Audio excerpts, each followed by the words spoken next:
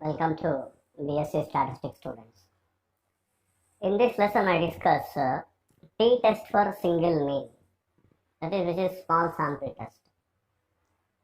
So for small sample test, which means if the sample size is less than 30, usually the sample is treated as a small sample, in which to test the single mean, we use a t-test. T-test is going to be applied. T-test means the distribution applied is a t-distribution. In this context, the distribution is applied, the t-distribution. T-distribution is going to be applied. That is what the meaning. Single mean, but which means one sample is going to be considered. One sample is considered. So therefore, this is what the description for t-test for single mean. So for example, you consider x1, x2 and so on xn is a random sample of size n, which is drawn from a normal population with mean mu and variance sigma square. That is, x follows a normal distribution with mean mu and variance sigma square. That is as usual. We have considered. So if you consider one by one the points, first point, null hypothesis. The null hypothesis, when I am considering h naught, it is mu is equal to mu naught. That is, the sample is drawn from the normal population. That is one hypothesis we can consider, one statement we can consider. Second one, there is no significant difference between the sample mean and the population mean. There is no significant difference between the sample mean and the population mean. These are the two statements we can consider. Secondly, if we consider alternative hypothesis, the alternative hypothesis, if you consider the H1, it is mu, you can consider mu not equal to mu naught, or mu greater than mu naught, or mu less than mu naught. These are the three kinds of alternative hypothesis we may consider, and in which the statement is the sample is not drawn from the population with assumpted mean mu naught, or there is a significant difference between the sample mean and the population mean. Whatever sample mean, it is calculated from the sample for the sample observations x1, x2 and so on xn. It is not drawn. It is which has a significant difference between the population mean. If you consider the population mean and sample mean, there is a significant difference. There is a clear significance difference between the sample mean and the population mean. That is what alternative hypothesis H1. Then if you come to the consideration of the third point, test statistic. Test statistic, it is going to be now defined in two particular cases. Case 1. What is case 1? If sigma is known, the population standard deviation is known. If sigma is known, then in this case, we apply as usual procedure of the normal distribution. That is, we consider test statistic under H0. I am considering test statistic under H0. In this case, Z is equal to, Z refers standard normal variate, x bar minus mu naught divided by sigma by root n, which follows n01. This is what the standard normal distribution. Standard normal, this is a standard normal variate. That is a statistic under H0, Z is equal to x bar minus mu naught by sigma by root n, if sigma is known, which follows n01, and usual test procedure of normal distribution of in the large sample procedure like that, the same kind of normal distribution procedure is going to be applied. We consider tabulated value from the normal distribution at alpha level of significance, and the comparison conclusion is going to be made with the help of the standard normal distribution and standard normal variate. Okay, So comparison and remaining procedure as usual in the normal distribution procedure, right? And in case 2, hope you understand case 1, whenever sigma is known, then you have to apply the normal distribution, test the statistic based on the normal distribution, standard normal distribution, right? And the case 2, in the case 2, what is the case 2? If sigma is not known. In this case, the t distribution is going to be applied. So we apply t distribution. So t distribution is going to be applied in this case. What is the definition of t statistic? It is the ratio of standard normal variate and square root of chi-square variate divides its degrees of freedom. So therefore I consider standard normal variate first of all. For example, you consider standard normal variate for sample mean x bar. The x bar follows a normal distribution with mean mu and variance sigma square by n.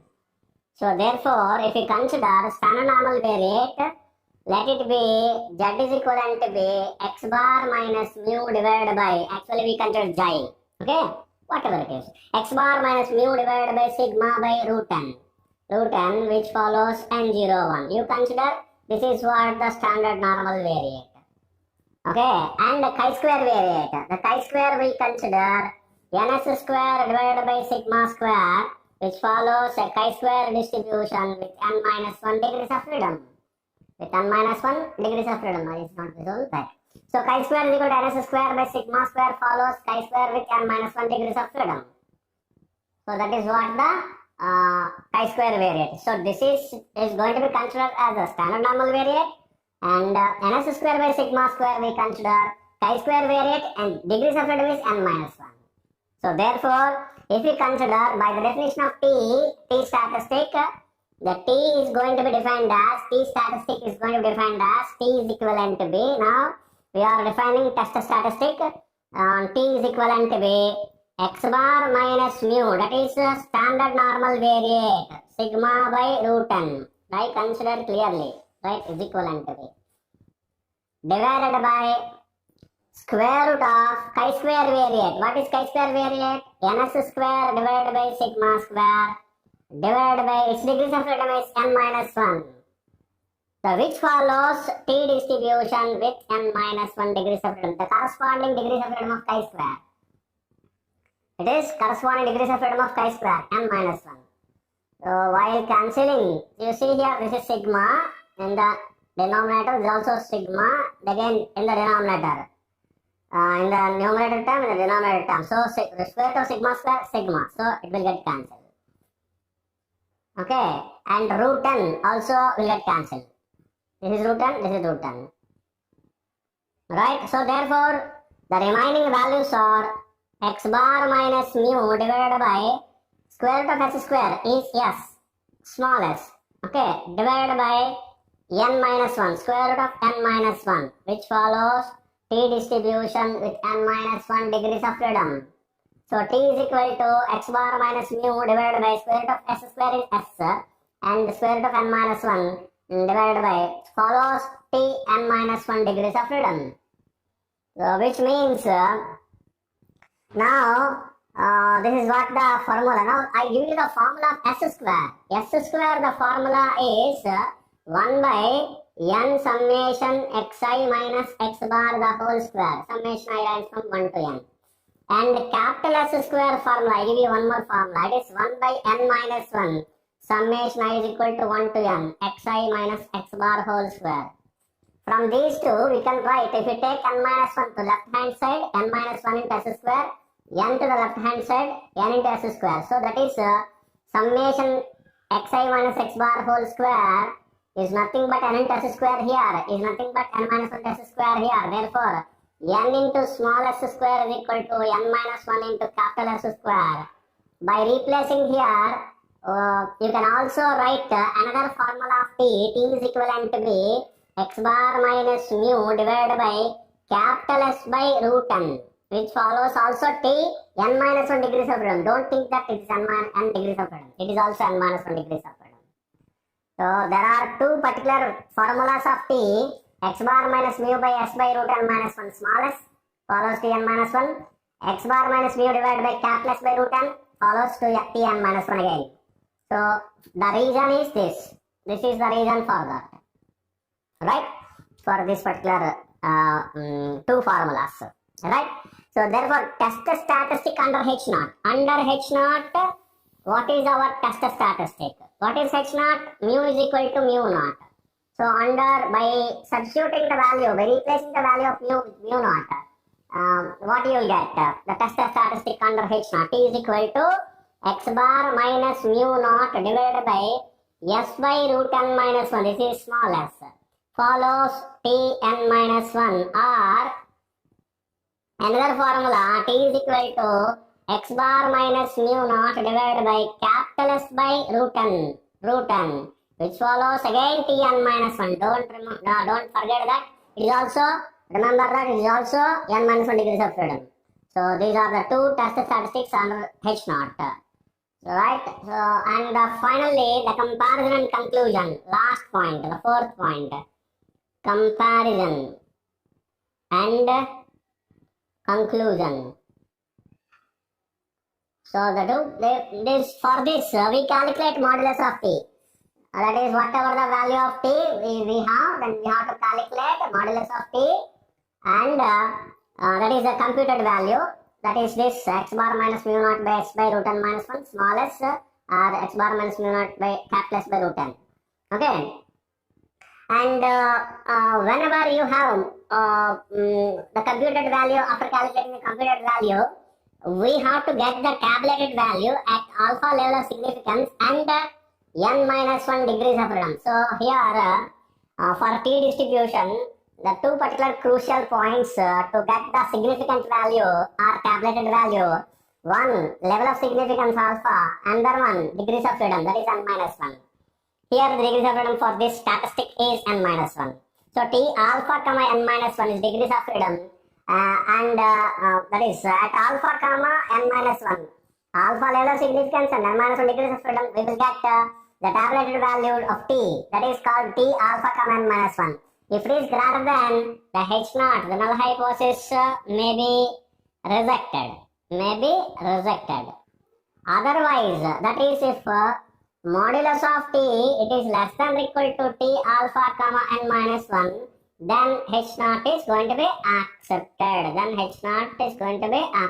This is what the comparison and conclusion.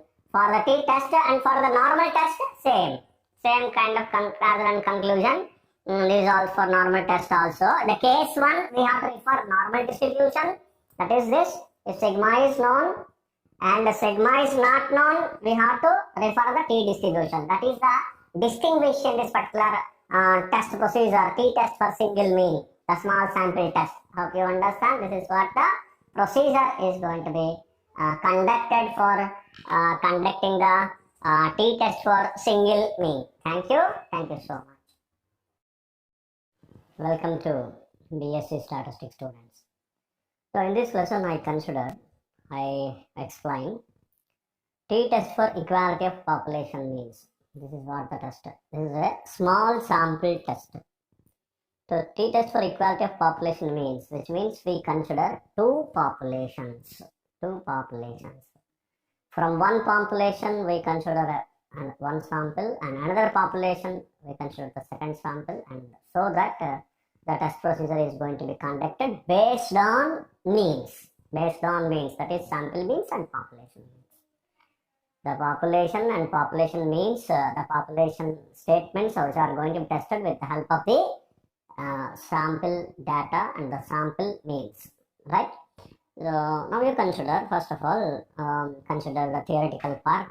For example, consider first population and draw the sample observations x1, x2 and so on, xn1, which is of size n1, which follows a normal distribution with which means x follows a normal distribution with mean mu1 and variance sigma 1 square.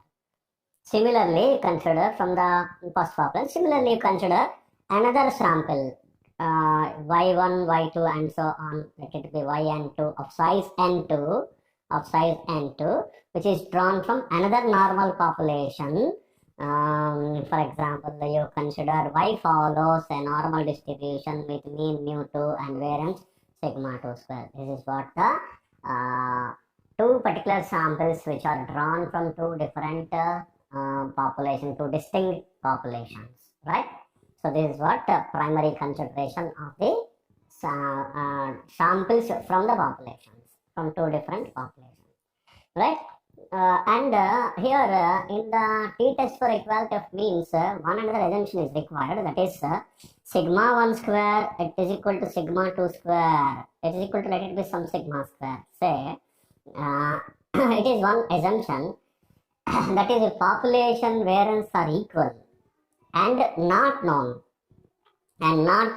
it's not a specified value. If it is known, we have to use the normal distribution case. That is, we have to apply the normal distribution and we have to follow the test procedure of with the help of the normal distribution, that is based on some kind of large samples, right? Because here, if not known case only, we have to consider this, and this is what the procedure is going to be considered usually. But actually, test for equality of variances is to be conducted first, and then this is going to be considered. We have another particular test called test for equality of variances, because these are the variances, population variances.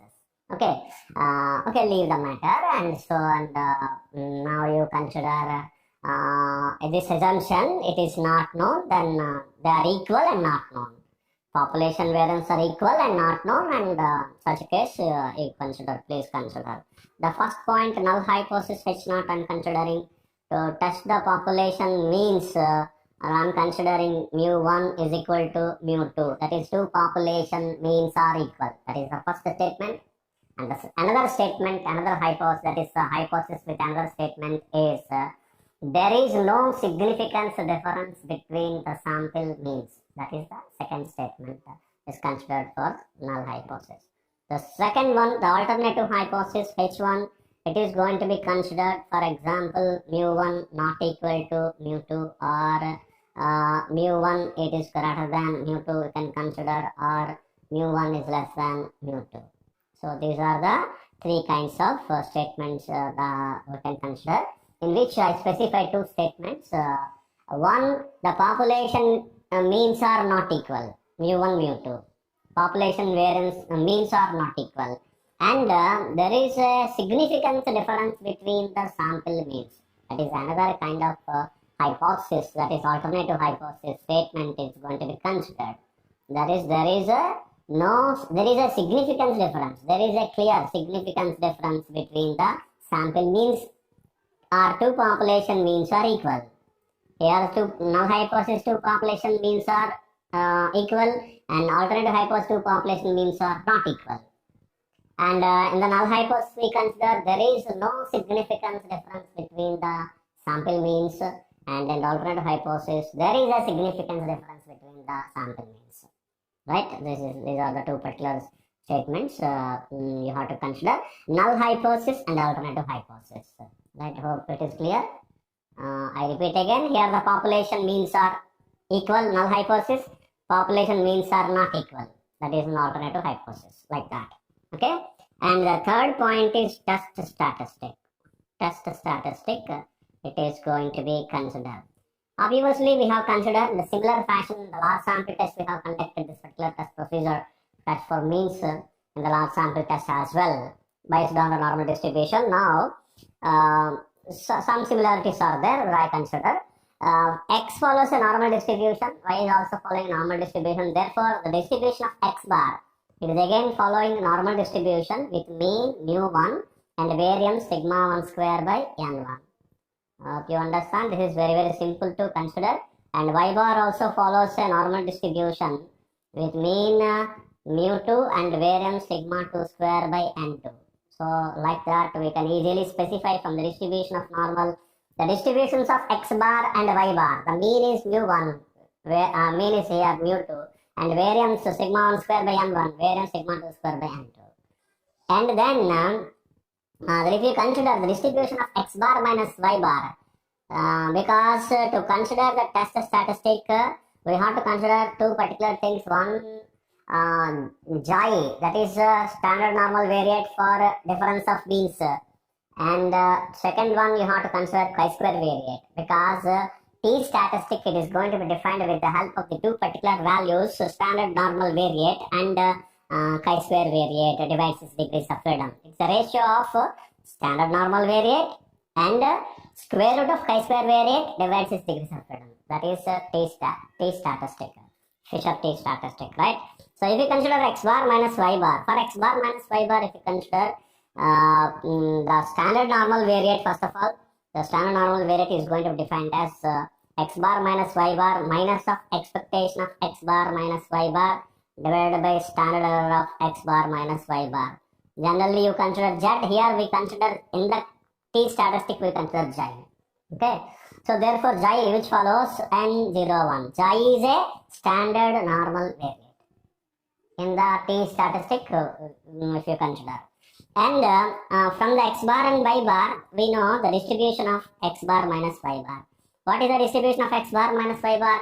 By simple linear combination of normal variates or additive property of normal distribution, we can easily calculate x bar minus y bar, which follows a normal distribution with mean mu1 minus mu2 and variance sigma 1 square by n1 plus sigma 2 square by n2. This is variance. Right? So these are the mean, this is mean, this is variance. That is expectation of x bar minus y bar is equal to mu1 minus mu2. This was already we have calculated in the large sample theory. So you can please go and follow. And variance of x bar minus y bar is equal to sigma 1 square by n1 plus sigma 2 square by n2. If you take square root, then you will get standard error, right? So therefore, the standard error, I write here, the standard error of x bar minus y bar is equal to, it is square root of sigma 1 square by n1 plus sigma 2 square by n2. So this is what standard error. Now therefore, xi is equal to, now I write xi. Therefore, xi, what is xi? Standard normal variate. This is called xi.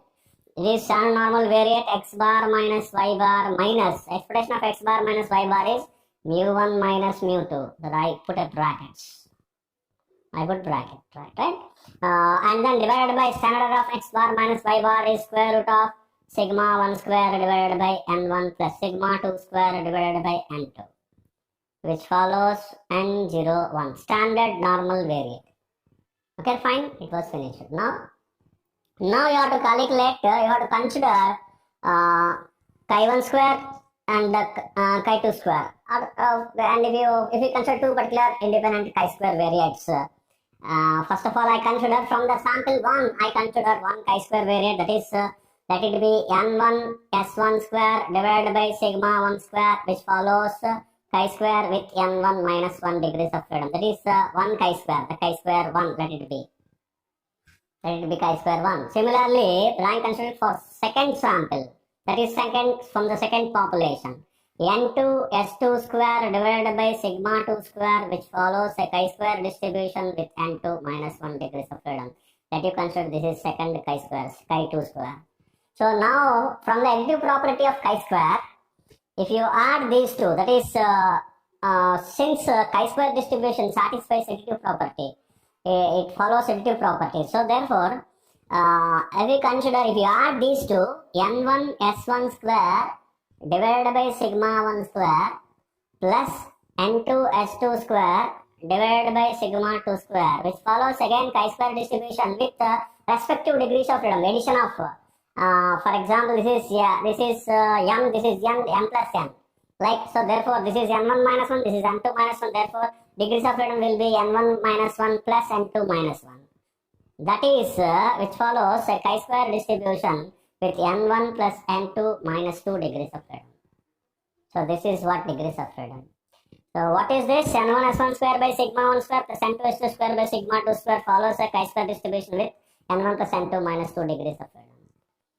So therefore, yet you consider, under the assumption that we have to consider these two, xi and chi-square variate. Let it be, this is chi-square. This is one particular chi-square. Chi-square is equal to this value. Chi1 square plus chi2 square is equal to chi-square.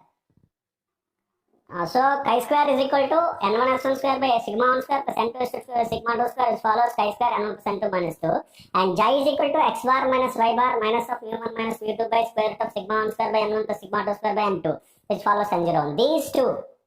These are the two particular values we have to consider under the assumption that what is the assumption? The population variance are equal. Under assumption that sigma 1 square is equal to sigma 2 square is equal to, let it be sigma square. That is what I have specified at first. At very first theory, I have specified that you have to consider. It is not known. It is not known. It is not a known value, but they are equal. Under the assumption that population variance are equal, that you have to consider this. So therefore, if I consider, then xi becomes x bar minus y bar minus of mu1 minus mu2 divided by square root of sigma 1 square by n1 plus sigma 2 square by n2. Then which means sigma 1 square is equal to sigma 2 square is equal to sigma square. That is sigma square. If you take a common, then it will be sigma into, you can take it outside, sigma into 1 by n1 plus 1 by n2. This is xi. And what is chi square? Chi square is equal to n1 s1 square divided by sigma square plus n2 s2 square divided by sigma square. So it is equivalent to be n1 s1 square plus n2 s2 square divided by sigma square, because sigma square is nothing but you can take an LCM, so that divided by sigma square. So now what is the t statistic? Hope you understand. Now xi becomes this and chi square is this. Based on xi and chi square, now you have to calculate, we have to consider, and we have to calculate test statistic, right? So I am preparing test statistic now. So again I write the values of standard normal variate and chi square variate. Standard normal variate xi is equal to x bar minus y bar minus of mu1 minus mu2 divided by sigma into square root of 1 by n1 plus 1 by n2, which follows n01. That is the first one. And chi square, if you consider the chi square is equal to n1 s1 square plus n2 s2 square divided by sigma square, which follows a chi square with n1 plus n2 minus 2 degrees of freedom. This is what the final conclusion under the assumption that sigma 1 square is equal to sigma 2 square. Sigma 1 square is equal to sigma 2 square. Population variance are equal. Then if you consider t statistic is xi by square root of chi square by its degrees of freedom. If it is n, degrees of freedom is n. Now the degrees of freedom is n1 plus n2 minus 2. So therefore we consider that. So which follows t n degrees of freedom. That is what the assumption is going to be considered. So from this the t is going to be considered t statistic or test statistic here to consider the difference between the means, the sample means. So here we have to consider xi. Xi is x bar minus y bar minus of mu1 minus mu2 divided by sigma into square root of 1 by n1 plus 1 by n2. Is it clear? Whole divided by, that is, if I write t here, it is appropriate, is equal to, divided by square root of chi square. Chi square is this. This is chi square. n1 s1 square plus n2 s2 square divided by sigma square whole divided by n1 degrees of, its degrees of freedom. Chi square by n. If chi square follows chi square n, the degrees of freedom is n. If here it is degrees of freedom n1 plus n2 minus 2. So n1 plus n2 minus 2. Which follows a t distribution with n1 plus n2 minus 2 degrees of freedom. Remember, the degrees of freedom of chi square is nothing but the degrees of freedom, it becomes degrees of freedom for t distribution here. That is what very, very important. So sigma will get cancelled. Sigma square, root sigma square and sigma, right? It will cancel. And the remaining all the terms must be here. So therefore t is equivalent to b. Finally, what the value of t is nothing but x bar minus y bar, x bar minus y bar minus of mu1 minus mu2 divided by, I am writing all the remaining terms in the denominator, right? So therefore, if you consider, I am considering a particular pattern so that square root of n1 s1 square plus n2 s2 square divided by n1 plus n2 minus 2, that's what I consider one factor. Another one is 1 by n1 plus 1 by n2. Clear? So this is what follows the n1 plus n2 minus 2 degrees of freedom. You see here, you observe here, x bar minus y bar minus mu1 minus mu2. Square root of 1 by n1 plus 1 by n2 I have taken here. And sigma square cancel and sigma is cancelled. N1 square root of n1 s1 square by plus n1 n2 s2 square divided by n2 n2 minus 2. Remaining, that's all the terms. The first one this, second one this, and third one this. So that for all the terms if you consider. Now you consider this entire term as s square. That is let capital S square I am considering. Capital S square is equal to n1 small s1 square plus n2 small s2 square divided by n1 plus n2 minus 2.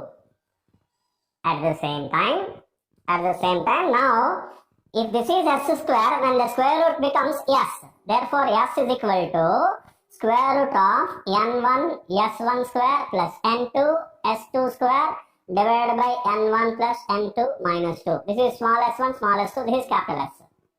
So this is only a consideration. Remember, capital S square is only just a consideration of this particular pooled variance. The variance of two particular variants and some particular pooled variance of based on two particular sample variances, s1 square and s2 square. This is one such formula, n1 s1 square plus n2 s2 square divided by n1 plus n2 minus 2. Right. So it is going to be considered s square. It was considered as s square, that's all. That nothing else, it is the formula. It is only just a formula, but it is not a standard value of sample variance or sample mean or sample variance, etc. No, it is not a formula of like that. It is only capital S square. It is a formula only.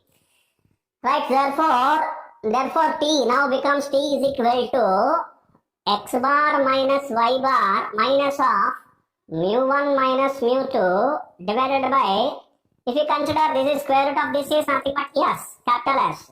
Okay, multiplied by square root of 1 by n1 plus 1 by n2, which follows t distribution with n1 plus n2 minus 2. Where is n1 plus n2 minus 2? It is there in the formula of a capital S. You don't confuse that. Where is capital S? Capital S is nothing but where is n1 plus n2 minus 2? This particular formula, this value. This is in this particular S. S is equal to square root of n1 s1 square plus n2 s2 square divided by n plus n2 minus 2. To make formula simple, that's all, is going to be considered. So, if you take it outside s square, then square root, it is nothing but s. So, therefore, this is nothing but x bar minus y bar minus mu1 minus mu2 divided by s into square root of 1 by n1 plus 1 by n2. Now, test the statistic under h0. Under h0. What is h0? Mu1 is equal to mu2. If mu1 is equal to mu2, this becomes 0.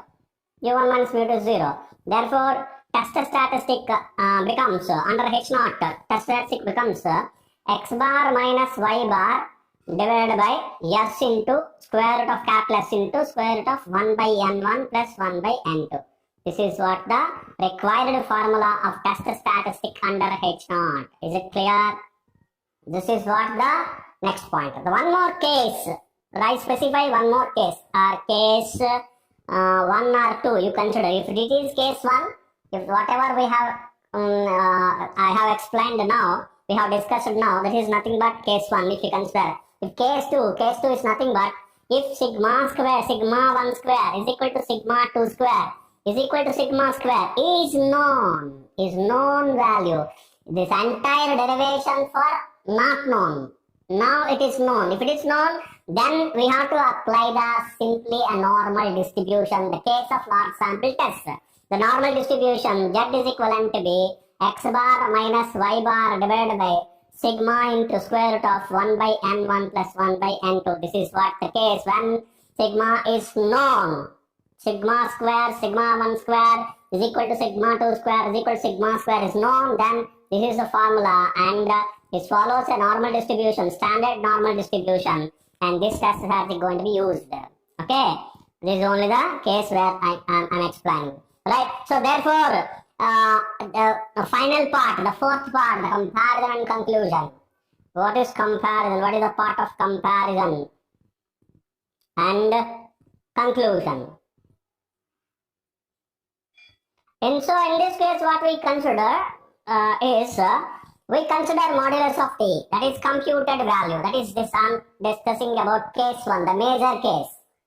T is equal to x bar minus y bar by s into square root of 1 by n1 plus 1 by n2, which follows t n1 plus n2 minus 2 degrees of freedom. So in this case, we have to calculate this computed value t, that is calculated value or computed value.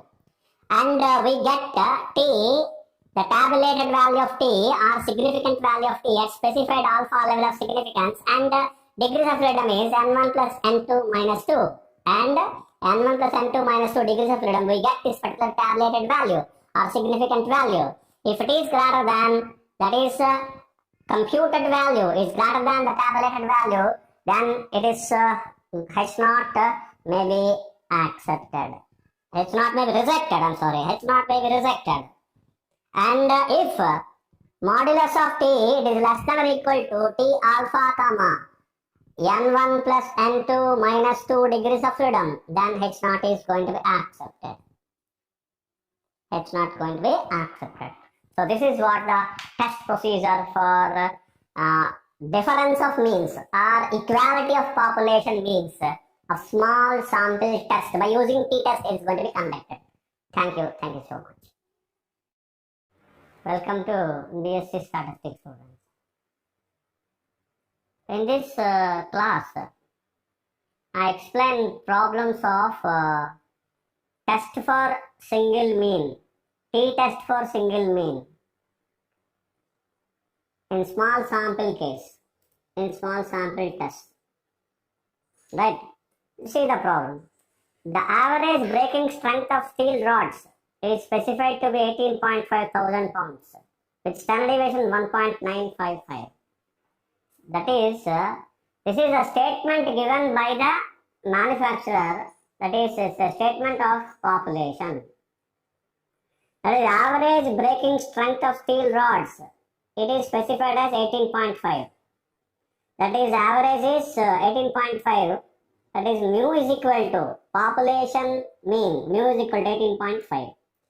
And with the standard deviation 1.955. Standard deviation sigma. Population standard deviation sigma 1.955. And continue reading. A sample of 14 rods were tested. 14 rods were taken and were tested. And the mean strength was 17.85 thousand pounds. Pounds, P-O-U-N-D-S, pounds. Therefore, x bar is equal to 17.85, n is equal to 14. N is equal to 14. That means it is a small sample. First of all, we have to decide. This is a problem of mean, testing mean. And now we have to decide whether it is a small sample or a large sample. It is simple. If the sample size n is greater than 30, then it is a large sample.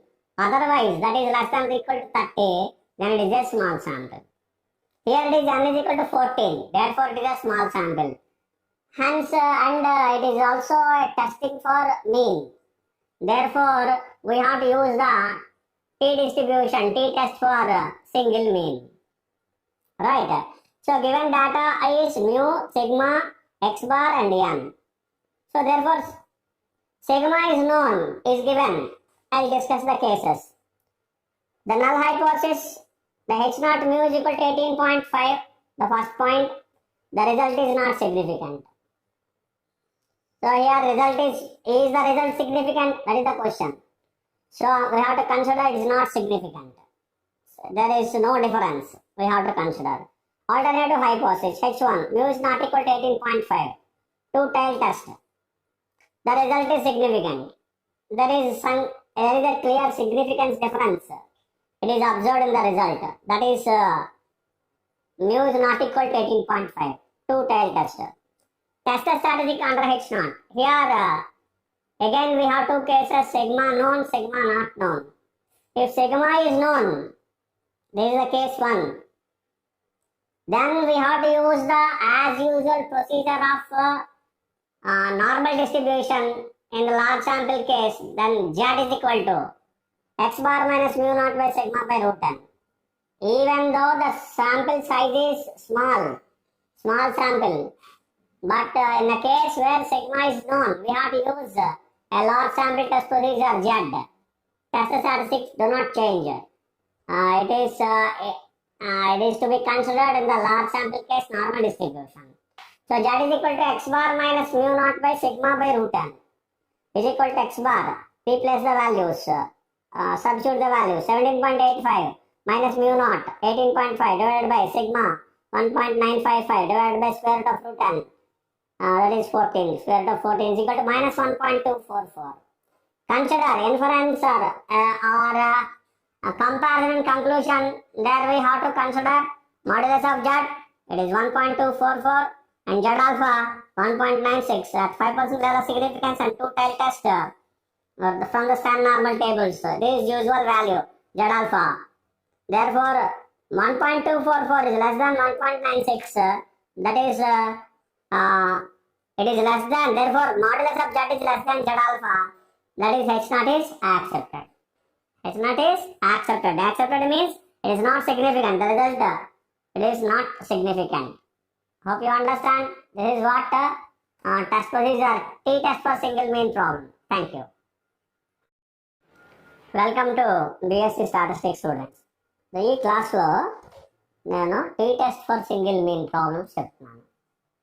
ఒక problem చెప్తాను వినండి. అయితే ఇవి small sample test problems. Large sample test, small sample test అని రెండు ఉన్నాయి. ఇది small sample test problem. చూడండి ఎలా డిసైడ్ చేస్తాను. The average breaking strength of steel rods is specified to be 18.5 thousand pounds with standard deviation 1.955. అంటే ఏమి ఇచ్చాడంటే ఒక యావరేజ్ బ్రేకింగ్ స్ట్రెంగ్త్ ఇచ్చాడు స్టీల్ రాడ్స్ యొక్క యావరేజ్ బ్రేకింగ్ స్ట్రెంగ్త్. ఎవరు ఇచ్చాడు? స్పెసిఫై చేస్తాడు. స్పెసిఫైడ్ అంటే కంపెనీ స్పెసిఫై చేస్తుంది, ఒక ఎంటర్ప్రెన్యూర్ స్పెసిఫై చేస్తాడు. అంటే అది మీ మీన్ ఏమవుతుంది? మ్యూ అవుతుంది. పాపులేషన్ మీన్ అన్నమాట. పాపులేషన్ వాల్యూస్ ఇవి. Mu is equal to 18.5 thousand pounds and standard deviation is sigma 1.955. ఇవి రెండు వాల్యూస్ ఇచ్చాడు ఒక స్టేట్మెంట్లో. ఇప్పుడు కంటిన్యూ చేయండి, చదవండి. A sample of 14 rods were tested. అంటే ఏం ఇచ్చాడు? 14 శాంపిల్ రాడ్స్ తీసుకుని వాటిని టెస్ట్ చేశారు. టెస్ట్ చేస్తే the mean strength was 17.85 thousand pounds. POUNDS 17.85 thousand pounds. అంటే ఎక్స్ బార్ ఇచ్చాడు, ఎన్ ఇచ్చాడు, ఎక్స్ బార్ ఇచ్చాడు. ఎన్ ఎంత? 14 రాడ్స్, ఎక్స్ బార్ 17.85. ఇప్పుడు ఇది డేటా, మన దగ్గర ఉన్న డేటా ఇది. is this result significant? ఇప్పుడు ఈ రిజల్ట్ సిగ్నిఫికెంట్ గా ఉందా? దేని డిఫరెన్స్ ఏమైనా ఉందా లేదా అంటే మనం ఏం కన్సిడర్ చేయాలి? నో, లేదని కన్సిడర్ చేయాలి. డిఫరెన్స్ ఏం లేదు. నాట్ సిగ్నిఫికెంట్ డిఫరెన్స్ ఏం లేదు. ఓకే, అలా కన్సిడర్ చేయాలి. Null hypothesis H0 mu is equal to 18.5. Result is not significant గా ఏం లేదు, అంత మార్క్ చూడడానికి ఏం లేదని మనం చెప్పడం అనమాట. Alternative hypothesis H1 mu is not equal to 18.5. అంటే టూ టైల్ టెస్ట్ అంటే ఏంటి? Result is significant and yes కొంత డిఫరెన్స్ ఉంది, కొంత సిగ్నిఫికెంట్ రిజల్ట్ ఉంది, డిఫరెన్స్ ఉంది పాపులేషన్కి శాంపిల్కి. అలా కన్సిడర్ చేస్తున్నాం అనమాట. ఇప్పుడు test statistic under H0. Test statistic under H0లో ఎప్పుడు కూడా మనకు రెండు కేసులు ఉంటాయి. అలాగే ఇక్కడ కూడా రెండు కేసులు ఏంటంటే sigma known, sigma not known. Sigma అంటే population standard deviation is known. మనకి గివెన్ వాల్యూ చూడండి, కూడా సిగ్మా ఇచ్చాడు. So sigma is known. Sigma known అయితే మనం ఏం చేయాలి? టెస్ట్ స్టాటిస్టిక్ నార్మల్ డిస్ట్రిబ్యూషన్ అంతకుముందు లార్జ్ శాంపిల్లో ఏం చేస్తాం అదే చేయాలి. స్మాల్ శాంపిల్లో కూడా సిగ్మా నోన్ అయితే లార్జ్ శాంపిల్ ప్రాబ్లమే చేస్తాం. లార్జ్ శాంపిల్ టెస్ట్ స్టాటిస్టిక్ అంత చేసినట్టు ఆ ప్రొసీజర్ చేయాలి. అంటే చూడండి, we use the normal distribution. Z value ante x bar minus mu naught by sigma by root n. X bar value substitute చేయండి. 17.85 minus mu naught 18.5 divided by sigma 1.955 divided by square root of n. N is 14. The value calculation minus 1.244 వస్తుంది. మీరు calculate చేయండి, మీకు ఎంత వచ్చిందో value తీసుకోండి. ఇప్పుడు inference లేదా కంపారిజన్ కంక్లూజన్ ఈ రెండింటిలో ఏదో ఒకటి రాసుకోండి. So modulus of Z first అంటే 1.244 మైనస్ ఉంది ప్లస్ తీసుకున్నాం. Z alpha at 5% level for 2 tail test from the stand normal tables Z alpha is equal to 1.96. అంటే ఇప్పుడు కంపేర్ చేయండి 1.244 less than 1.96 which implies modulus of z is less than z alpha, therefore h naught is accepted. H naught is accepted, less than, therefore accepted.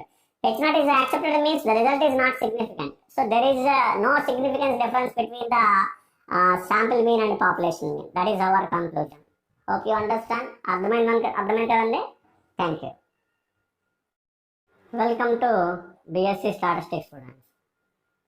In this class I explain one more problem and the t-test for single mean.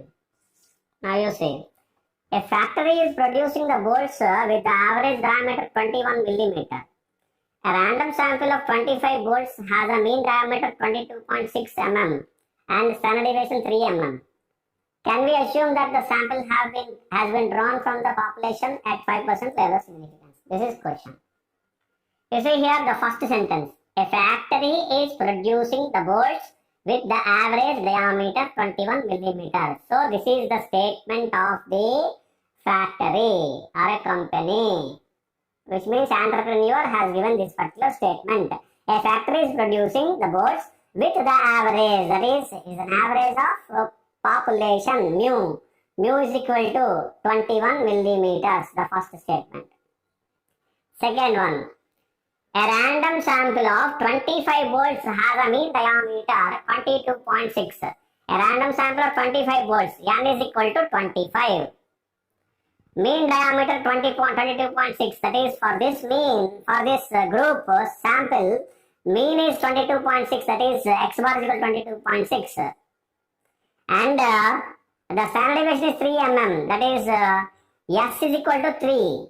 S, what is S? Sample standard deviation, S is equal to 3, which are given to us. Right? So therefore n, x bar, mu and S, which are given here in this problem. And what you have to calculate, what you have to do?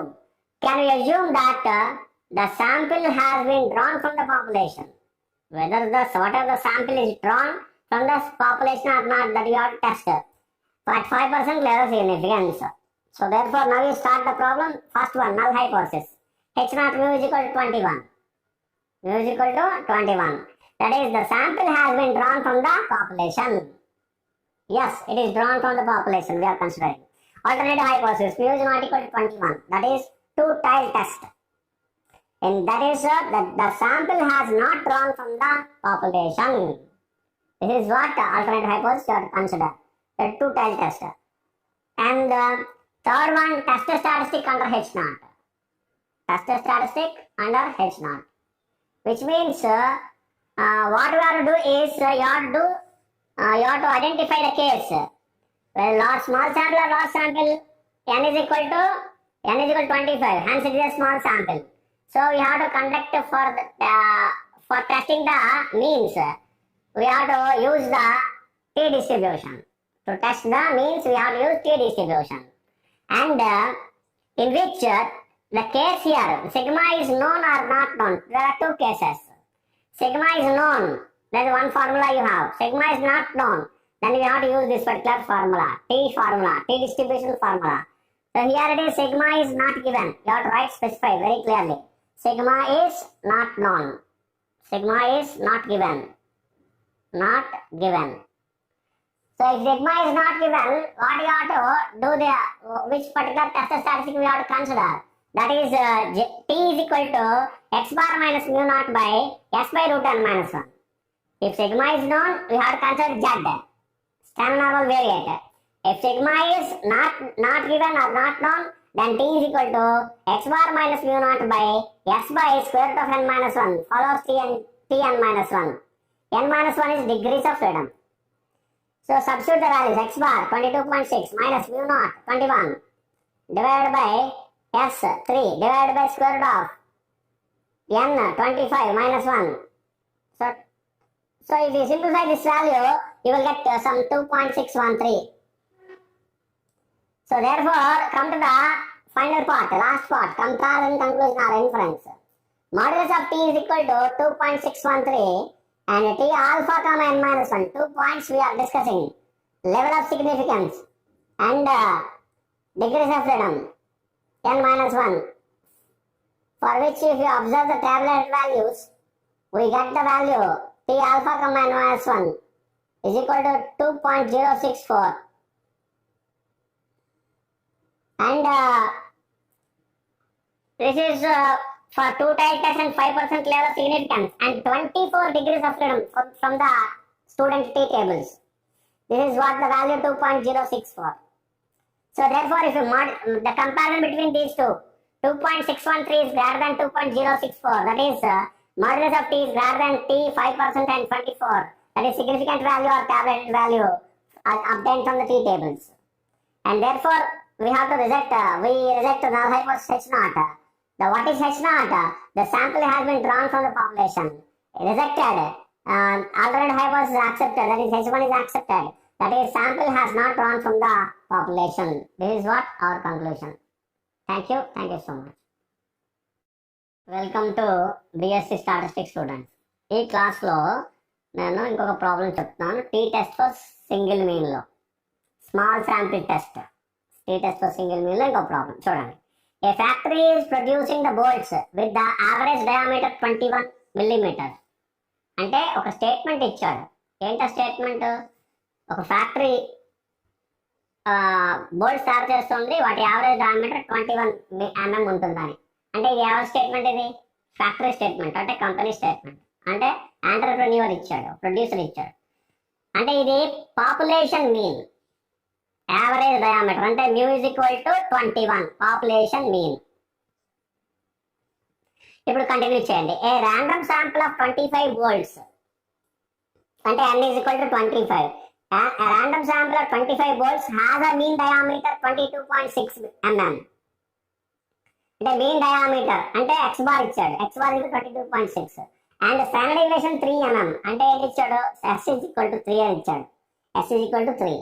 ఇప్పుడు ఇవి given values అయిపోయింది. Given data ఇంకేం లేదు. Can we assume that the sample has been drawn from the population at 5% level of significance?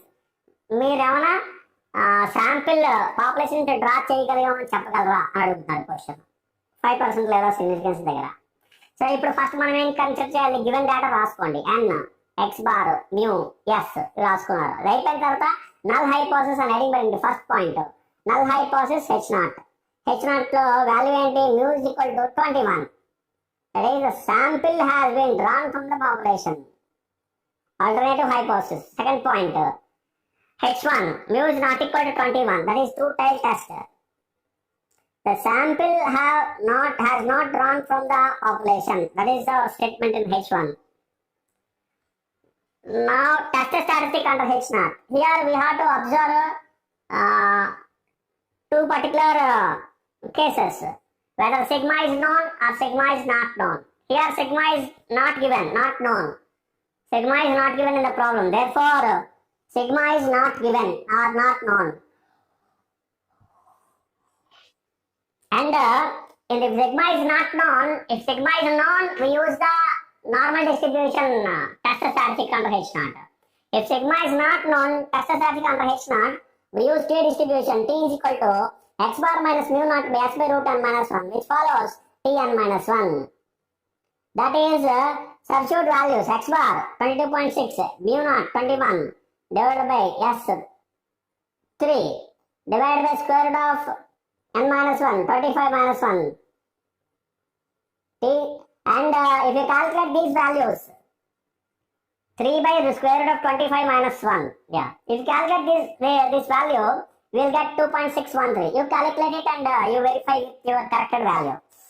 And the final part, comparison and conclusion. Comparison కంక్లూజన్కి వస్తే ఇన్ఫరెన్స్ అనుకోండి. Modulus of tea calculate చేయండి 2.613 and టీకి 3 values కావాలి ఇప్పుడు మనకి. Alpha level of significance, n-1 degrees of freedom, 2 టైలా 1 టైలా. For 2 tail test 5% level of significance, 25 minus 1 అంటే 24 degrees of freedom. T table values from the T tables, table value or significant value is equal to T 5%, 24 is equal to 2.064. So if we write the comparison, 2.6 is greater than 2.064 is greater than, therefore H0 is rejected. H0 is rejected means the sample has not been drawn from the population. The sample has not drawn from the population. That is our final conclusion. అంటే మనం ఏంటి conclude చేస్తున్నామంటే H0 reject చేస్తున్నాము, అంటే H1 accept చేస్తున్నాము. H1 ఏంటి? The sample has not been drawn from the population. Thank you so much. Welcome to BSc Statistics students. In this class I explain problem number 3 in t-test for single mean, small sample case, small sample test. You see the problem. The weights of 10 males are given below. What are the weights of 10 males? 62, 64 and so on is all given here. Test whether the average weight of the males is below 66 kilos. That which means you have to test this particular statements. And what is the n? N is equal to 10. 10 males. The data of the 10 males, the weights of the 10 males are given here. Which means the data is given for 10 males. 10 sample observations. That is n is equal to 10. And one more thing. The test whether the average weight of the males is below 66 kilos. That is, we can consider this a population statement. We have to test this particular statement. Mu is equal to 66 in the null hypothesis and less than 66 in the alternative hypothesis we have to consider. Okay. Now, what is this particular test? Small sample or large sample? It is a small sample because sample size is less than 30. N is equal to 10, less than 30. Therefore, it is a small sample test. First thing. Second thing, it is discussing about the mean. Therefore, it is a mean test. Test of mean. Single mean. Because one sample is drawn. Therefore, it is test for single mean. Clear? Right? Now, these are the 10 observations. 62, 64, 67, etc. 66. All these are the 10 observations which I consider the sample observations X, for which you have to calculate sample mean. Population mean is specified. You have to calculate the sample mean. So I am calculating summation xi square. You see, refer this. Summation xi square. xi square. Calculate xi square and calculate summation xi square. Total of these observation of these values. And total of the values xi, summation xi is equal to 110 xi, 680. Summation xi square we got 46,336, like that. So these are the two values you have to calculate in the table, and then you have to go for calculation of, you have to calculate mean, you have to calculate also the standard deviation sigma, standard deviation S of the sample, not sigma because sigma is not given, not known. So therefore you see the values we are calculating over here, which is nothing but x bar. First of all, x bar. What is x bar? Sample mean 1 by n summation xi. What is summation xi? 680 divided by n small n 10 is equal to 68. That is sample mean is 68. And then sample variance s square we are calculating 1 by n summation xi square minus x bar whole square is another formula. It is 46,336 divided by 10, summation x square divided by n, minus x bar is 68 whole square. It is 9.6, we got some value. Calculate the value properly. And s is equal to square root of 9.6 is equal to square root of, it is 3.10. The value here, we got some value 3.1. This is now sample standard deviation, yes. Sample standard deviation, yes. Is it not clear? Is it clear? No. I wait for some time.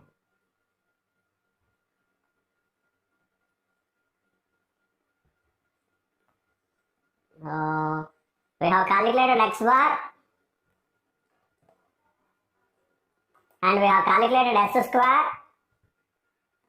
I have calculated x bar. 1 by n summation xi, 680 by 10 is equal to 68. Then calculate s square, sample variance, 1 by n summation xi square minus x bar whole square. This is one of the formula. You substitute the value summation xi square divided by n minus x bar whole square. It is 9.6 some value. You calculate the value. And s, you calculate the value of s that is required. Sample standard deviation. S is equal to square root of s square, 9.6. 3.10. Now the null hypothesis. H naught, mu is equal to 66. And that is the average weight of the males is 66 kilos. That is what we are considering in the question. It was specified that the average weight of the males is below 66. Test whether the average weights of the males is below 66. No, it is not below 66. It is equal to 66. We are considering a null hypothesis. In alternative hypothesis, we should consider the statement that the average weights of the males is the average weights of the males is below 66 kilos. This is what the statement we consider in the alternative hypothesis. That is, H1 mu is less than 66. That is one tile test. H1 mu less than 66 is one tile test. So therefore now we have to continue further. That is the third point. Test a statistic under H naught. Test a statistic under H naught. Which particular case it is? Sigma is not known. When sigma is not given or not known, then we have to consider T is equal to x bar minus mu naught divided by s by square root of n minus 1, which follows Tn minus 1. This is the formula. Whenever sigma is not known, we have to consider T statistic. We have to use T distribution. T is equal to x bar minus mu naught by s by root n minus 1. That is test the statistic under H naught in the T distribution. So which is substitute the values x bar 68, mu naught 66 divided by s 3.1 we have calculated, square root of 10 minus 1 is equal to. So now you calculate this value, we got some value 1.94. So you calculate correctly the value, whichever the value got, you please take the value. Next fourth point, inference or comparison and conclusion. So in which you have to calculate modulus of T first is equal to 1.94 and then T alpha and n minus 1. Alpha is level of significance, n minus 1 degrees of freedom. And for two tile test or one tile test, we have to see.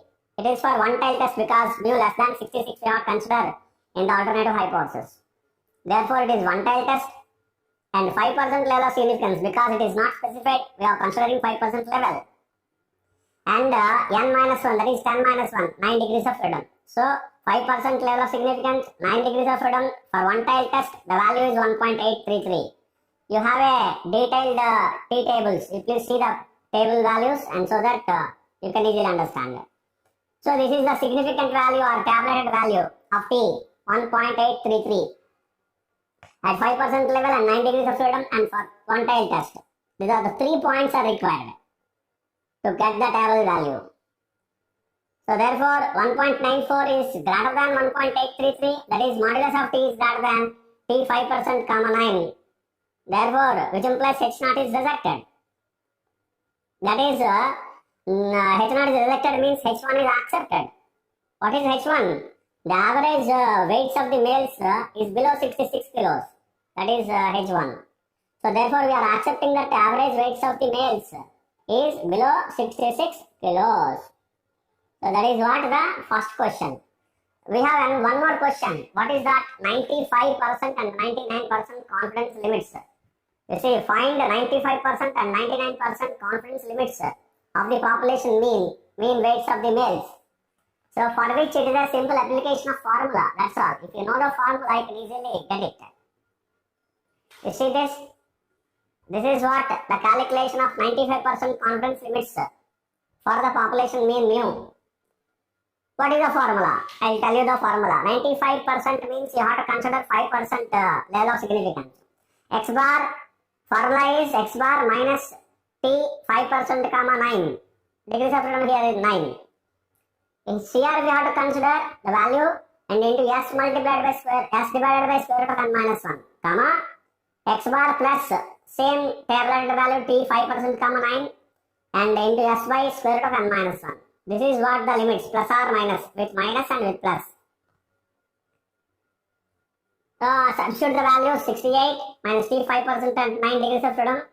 For one tail test we have considered 1.833 into s 3.1 divided by root n minus 1, that is n minus 1, 9. Similarly 68 plus 1.833 into 3.1 divided by root 9. If you calculate these two values, we will get a confidence interval is 66.11 to 69.89. That is, this is what confidence limits. That is, we are 95% confident that the population mean mu lies in between 66 to 69.89. This is what 95% confidence limits. Come to that calculation of 99% confidence limits for the population mean mu. Here we should consider 1% level of significance value. That is x bar minus t 1.1% comma 9 degrees of freedom into s by square root of n minus 1 and also comma x bar plus t 1% comma 9 into s by root n minus 1. This is what the formula. X bar plus or minus t tabulated value into s by root n minus 1. That is formula. X bar plus or minus t tabulated value into s by root n minus 1 with minus sign with plus sign. So substitute the values 68 x bar minus t 1% 9 that 2.821 into s by that is 3.1 by root n minus 1, that is root n minus 1 is 9.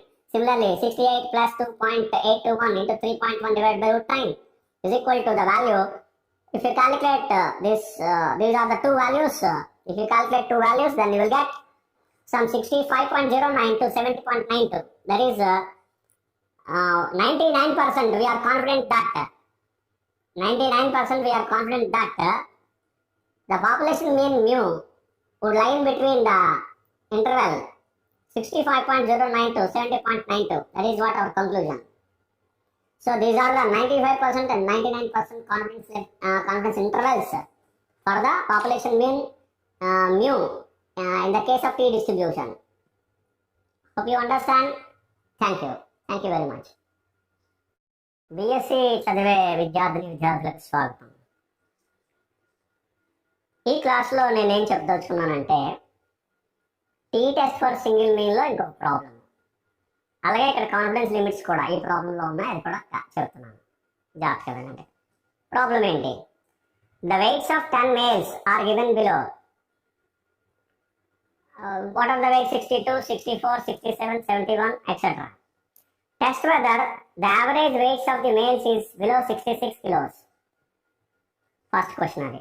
తర్వాత find 95% and 99% confidence limits of the population mean weights of males. ఈ రెండు క్వశ్చన్లు చేయాలి. అంటే confidence limits కూడా ఇందులో ఉన్నాయి, జాగ్రత్తగా వినండి. అంటే క్వశ్చన్లో ఏమి ఇచ్చాడు? వెయిట్స్ ఆఫ్ 10 మేల్స్ అంటే ఎంతమంది? n is equal to 10. Sample size 10. అంటే ఇది ఏ శాంపిల్ టెస్ట్? లార్జ్ శాంపిలా స్మాల్ శాంపిలా? లెస్ దాన్ 30 కాబట్టి స్మాల్ శాంపిల్, గ్రేటర్ దాన్ 30 అయితే large sample, less than equal to 30 అయితే స్మాల్ శాంపిల్. సో కాబట్టి ఇది n is equal to 10 అంటే స్మాల్ శాంపిల్ టెస్ట్. ఇప్పుడు ఇందులో మళ్ళీ ఏ టెస్ట్? మీన్ టెస్టా, స్టాండర్డ్ డీవియేషనా, వేరియన్సా? చూడండి, డేటా ఇచ్చాడు. Test whether the average weights of the males is below 66 kilos అనే స్టేట్మెంట్ని టెస్ట్ చేయమంటున్నాడు.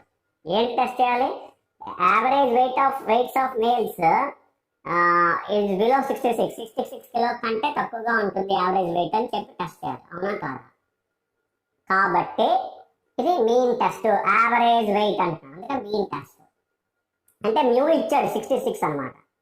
Mu is equal to 66 value ఇచ్చాడు. మరి శాంపిల్ వాల్యూస్ ఏవి? ఎక్స్ బార్, ఎస్ ఉండాలి కదా మనకి. అవి ఈ డేటా నుంచి క్యాలిక్యులేట్ చేసుకోవాలి. డేటా ఇచ్చాడు మనకి. అంటే మీరు ఒకటి గుర్తుపెట్టుకోవచ్చు, శాంపిల్ డేటా ఇచ్చాడంటే అది స్మాల్ శాంపిల్ టెస్ట్. లార్జ్ శాంపిల్ టెస్ట్కి డేటా ఇవ్వడం 30 కంటే ఎక్కువ ఉంటుంది.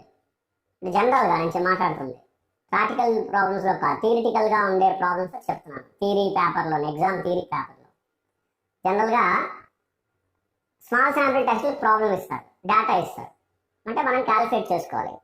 లార్జ్ శాంపిల్ టెస్ట్ అయితే 30-40 అబ్జర్వేషన్లు ఇవ్వాలి, 30 అబ్జర్వేషన్లు దాటి ఇవ్వాలి, కాబట్టి ఎక్కువగా ఇవ్వడం.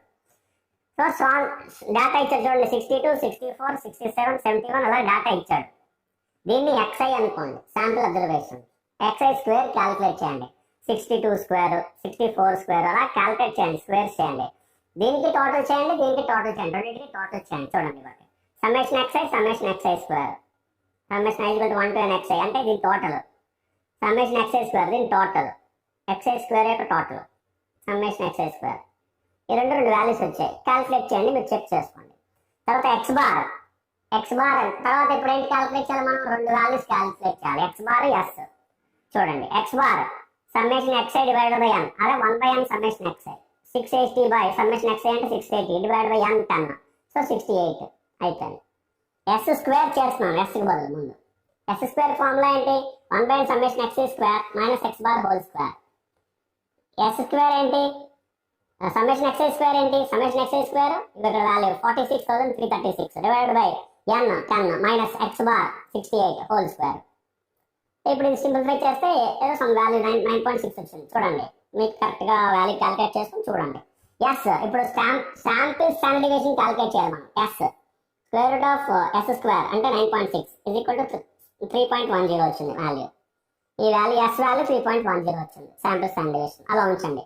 ఇప్పుడు ఏం చేయాలి, 4 పాయింట్లు రాయాలి. ఫస్ట్ క్వశ్చన్కి 2 క్వశ్చన్లు ఉన్నాయి. First question testing, null hypothesis H0 mu is equal to 66.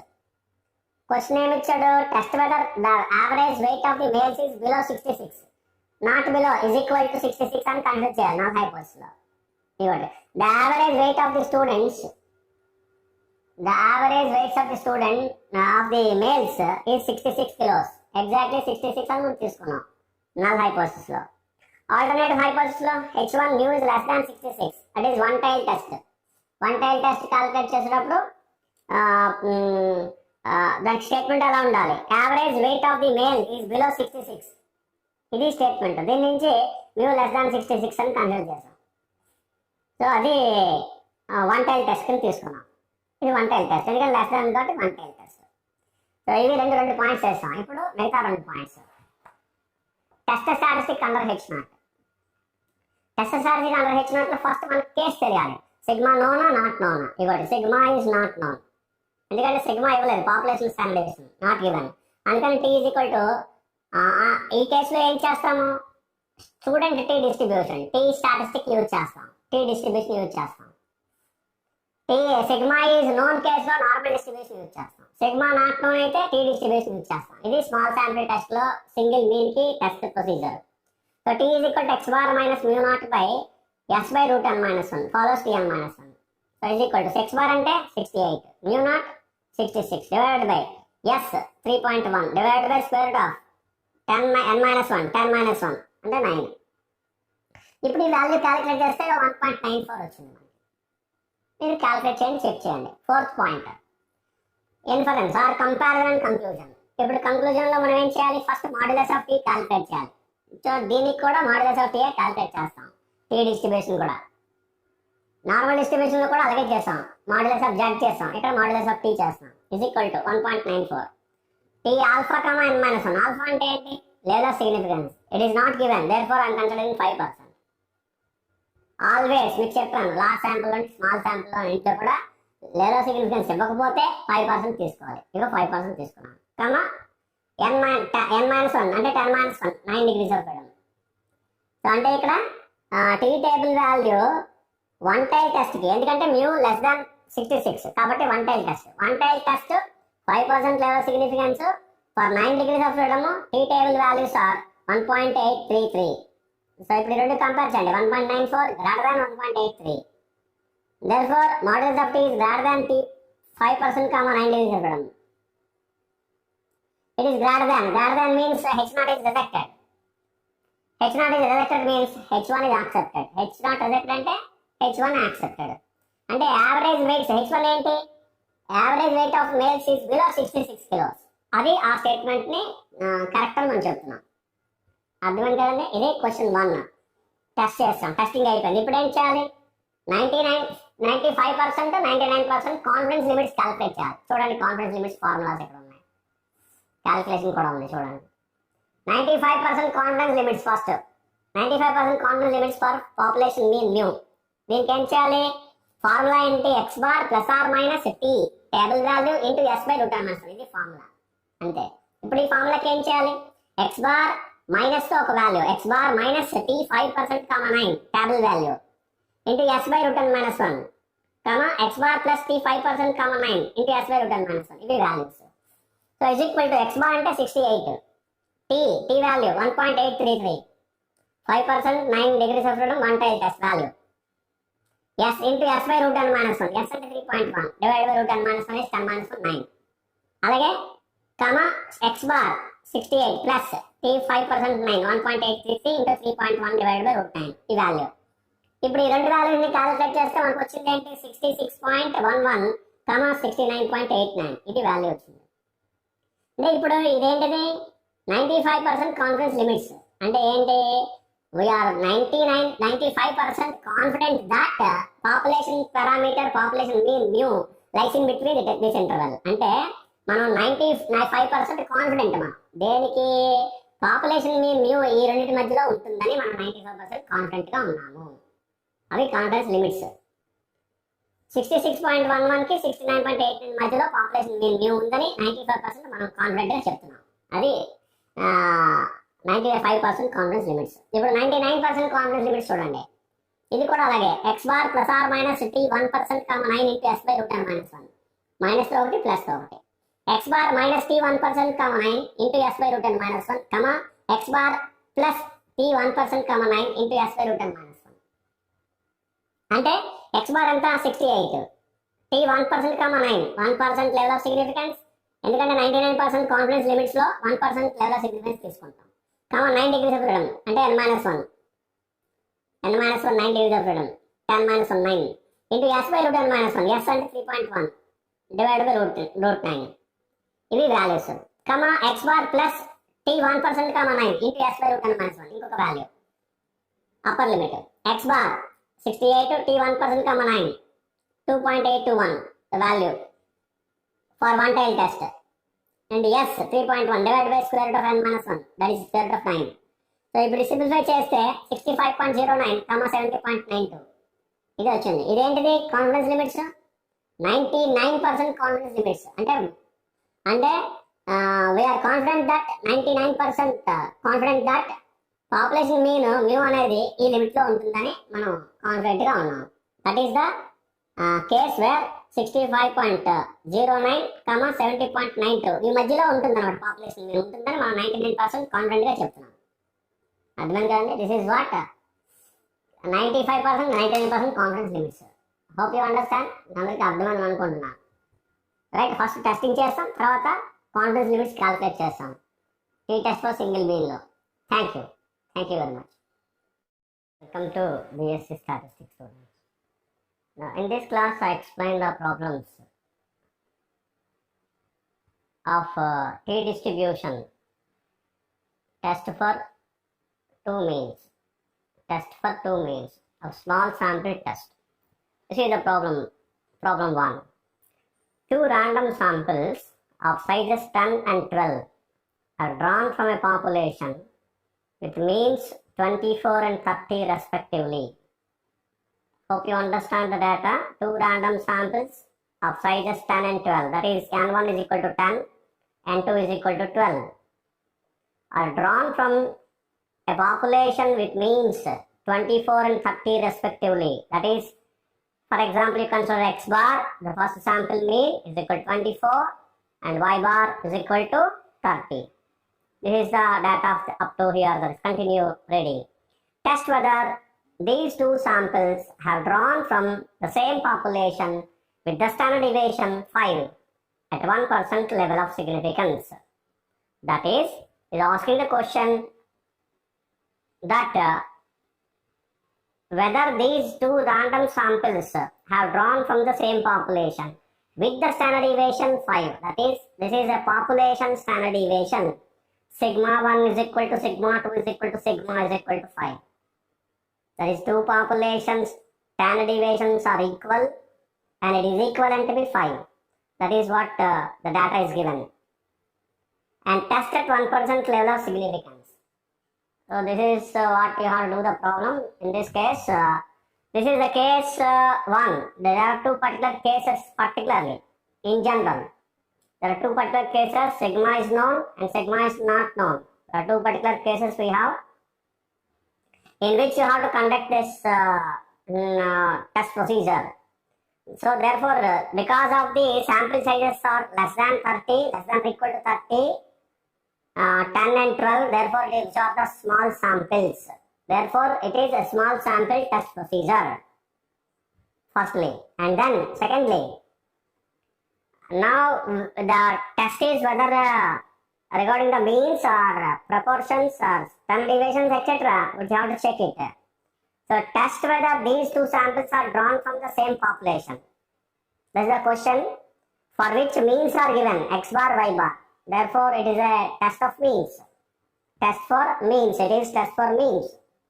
So I'm starting the 4 point. I'm starting the points here. First one, null hypothesis. The null hypothesis H naught mu1 is equal to mu2. The two samples have drawn from the same population.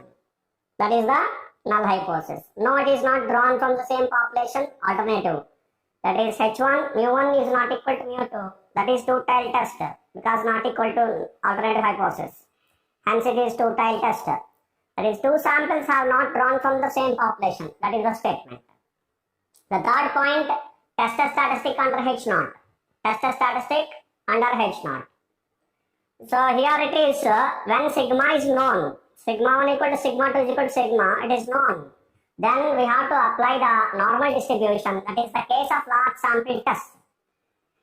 In the case of large sample test, whatever we use the test statistic under H naught Z, the normal distribution test statistic, the same thing it is going to be applied here. In the case 1, that is sigma is known.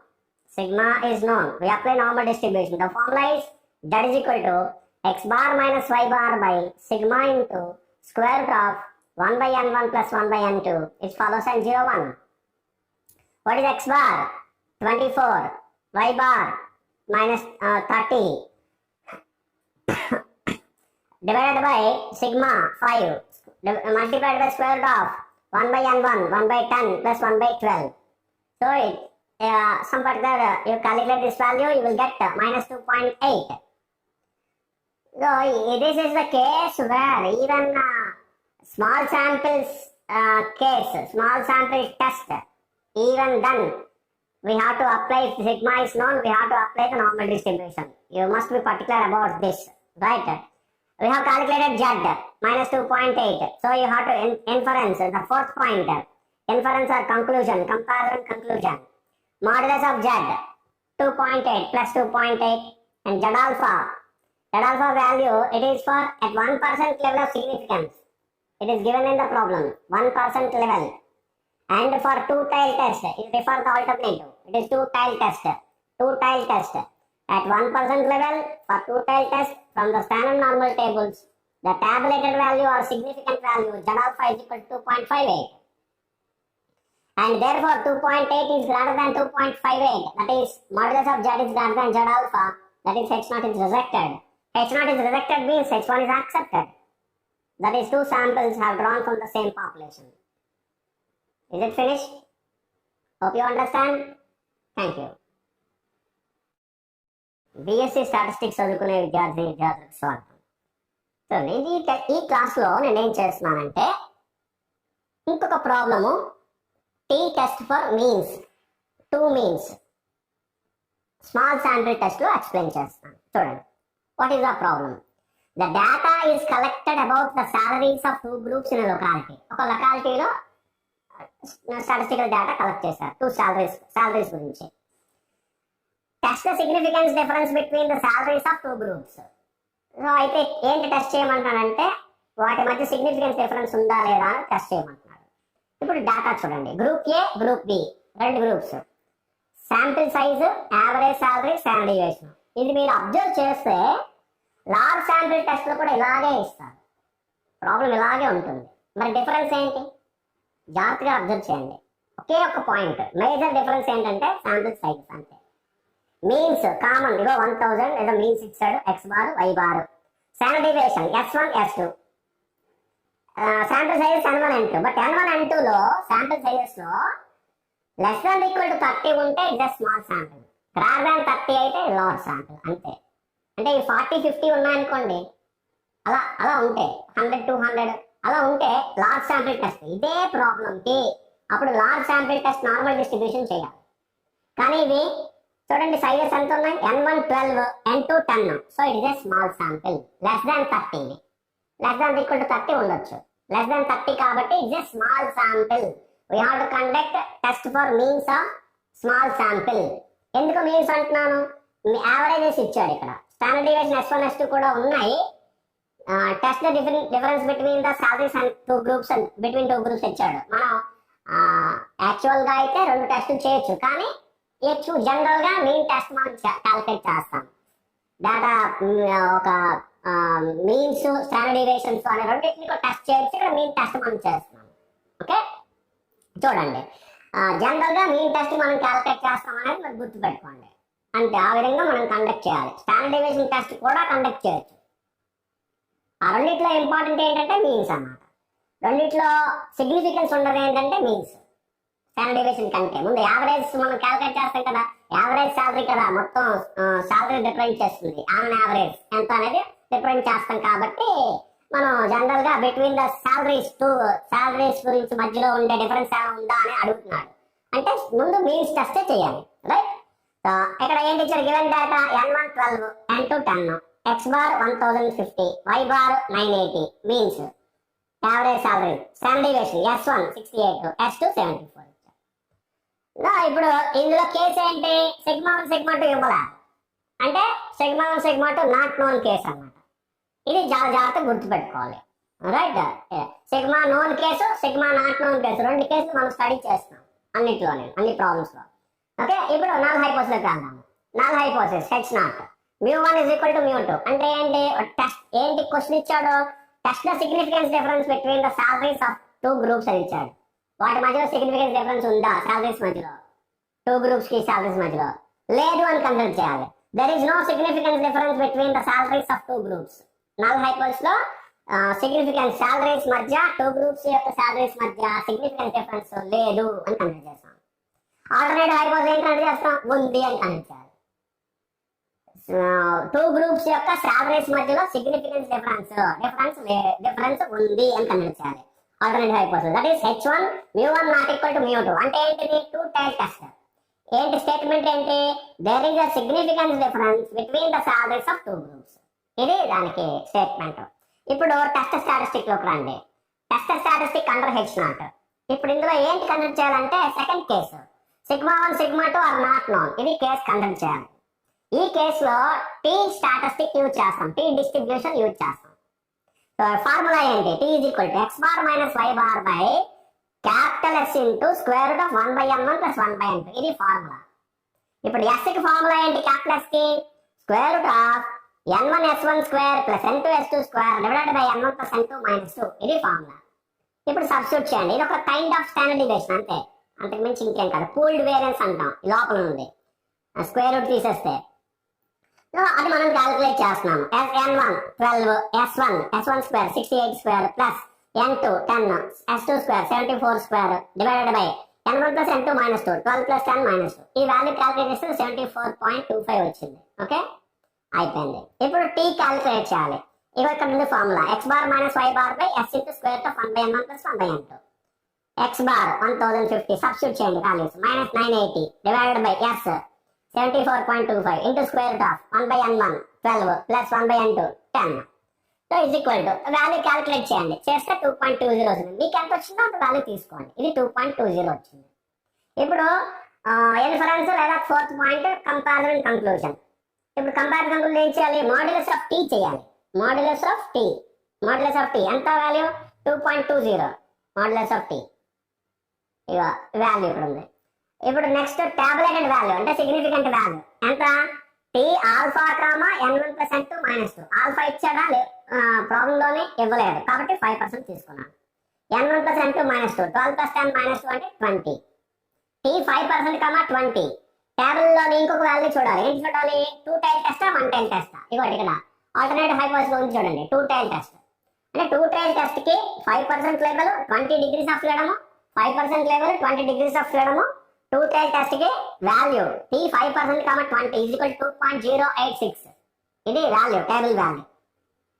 ఇప్పుడు ఈ రెండింటిని compare చేయండి 2.2 is greater than 2.086 2.2 greater than 2.086 అంటే modulus of t is greater than t alpha comma n1 + n2 - 2 that is t 5% comma 20 అంటే ఇది greater than అయింది అంటే h0 is rejected which implies h0 is rejected which means h1 is accepted. h0 is rejected అంటే ఏంటి h1 is accepted. h1 ఏంటి there is a significant difference between the salaries of two groups అంటే there is a significant difference between the salaries of two groups అంటే రెండు groups యొక్క salaries మధ్యలో కొంత difference ఉంది సిగ్నిఫికెంట్ గా ఉంది అని మనం చెప్పగలుగుతున్నాము. అర్థమైంది కదండి. So this is what the problem in t test for 2 means small sample test. Thank you. BSc statistics చదువుకునే విద్యార్థులకు స్వాగతం. ఈ క్లాస్లో నేను ఇంకొక problem 3 t test for means small sample test లో ఇంకొక ప్రాబ్లం చెప్తాను చూడండి. సిమిలర్ ప్రాబ్లం నేను చెప్తాను ఆల్టర్నేటివ్ హైపోథిసిస్ లో డిఫరెన్స్ ఉంది ఇందులో అంతే.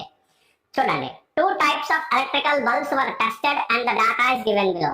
ఒక 2 types of electrical bulbs ని టెస్ట్ చేశారు డేటా ఇచ్చారు చూడండి. type 1 type 2 అంటే type 1 electrical bulb type 2 electrical bulbs వాటికి శాంపిల్ సైజెస్ అంటే 8 7 n1 n2 means 1234 type 2 mean 1036 standard deviations 36 and 40 అంటే ఏంటి ఇచ్చారు data n1 n2 x bar y bar means and s1 s2 36 and 40 అంటే ఇప్పుడు దీంట్లో ఏంటి మనం క్యాలిక్యులేట్ చేయొచ్చు టెస్ట్ ఫర్ మీన్స్ చేయొచ్చు టెస్ట్ ఫర్ స్టాండర్డ్ డీవియేషన్ చేయొచ్చు. ప్రాబ్లం చూడండి is the difference in the mean sufficient to warrant that type 1 is superior to type 2 regarding the length of the life at 1% level. ఇది question ఇచ్చాడు అంటే regarding the warrant of the life అంటే average life time చూసుకుని type 1 superior to type 2 అని చెప్పొచ్చా అని at 1% level అని question ఇచ్చాడు. ఫస్ట్ ఇది స్మాల్ శాంపుల్ లార్జ్ శాంపుల్ చూడండి. లార్జ్ శాంపుల్ అంటే శాంపుల్ సైజ్ గ్రేటర్ దాన్ 30 ఉండాలి. స్మాల్ శాంపుల్ అంటే less than or equal to 30 ఉండాలి. n1 8 n2 7 అంటే less than 30 therefore it is a small sample. So ఈ స్మాల్ శాంపుల్ కేసులో T distribution మనం ఎప్పుడు అప్లై చేస్తాం కేస్ 2 లో అప్లై చేస్తాం. కేస్ 1 లో different what I mean to say నేను T distribution T test for means గురించి మాట్లాడుతున్నాను. స్మాల్ శాంపుల్ కేసులో టీ డిస్ట్రిబ్యూషన్ అప్లై చేస్తాం కానీ సిగ్మా నోన్ కేసులో నార్మల్ డిస్ట్రిబ్యూషన్ అప్లై చేయాలి. సో అది కేసు నేను ఎక్స్ప్లెయిన్ చేశాను. ఇప్పుడు ఈ కేసులో సిగ్మా ఇస్ నాట్ గివెన్ అంటే sigma 1 sigma 2 are not known. ఇది కేస్ 2 కనిపిస్తున్నారా క్లియర్ గా 1 minute వెయిట్ చేస్తాను. రైట్ కనిపిస్తున్నది right. So sigma 1 sigma 2 are not known. ఈ కేసులో సిగ్మా 1 సిగ్మా 2 తెలియదు ఇవ్వలేదు ఇందులో కాబట్టి టీ డిస్ట్రిబ్యూషన్ యూజ్ చేయాలి పక్క అయిపోయింది. ఇప్పుడు ఏం చేయాలి ఎస్ క్యాల్కులేట్ చేసుకోవాలి క్యాప్లెక్స్. మీరు ఎక్కడైనా క్యాల్కులేట్ చేసుకోండి. ఇక్కడ నేను క్యాల్కులేట్ చేస్తున్నాను క్యాప్లెక్స్ square root of n1 x1 square plus n2 x2 square divided by n1 plus n2 minus 2 అంటే square root of n1 8 s1 36 square n2 7 s2 square 40 square divided by 8 plus 7 minus 2 n1 plus n2 minus 2 అంటే 8 plus 7 minus 2 ఈ value calculate చేసి 40.73 వచ్చింది. అది పక్కన పెట్టండి. ఇప్పుడు regular 4 points null hypothesis. First one null hypothesis తీసుకుంటున్నాను. నల్ హైపోథిసిస్ ఏంటి h0 μ1 = μ2 అంటే వాడు type 1 is superior to type 2 కాదా అని టెస్ట్ చేయమన్నాడు. మనం సుపీరియర్ కాదని తీసుకుంటాం ఈక్వల్ ఎందుకంటే నల్ హైపోథిసిస్ లో ఎప్పుడు కూడా ఈక్వల్ టు తీసుకోవాలి. ఈక్వల్ టు కేస్ కండిషన్ ఉండాలి. So mu1 is equal to mu2. Type 1 and type 2 have the same length of the life of electrical bulbs. రెండు టైప్స్ ఆఫ్ ఎలక్ట్రికల్ బల్బ్స్ కి average life time same గా వస్తున్నది, వాటి length same గా వస్తున్నది అని మనం తీసుకున్నాం, length of the life. So alternative hypothesis H1 mu1 greater than mu2. mu1 ఏంటి రిఫర్ చేస్తుంది? టైప్ 1 ఎలక్ట్రికల్ బల్బ్ ని. mu2 టైప్ 2 ఎలక్ట్రికల్ బల్బ్ అంటే పాపులేషన్ వాల్యూస్ గురించి మనం మాట్లాడుతున్నాం అనమాట. అంటే ఇప్పుడు ఏంటి మనం స్టేట్మెంట్ మేక్ చేయాలి, స్టేట్మెంట్ ఏంటి రాయాలి? Type 1 is superior to type 2 regarding the length of the life of the electrical bulbs. Length of the life దానికి సంబంధించి టైప్ 1 ఎప్పుడు కూడా సుపీరియర్ గా ఉంటుంది టైప్ 2 కంటే మనం రాస్తాం. వాడు ఇచ్చిన స్టేట్మెంట్ అలా తీసుకున్నాం యాజ్ ఇట్ ఈజ్ గా. సో mu1 టైప్ 1 ని, mu2 టైప్ 2 ని రిఫర్ చేస్తుంది. అందుకని mu1 గ్రేటర్ దాన్ mu2. సరే కదా, సుపీరియర్. యావరేజ్ లైఫ్ టైం ఇది, యావరేజ్ లైఫ్ టైం టైప్ 2 కి, టైప్ 1 కి, టైప్ 2 కి. ఇది వన్ టైల్ గ్రేటర్ దాన్ కాబట్టి వన్ టైల్ టెస్ట్, ఇది కూడా అబ్జర్వ్ చేయాలి. One tail test. ఇప్పుడు టెస్ట్ స్టాటిస్టిక్ అండర్ H0 లోకి వచ్చాను. ఇప్పుడు ఇక్కడ ఏంటి కేసు ఏంటి? σ1 σ2 ఆర్ నాట్ నోన్. పైన ఎక్కడ ఉంటుంది క్లియర్ గా మనం స్పెసిఫై చేసి ఉంటాం. σ1 σ2 ఆర్ నాట్ నోన్. ఇక్కడ ఉన్న చూడండి. అంటే ఈ కేసులోనే మనం ఏం తీసుకోవాలి? టీ డిస్ట్రిబ్యూషన్, టీ టెస్ట్ తీసుకోవాలి. ఇందులో టీ డిస్ట్రిబ్యూషన్ తీసుకోవాలి. టెస్ట్ స్టాటిస్టిక్ టీ తీసుకోవాలి. ఫార్ములా ఏంటి? T is equal to x bar minus y bar by s into square root of 1/n1 plus 1/n2. ఇది ఫార్ములా. కనిపిస్తున్నదా క్లియర్ గా? కనిపిస్తున్నా చూడండి. T is equal to x bar minus y bar by s into square root of 1/n1 plus 1/n2. x bar ఏంటి? 1234 minus y bar 1036 and divided by s 40.73. Square root of 1/n1 అంటే 8 plus 1/n2 7. So ఇది calculate చేస్తే 9.39 వచ్చింది. ఇప్పుడు ఏంటి calculate చేయాలి? ఇప్పుడు ఏంటి fourth point, comparison and conclusion. Comparison conclusion or inference. Inference లో మనం ఏం చేయాలి? First modulus of T value ఎంత? 9.39. Next tabulated value, significant value T alpha n1 plus n2 minus 2. అంటే టీ ఆల్ఫా అంటే 1%. ప్రాబ్లంలో ఇచ్చాడు 1% లెవెల్ దగ్గర టెస్ట్ చేయమని. And n1 plus n2 minus 2, 8 plus 7 minus 2 అంటే ఇది అంటే 13. టీ 1% 13. ఇప్పుడు ఇంకొక పాయింట్ ఉండాలి దీనికి, 1 టైలా 2 టైలా? ఆల్టర్నేటివ్ హైపోథిసిస్ లో లెస్ గ్రేటర్ దాన్ కాబట్టి it's 1 tail. So therefore tabulated value ఎక్కడంటే at 1% level 13 degrees of freedom for 1 tile test from T tables. The value is 2.650. So ఇప్పుడు ఈ రెండు కంపేర్ చేయండి. 9.39 2.650. ఈ రెండు కంపేర్ చేస్తే 9.39 is greater than 2.650. Therefore modulus of T is greater than T alpha n1 plus n2 minus 2 అంటే 1% 13 degrees of freedom. Which implies H0 is rejected. H0 rejected అంటే H1 is accepted. H1 is accepted అంటే H1 ఏంటి? Type 1 electrical bulbs are superior to Type 2 electrical bulbs. అదే మనం రాసాం చూడండి conclusion. That is therefore Type 1 electrical bulbs are superior to Type 2 electrical bulbs. Type 1 electrical bulb Type 2 కంటే ఎక్కువ length of life అంటే life time ని ఇస్తుంది అని మనం కన్సిడర్ చేయొచ్చు మనకి ఇచ్చిన డేటా బట్టి, according to the data. Fine, అర్థమైంది కదండి అందరికి? Thank you. Welcome to BSc Statistics students. So in this class I explain one more problem. Problem number 3. In test for 2 means, small sample case. That is T test for 2 means, a small sample case. You see here the problem. 2 types of electrical bulbs were tested and the data is given below. So this is the data. Type 1, Type 2. 2 types of bulbs. Sample size 8 and 7. Means 1234, that is 10234 and 1036. Average lifetime, that is mean. Standard deviation 36 and 40 for Type 1 and Type 2. So this is the data is given. That is N1 is given. N1 is equal to 8, N2 is equal to 7, X bar and Y bar, S1 and S2. You see the size of the sample. Then you decide whether it is a small sample or a large sample. Large sample means I explained that the sample size must be greater than 30. Otherwise it is a, that is the sample size, if the sample size is less than or equal to 30, it is a small sample. So it is obvious N1 is equal to 8, N2 is equal to 7. which are less than 30. Therefore, which are small samples. That is, it is a problem of small sample. Now you have to conduct the test for means. Why? Because the average lifetime, it is very important in this particular problem. You see here the test question. Is the difference in the means sufficient? So it is a problem of testing the means. It is a problem of testing means. So in the small sample case, when we use t-test, if sigma is not known. If sigma is known, we use normal distribution and the test procedure of large sample. The same test procedure of large sample by using the normal distribution is going to be used. Whereas, if the sigma is not known, then we use t-distribution. You see the question. Is the difference in the mean sufficient to warrant the type 1 is superior to type 2 regarding the length of the life at 1% level? So the question is whether type 1 is superior to type 2 regarding the average lifetime. That we have to see, right? So we have to test it. So based on this particular information, sigma is not given, and n1, n2, x bar, y bar, s1, s2 are given here. Sigma 1, sigma 2 are not known. There are two particular values, sigma 1 population standard deviations, sigma 1, sigma 2 are not known. Then in such a case, we have to calculate capital S. Of course, we can calculate later on, but even you can calculate here. S is equal to square root of n1 s1 square plus n2 s2 square divided by n1 plus n2 minus 2. n1 8, s1 square 36 square plus 7, n2 7, s2 square 40 square.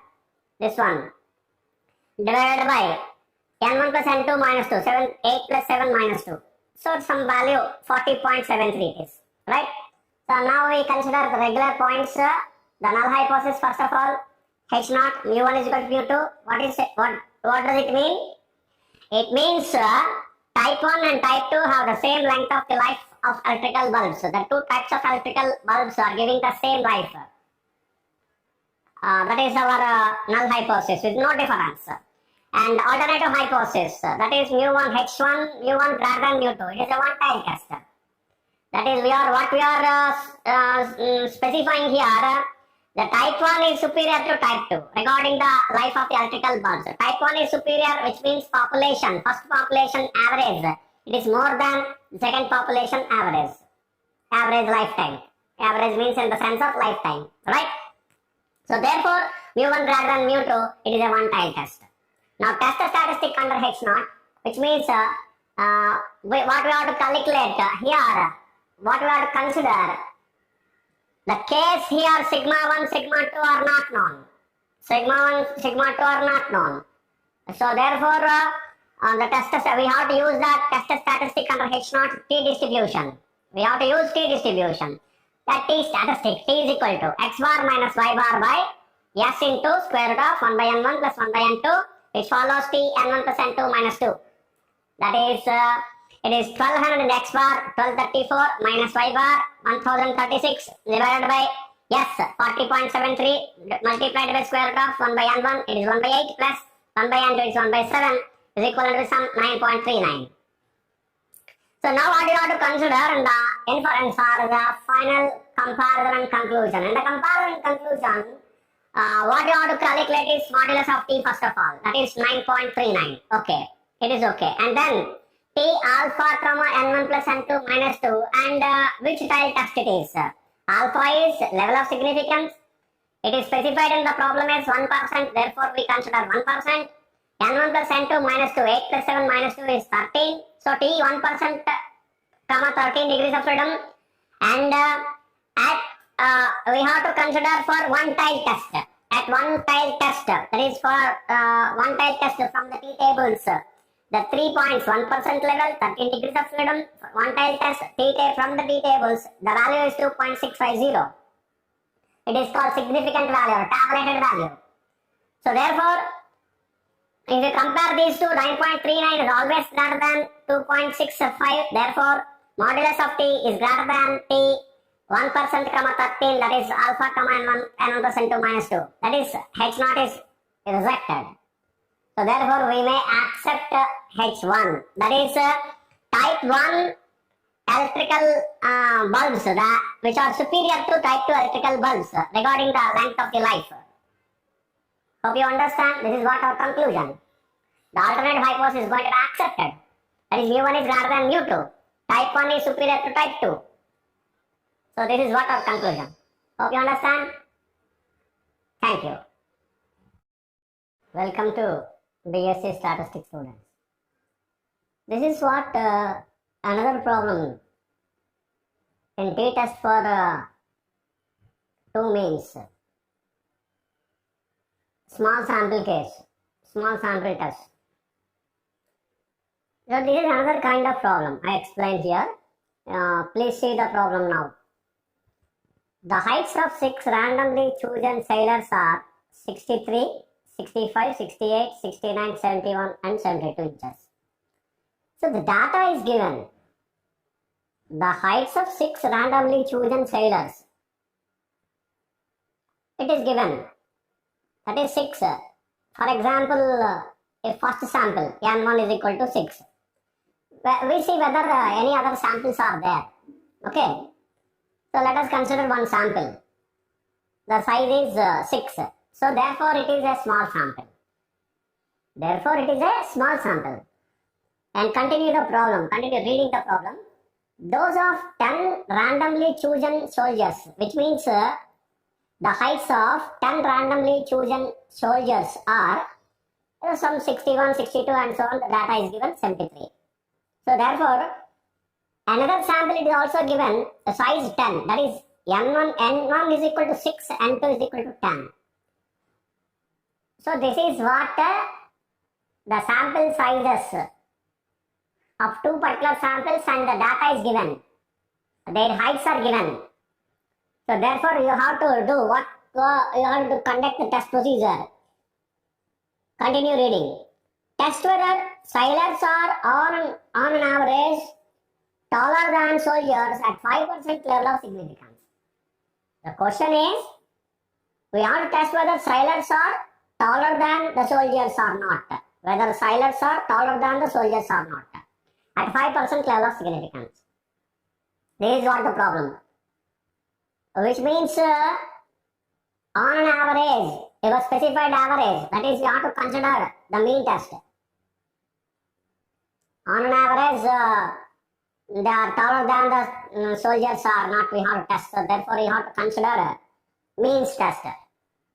Hope you understand. This is what the problem of t-test for means, because 2 particular reasons. One, small sample test. Another one, test for means. So to test the mean, to test the significance difference means, we have to use the t-distribution, t-test, in the small sample case. To test the means, if the sample size is small, then we have to use the t-distribution. So that is the reason why it is a t-test for means. I hope you understand well, right? So now I continue the problem. You see here, N1 is given as 6, N2 is equal to 10. That is one more point I specify here. The sample sizes need not be equal. May be equal or may not be equal. Need not be equal. N1 is different from N2. Maybe N1, even though if N1 is different from N2, we can conduct this procedure. Right? And the case is sigma 1, sigma 2 are not known, not given. You observe the data here. In the data, it was not specified the population values. So therefore, sigma 1, sigma 2 are not given, not known. If the sigma 1, sigma 2 are not known only, then we have to use the t-distribution. So that is the reason why we have to conduct the t-test procedure. Then you see here what you have to calculate. The given data is here something like xi 63 to 72, the observations given, xi square you calculate. Because you have to calculate the sample means, the sample standard deviations, 2 values you have to calculate. X bar, y bar, S1, S2, sample standard deviations. Therefore, to calculate the standard deviation, of course it is required to calculate variance. Therefore, xi square you have to calculate.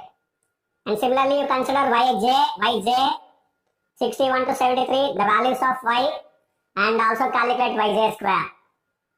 Square of this x61 square, 62 square, like that 63 square, 65 square. You calculate all the values and get the totals. That is summation xi, summation xi square, summation yj square, which means total sum of the xi square, sum of the yj square.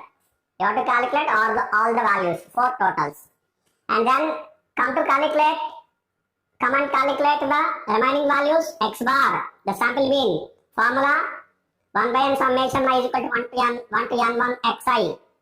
That is summation xi is 408 divided by 6, 68. Similarly, y bar 1 by n2 summation j is equal to 1 to n2 yj.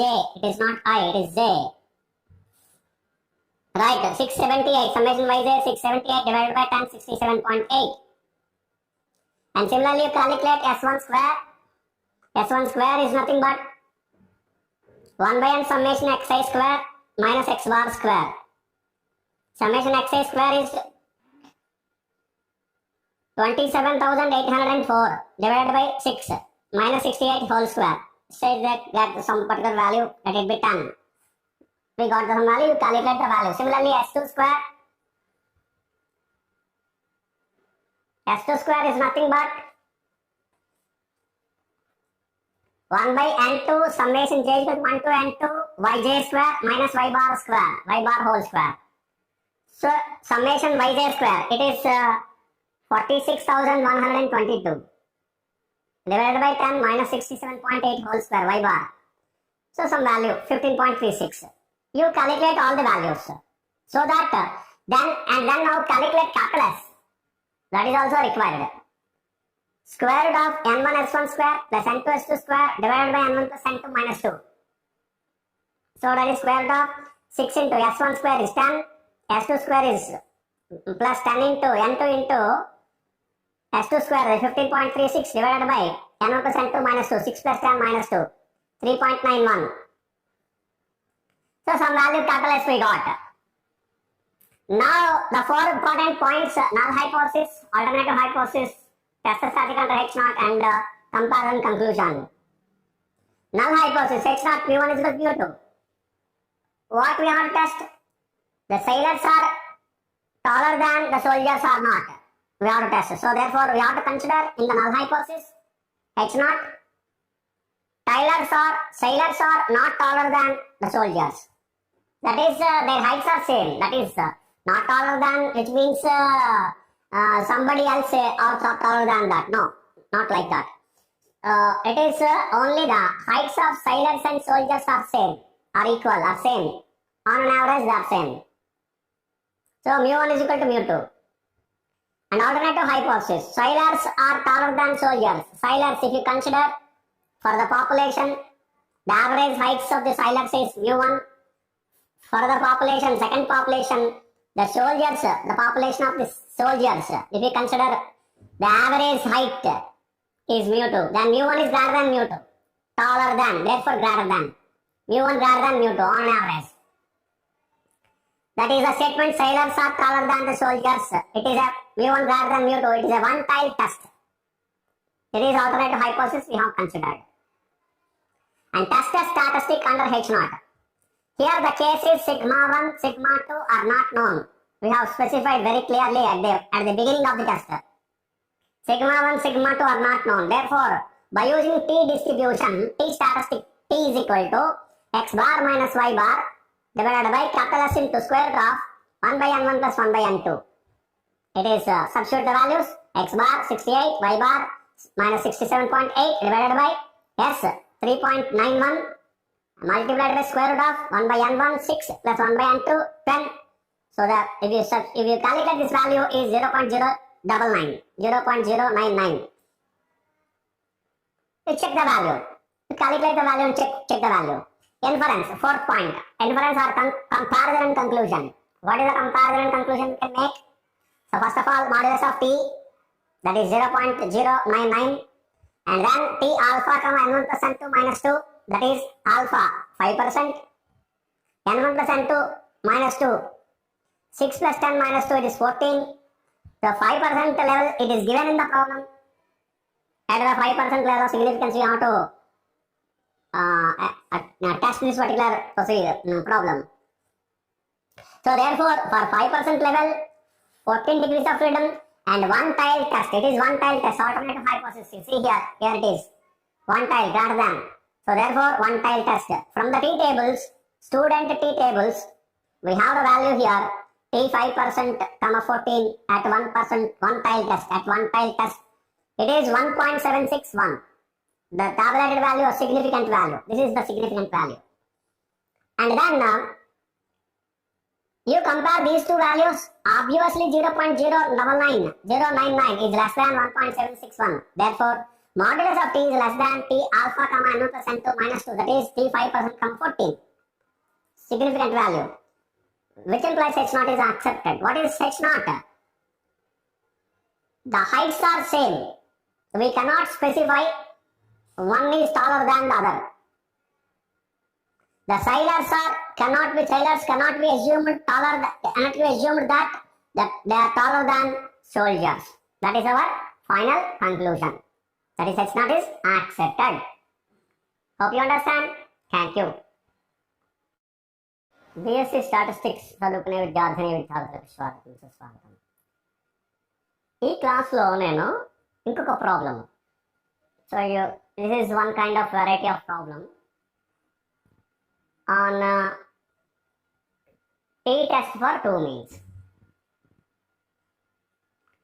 ఇది small sample test. Small sample టెస్ట్లో T test for 2 means లో ఇంకొక problem చెప్తున్నాను. చూడండి, వినండి, నేర్చుకోండి. The heights of 6 randomly chosen sailors are 63, 65, 68, 69, 71, 72 ఇచ్చాడు. అంటే ఏంటి ఇచ్చాడు? వెంటనే ఇమీడియట్ గా మనం క్యాచ్ చేయాలి. 6 ర్యాండమ్ శాంపిల్ సైజ్ అంట. ర్యాండమ్ శాంపిల్ సైజ్ అంట 6. హైట్స్ ఆఫ్ 6 ర్యాండమ్లీ చూజన్ అంటే 6. సో సైలర్స్ 6 సైలర్స్ కి వాటి యొక్క హైట్స్, వాళ్ళ హైట్స్ ఇచ్చాడు. ఇక్కడ ర్యాండమ్ గా తీసుకున్నాడు, వాళ్ళ హైట్స్ ఇచ్చాడు. అంతే డేటా ఇచ్చాడు. అంటే ఏంటి? N1 is equal to 6 అంటే ఒక శాంపిల్. ఇవి రెండో శాంపిల్ ఉందా లేదా ప్రాబ్లం చదువుతూ చూద్దాం. Those of 10 randomly chosen sailors అంటే హైట్స్ 10 randomly chosen soldiers కి హైట్స్ ఏంటంటే మళ్ళీ ఇచ్చాడు ఇక్కడ 61, 62 అలాగా 73 వరకు. ఇంకొక 10 randomly soldiers కి ఇచ్చాడు హైట్స్. అంటే N2 is equal to 10 అంటే 2 శాంపిల్స్ ఇచ్చాడు. ఈ శాంపిల్స్ స్మాలా లార్జా? Less than 30. therefore less than 6, 10 less than 30 అంటే శాంపిల్ సైజ్ స్మాల్. అంటే ఇది స్మాల్ శాంపిల్ టెస్ట్. ఇంత క్లియర్ గా ఫస్ట్ మనం ఐడెంటిఫై చేసుకోవాలి. ఫస్ట్ ఇది స్మాల్ శాంపిల్ టెస్ట్. దీనికి ఏం చేయాలి అంటే కంటిన్యూ చూడండి, క్వశ్చన్ చదవండి. Test weather sailors are on the average taller than soldiers at 5% level of significance. 5% level దగ్గర టెస్ట్ చేయమంటున్నాడు. ఏం టెస్ట్ చేయమంటున్నాడు? sailors are on an average taller than the soldiers. ఈ sailors అనేవాళ్ళు సోల్జర్స్ కంటే ఆన్ యావరేజ్ గా taller than పొడుగ్గా ఉంటారా అని టెస్ట్ చేయమంటున్నాడు. ఉన్నారా అని టెస్ట్ చేయమంటున్నాడు. అంటే మనం ఏం చేయాలి? యావరేజ్, ఆన్ అండ్ యావరేజ్ అన్నాడు కాబట్టి మీన్ టెస్ట్ చేయాలి. స్మాల్ శాంపిల్లో మీన్ టెస్ట్ చేసే డిస్ట్రిబ్యూషన్ ఏంటి? T test, t distribution. అంటే ఇప్పుడు టీ డిస్ట్రిబ్యూషన్. ఇంకొక పర్టికులర్ కేసు స్మాల్ శాంపిల్ అయినా సిగ్మా నోన్ అయితే normal distribution, sigma not known అయితే టీ డిస్ట్రిబ్యూషన్. ఇప్పుడు ఇందులో సిగ్మా ఉందా? లేదు. ఏమి ఇచ్చాడు? N1, N2 ఇచ్చాడు, అబ్జర్వేషన్స్ ఇచ్చాడు. N1 శాంపిల్ సైజ్ 1 లో డేటా ఇచ్చాడు, శాంపిల్ సైజ్ 2 లో డేటా ఇచ్చాడు. అంతే మనకి ఇచ్చింది, ఇంకేం లేదు. చూడండి ఇక్కడ 5% లెవెల్ సిగ్నిఫికెన్స్ ఇచ్చాడు కాబట్టి డేటా ఇంకేం లేదు. సో అంటే సిగ్మా 1, సిగ్మా 2 లేవు. 2 శాంపిల్స్ కాబట్టి సిగ్మా 1, సిగ్మా 2 అంటున్నాను. Population standard deviations sigma 1, sigma 2 not given, not known. అంటే ఇప్పుడు ఏ డిస్ట్రిబ్యూషన్ చేయాలి? టీ డిస్ట్రిబ్యూషన్ చేయాలి. Small sample test sigma not known, sigma 1, sigma 2 not known, t distribution చేయాలి. అంతే, దట్స్ ఆల్, సింపుల్. అయితే ఇప్పుడు ఏం చేయాలి చూడండి ఒకసారి. ప్రాబ్లంలోకి వస్తే N1 6, n2 10 ఇచ్చాడు, ఇగో 10 ఇచ్చాడు. ఇప్పుడు ఏం చేయాలి, ఇందులో అబ్జర్వేషన్స్ తీసుకుని మనం sample mean, sample standard deviation కానీ వేరియన్స్ కానీ మనం క్యాలిక్యులేట్ చేయాలి. మనకి ఏది కావాలంటే చూసుకుందాం మనం. So sample standard deviation, sample mean calculate చేయాలి. x bar y bar s1 s2 ఇవి క్యాలిక్యులేట్ చేయాలి. ఇవి క్యాలిక్యులేట్ చేయాలంటే చాలా సింపుల్ గా మనకి మ్యాథమెటికల్ గా ఫార్ములాలో మనకి ఏంటుంటుందంటే x xi స్క్వేర్ సమ్మేషన్స్ ఉంటాయి, summation x summation xi square. కాబట్టి మనం వాటిని డైరెక్ట్ గా క్యాలిక్యులేట్ చేసుకోవచ్చు. చూడండి ఒకటి xi 63 65 ఇలా నెంబర్స్ ఇచ్చాడు 72 వరకు. ఇప్పుడు వీటిని టోటల్ చేయండి. xi స్క్వేర్ అని కాలం పెట్టుకోండి. xi స్క్వేర్ అంటే తెలుసు 63 స్క్వేర్ చేయండి, 65 స్క్వేర్ అలాగే అన్నిటికీ స్క్వేర్ చేయండి. xi స్క్వేర్ దానికి టోటల్ చేయండి మళ్ళీ సమ్మేషన్ xi స్క్వేర్. ఇది i అనుకోండి. ఇప్పుడు yj, yని సెకండ్ వేరియబుల్ yకి yj అనుకోండి, సెకండ్ శాంపుల్ yj వాల్యూ 61 62 అలా ఇచ్చాడు వాల్యూస్. yj స్క్వేర్ చేయండి, 61 స్క్వేర్ 62 స్క్వేర్ 65 స్క్వేర్ స్క్వేర్ చేయండి. ఇప్పుడు yj కి టోటల్ చేయండి, yj స్క్వేర్ కి టోటల్ చేయండి.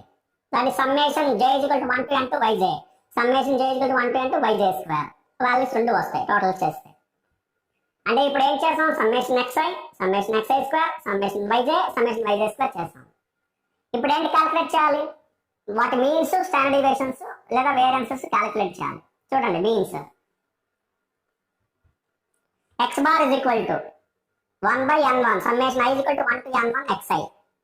సమ్మేషన్ xi అంటే ఎంత, 408 408 డివైడెడ్ బై n1 6 ఏదో 60 to 8 వచ్చింది. మీరు క్యాలిక్యులేట్ చేయండి. y bar summation j = 1 to n to yj, ఇది yj i కాదు j yj. Summation yj 678 divided by 10, n2 = 10 కాబట్టి ఏదో 67.8. s1 స్క్వేర్ ఫార్ములా ఏంటి, 1/n1 summation i = 1 to n1 xi square minus x bar whole square అంటే 27,804 divided by 6 minus x bar whole square అంటే 68 square చేస్తే 10 వచ్చింది. అలా ఉంచండి. s2 స్క్వేర్ కూడా క్యాలిక్యులేట్ చేయండి. అంటే ఇది s1 స్క్వేర్ s2 స్క్వేర్ ఏంటి, శాంపిల్ వేరియన్సెస్. మనకి s1 s2 ఇందులో అవసరం లేదు, ఎందుకంటే క్యాపిటల్ S క్యాలిక్యులేట్ చేస్తున్నాము, అందుకని s1 తో పని లేదు. s1 స్క్వేర్ వస్తే సరిపోతుంది, మనకి కావాలంటే క్యాలిక్యులేట్ చేసుకోవచ్చు. s2 square 1/n2 summation j = 1 to n to yj square minus y bar whole square. Summation yj square అంటే 46,122 డివైడెడ్ బై n2 అంటే 10 మైనస్ y బార్ అంటే 67.8 హోల్ స్క్వేర్. సో ఇప్పుడు ఈ వాల్యూ క్యాలిక్యులేట్ చేస్తే 15.36 వచ్చింది. అంటే ఇది s2 స్క్వేర్. ఇది ఈ రెండింటిని యూజ్ చేసి అంటే s1 square s2 square n1 n2 use చేస్తే క్యాపిటల్ S వస్తుంది. క్యాపిటల్ S కూడా ఇక్కడ క్యాలిక్యులేట్ చేసేద్దాం. Square root of n1 s1 square plus n2 s2 square divided by n1 plus n2 minus 2 is equal to substitute చేయండి. n1 6 s1 square 10 s1 square 10 yes plus n2 10 s2 square 15.36 divided by n1 plus n2 minus 2 6 plus 10 minus 2 అనేది 3.1 square root చేస్తే 3.91 వచ్చింది. ఇప్పుడు s capital S value వచ్చింది మన దగ్గర మనకి. ఇప్పుడు ఏంటి క్యాలిక్యులేట్ చేయాలి, మనం 4 ఇంపార్టెంట్ పాయింట్స్ ని మనం అనలైజ్ చేయాలి, రాసుకుంటూ అనలైజ్ చేయాలి కన్స్ట్రక్ట్ చేసుకుంటూ. First point null hypothesis h0 μ1 = μ2, ఎందుకంటే మీన్స్ టెస్ట్ చేస్తున్నాం మనం, పాపులేషన్ మీన్స్ ఇది. The heights of the sailors and soldiers are same. మనకి ఏంటి టెస్ట్ చేయాలి, on an average sailors are taller than the soldiers అని టెస్ట్ చేయాలి, అది అవునా కాదా అనేది.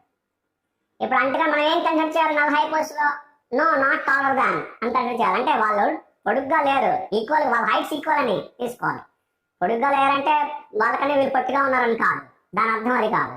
నల్ హైపోథిసిస్ లో పొడుగు అని తీసుకోకూడదు, పొట్టి అని తీసుకోకూడదు, రెండు తీసుకోకూడదు. మనం నల్ హైపోథిసిస్ ఎప్పుడు కూడా ఈక్వల్గా ఉండాలి. అంటే సైలర్స్ సోల్జర్స్ వీళ్ళిద్దరు హైట్స్ సేమ్ అని తీసుకోవాలి మనం.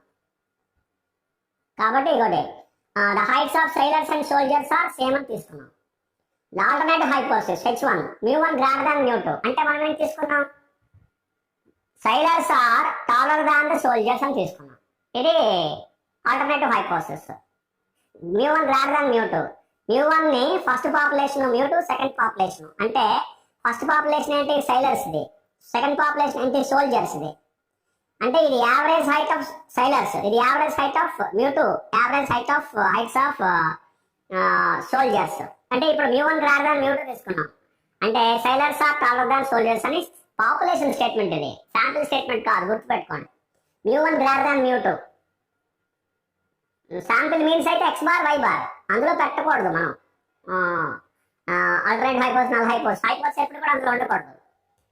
హైపోస్ ఎప్పుడు కూడా పాపులేషన్ వాల్యూస్ మీద ఉండాలి. μ1 గ్రేటర్ దాన్ μ2 చూడండి బట్టి. అంటే వన్ టైల్ టెస్ట్. నల్లో ఆల్టర్నేట్ హైపోసిస్ తీసుకున్నాం. ఇప్పుడు ఏం చేయాలి? Test statistic under H0 consider చేయాలి. చూడండి టెస్ట్ స్టాటిస్టిక్ అండర్ H0. ఇప్పుడు ఇది ఏంటి కేసు ఏంటి? σ1, σ2 మనం క్లియర్ రాసాం. ఆర్ నాట్ నోన్ కేసు ఇది. σ1, σ2 తెలియనప్పుడు ఏ డిస్ట్రిబ్యూషన్ ఇచ్చాలి? T డిస్ట్రిబ్యూషన్ ఇచ్చాలి. ఈ కేసులో స్మాల్ శాంపిల్ టెస్ట్ కి సిగ్మా నాట్ నోన్ అయితే T డిస్ట్రిబ్యూషన్ ఇచ్చాలి. So T is equal to formula ఏంటి? x bar minus y bar by capital S into square root of 1/n1 plus 1/n2. ఇది formula. Substitute చేయండి. Follows T(n1 + n2 - 2) అది formula. x bar 68, y bar 67.8 divided by S 3.91 square root of 1/n1 6 plus 1/n2 10 1/10. So ఈ వాల్యూని calculate చేస్తే 0.099 వచ్చింది. 0.099 వచ్చింది. ఇప్పుడు ఏంటి క్యాలిక్యులేట్ చేయాలి? ఇన్ఫరెన్స్ లేదా కంపారిజన్ కంక్లూజన్ అనే పాయింట్ ఎక్స్ప్లెయిన్ చేయాలి మనం. కంపారిజన్ కంక్లూజన్ లో ఫస్ట్ ఏంటి తీసుకోవాలి? మాడ్యులస్ ఆఫ్ T కన్సిడర్ చేయాలి. ఇక మాడ్యులస్ ఆఫ్ T తీసుకున్నాం 0.099 అయిపోయింది. తర్వాత ఏం తీసుకోవాలి? Significant value or tabulated value of T. T alpha n1 + n2 - 2. Alpha ఎంత? ప్రాబ్లం లో ఇచ్చాడు at 5% లెవెల్ టెస్ట్ చేయమని. So 5%. And n1 + n2 - 2 6 + 10 - 2 14. So T 5%, 14. ఇవి రెండు వచ్చాయి. ఇంకోటి తెలియాలి మనకి, ఏంటది? 1 టైలా 2 టైలా? ఇక్కడ చూడండి ఆల్టర్నేట్ హైపోస్ లో ఉంది 1 టైల్ టెస్ట్. సో అందుకని 5% level 14 degrees of freedom. And for 1 tail test from T tables, student T tables value ఎంత? టాబ్లెటెడ్ వాల్యూ 1.761. ఇది వాల్యూ. సో ఇది T alpha n1 + n2 - 2 value అది. అంటే T 5%, 14 వాల్యూ. ఇప్పుడు ఈ రెండు కంపేర్ చేయండి. 0.099 మాడ్యులస్ ఆఫ్ T. T 5%, 14 1.761. ఈ రెండింటిని కంపేర్ చేస్తే 0.099 is less than 1.761. Therefore modulus of T is less than T alpha n1 + n2 - 2, that is 5%, 14 at 1 tail test which implies H0 is accepted. అంటే H0 ని accept చేస్తున్నాము. ఎందుకని? Less than. Calculated value is less than tabulated value. Therefore H0 is accepted. H0 ఏంటి? The heights of sailors and soldiers are same. అంటే వాడు ఇచ్చిన statement ఏంటి? on an average sailors are taller than soldiers అని ఇచ్చాడు statement. అది test చేయమన్నాడు మనకి. అంటే ఇప్పుడు మనం ఏం స్పెసిఫై చేయొచ్చు? No, on an average sailors are not taller than the soldiers అని మనం కంక్లూజన్ ఇవ్వాలి. అలా ఇవ్వలేకపోతే their heights are same అని ఇవ్వండి. అర్థమైందండి? sailors cannot be assumed that they are taller than the soldiers. Assumed to be taller than the soldiers. వాళ్ళు sailors soldiers కన్నా పొడుగ్గా ఉంటారని చెప్పలేము అని చెప్తున్నాం. చూడండి స్పష్టంగా చెప్తున్నాం. మనం చెప్పలేము.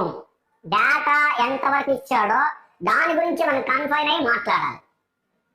నా కాదు వీళ్ళకంటే వాళ్ళే పొడి వాళ్ళు మనం స్టేట్మెంట్ ఇవ్వకూడదు. ఎందుకంటే అంతవరకే మనం టెస్ట్ చేస్తాం. Sailors are not taller than soldiers అని వరకు మాత్రం టెస్ట్ చేస్తాం. మరి వీళ్ళకంటే వాళ్ళు పొడుగ్గా ఉన్నారా అనేది మనం ఇక్కడ దీని నుంచి డేటా అని చెప్పలేము. అర్థమవుతుంది కదండి? అంతే. మనం ఓన్లీ నల్ హైపోసిస్ ఆల్టర్నేట్ హైపోసిస్ రెండింటి కన్స్ట్రక్ట్ చేసుకుని వాడు ఇచ్చిన కన్ఫైన్ స్టేట్మెంట్ కన్ఫైన్ అయ్యి మనం టెస్ట్ చేస్తాం. కాబట్టి అంతవరకు మాత్రమే మనం టెస్ట్ చేసామని చాలా జాగ్రత్తగా మనం గమనించి మనం దాన్ని చేయాల్సి ఉంటుంది. అందరికీ అర్థమైంది అనుకుంటున్నాను. Thank you so much. Welcome to BSc Statistics students. In this lesson, I discuss paired t-test for a difference of means. It is also a small sample test. All the t-tests concerning t, chi-square, f distributions tests, all a small sample test regarding to that is related to the small sample test.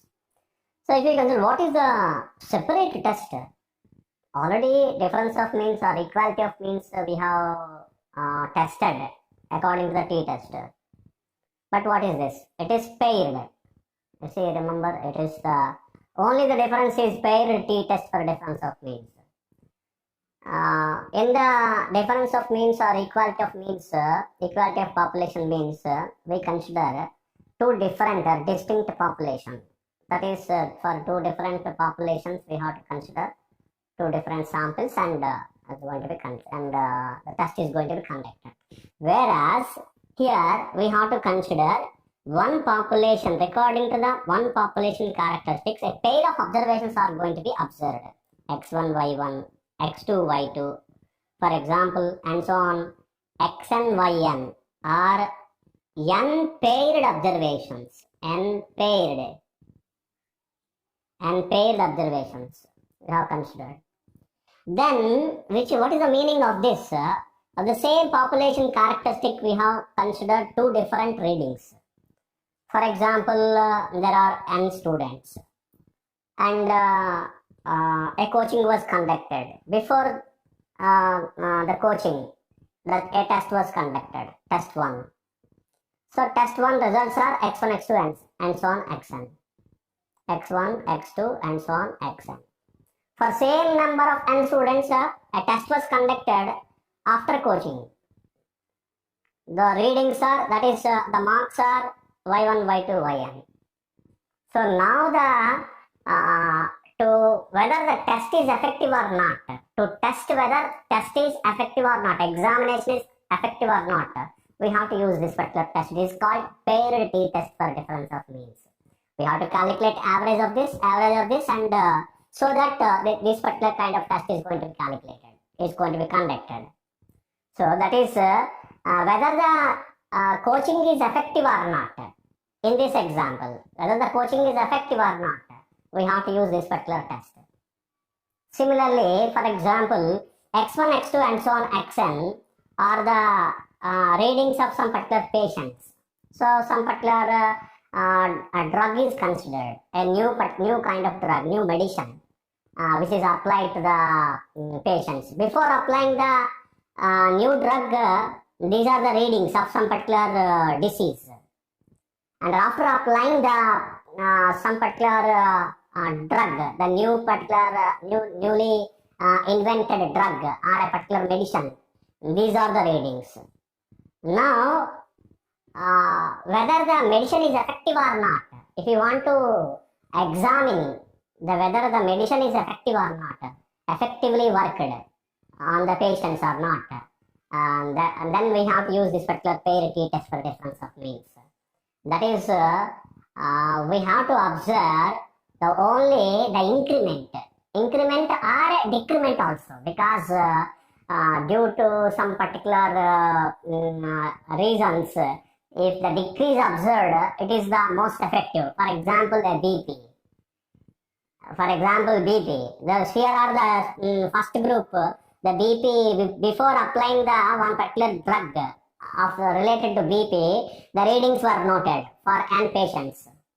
And after applying the some particular BP medicine or some particular BP treatment, these are the readings. After applying after 1 month, of applying every day, after 1 month, regularly 1 month, in 1 month of period, they have applied some particular treatment, and after that BP was noted.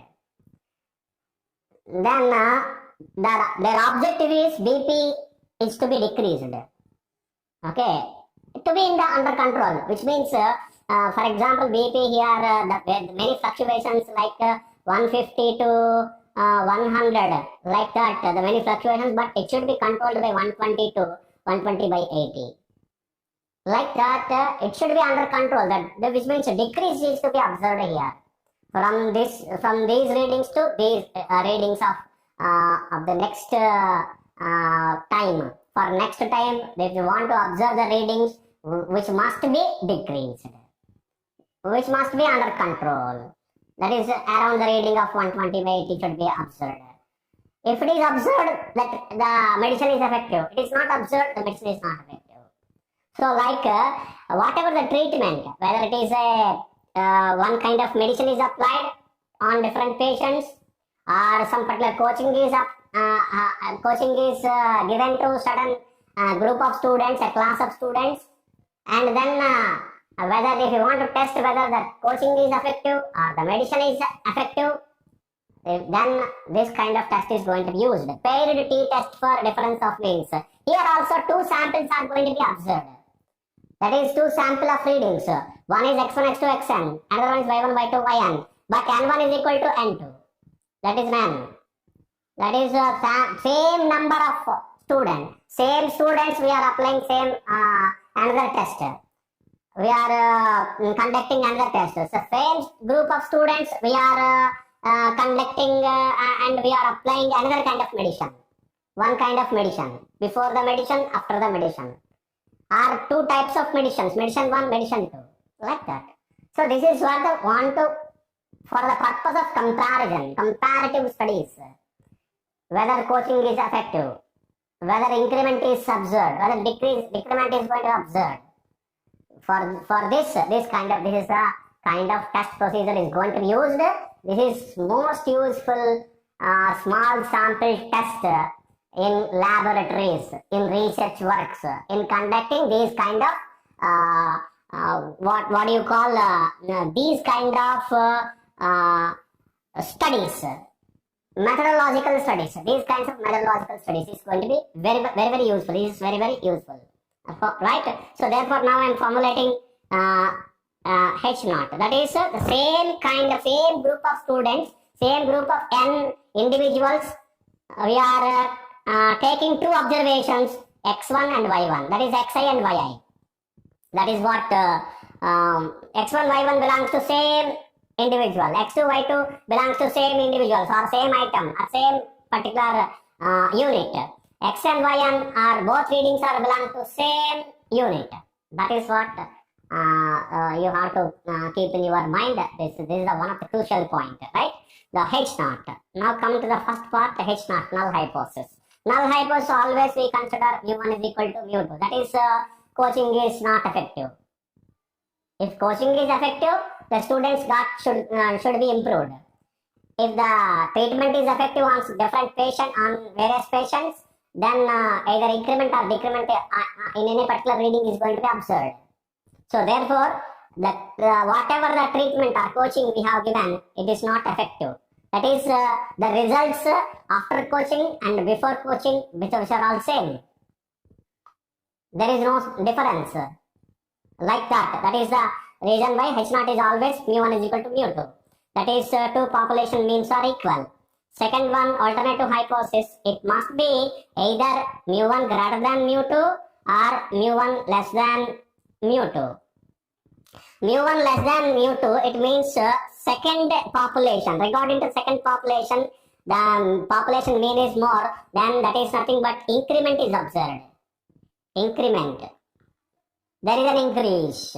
There is an increase in the after giving the coaching or after giving the some particular tablet or medicine to the some kind of treatment is given to the patients. That is want to go to effective. So it depends on some particular pattern again. But of course, in general, I am speaking, right? And mu1 greater than mu2, then it is nothing but it shows decrement. Whether which one is suitable to make the effective analysis, that is going to be considered.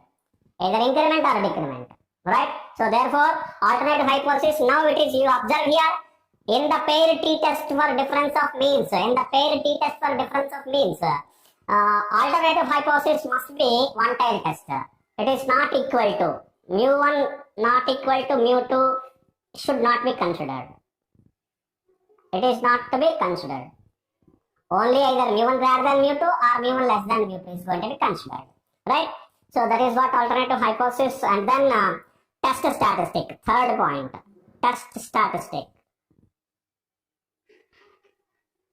The test statistic, it is going to be considered again for x bar minus y bar, for which I am considering we calculate di, the difference, xi between the same readings of the same individuals or same unit, ith unit for example. We have to consider for all the values of I is equal to 1, 2 and so on n. Now we have to calculate di, the difference, deviation, or simply we can call in our statistic terminology. di is equal to xi minus yi. So then for which you have to calculate d bar. D bar, what is d bar? D bar is equal to 1 by n summation I is equal to 1 to n di. 1 by n summation di. And then s square is equal to s square, which is a some particular kind of sample variance is going to be calculated for all di's. These di's, that is 1 by n summation I is equal to 1 to n di minus d bar the whole square. Or we can use another formula as 1 by n summation di square minus d bar whole square. Summation I is equal to 1 to n. This is also another formula you can use.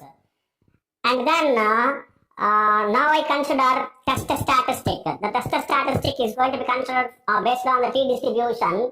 The t is equivalent to be d bar minus, it is going to be calculated with the help of x bar minus y bar.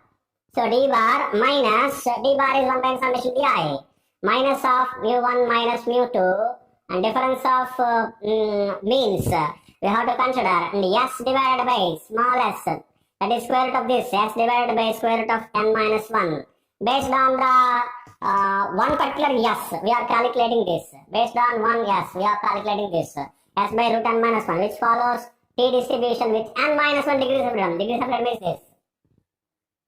Right? So degrees of freedom is n minus 1. So this is what the test statistic. So test statistic under H naught. What is H naught? H naught is mu1 is equal to mu2.